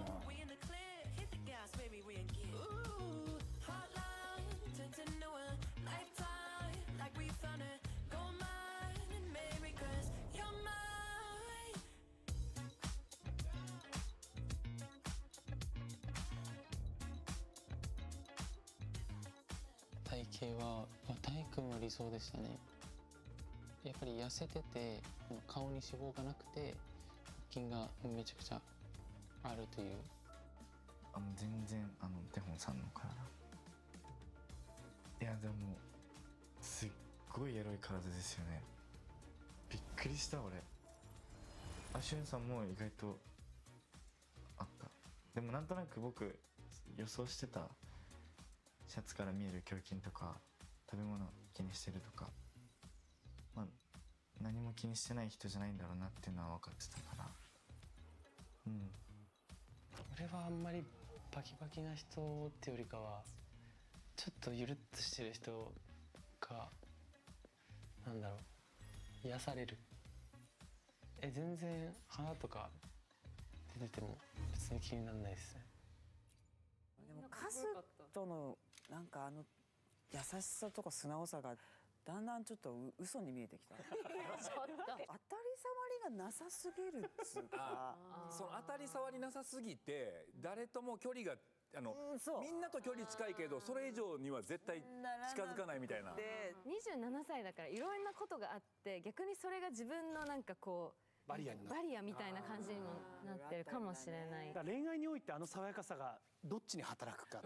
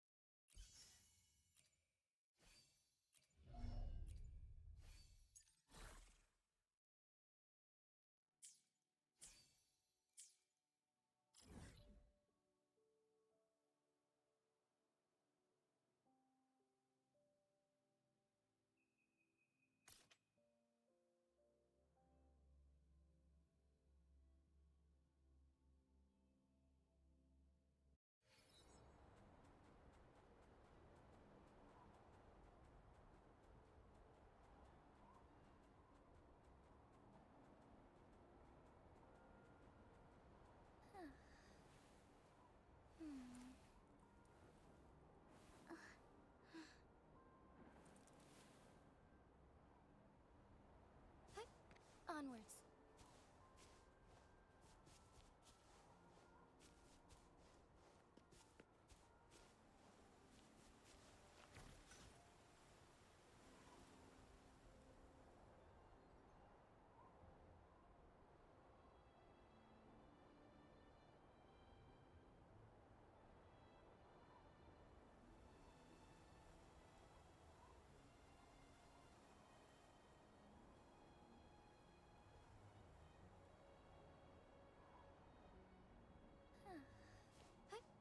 onwards.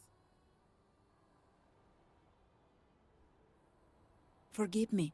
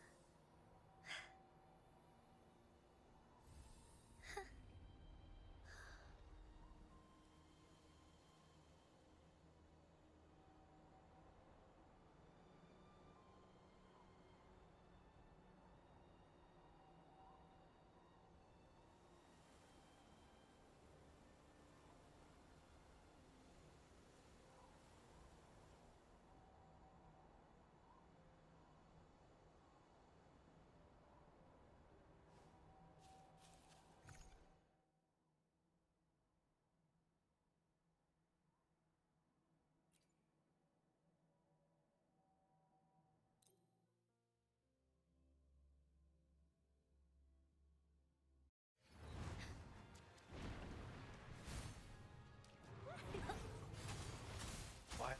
Under there. What? Photosynthesis. Said hey.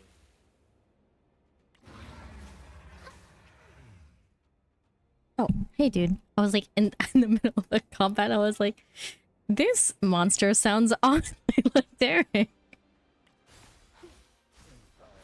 is my mic being weird? I forgot your, I lowered you the other day when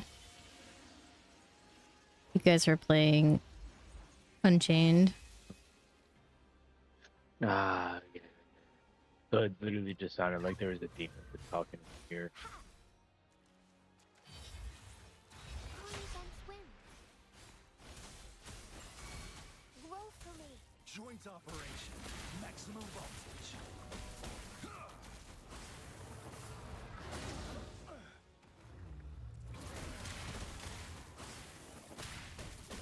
Hear the thunder.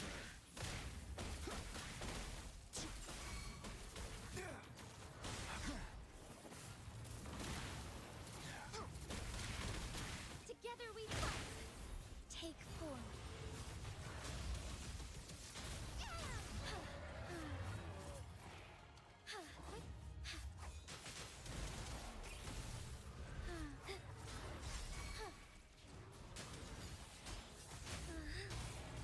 Vessel ends.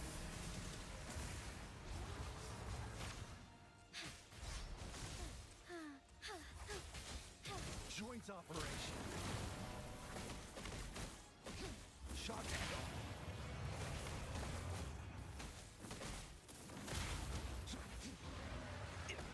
Lightning coming up.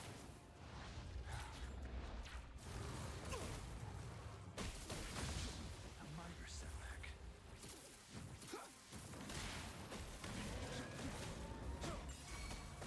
Strike as one, heaven ordains. Banish all vice. Take form.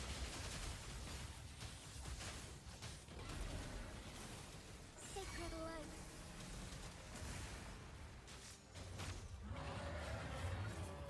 Joint operation. Resistance is futile.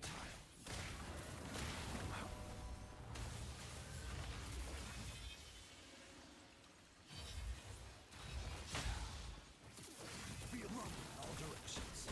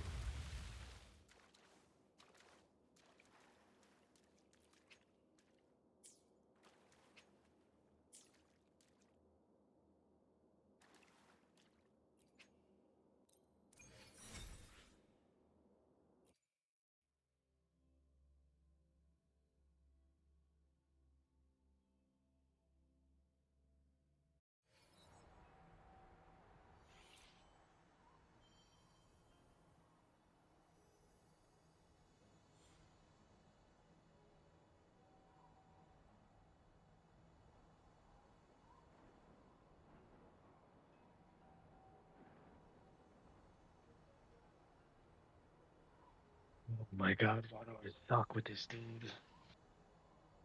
Oh.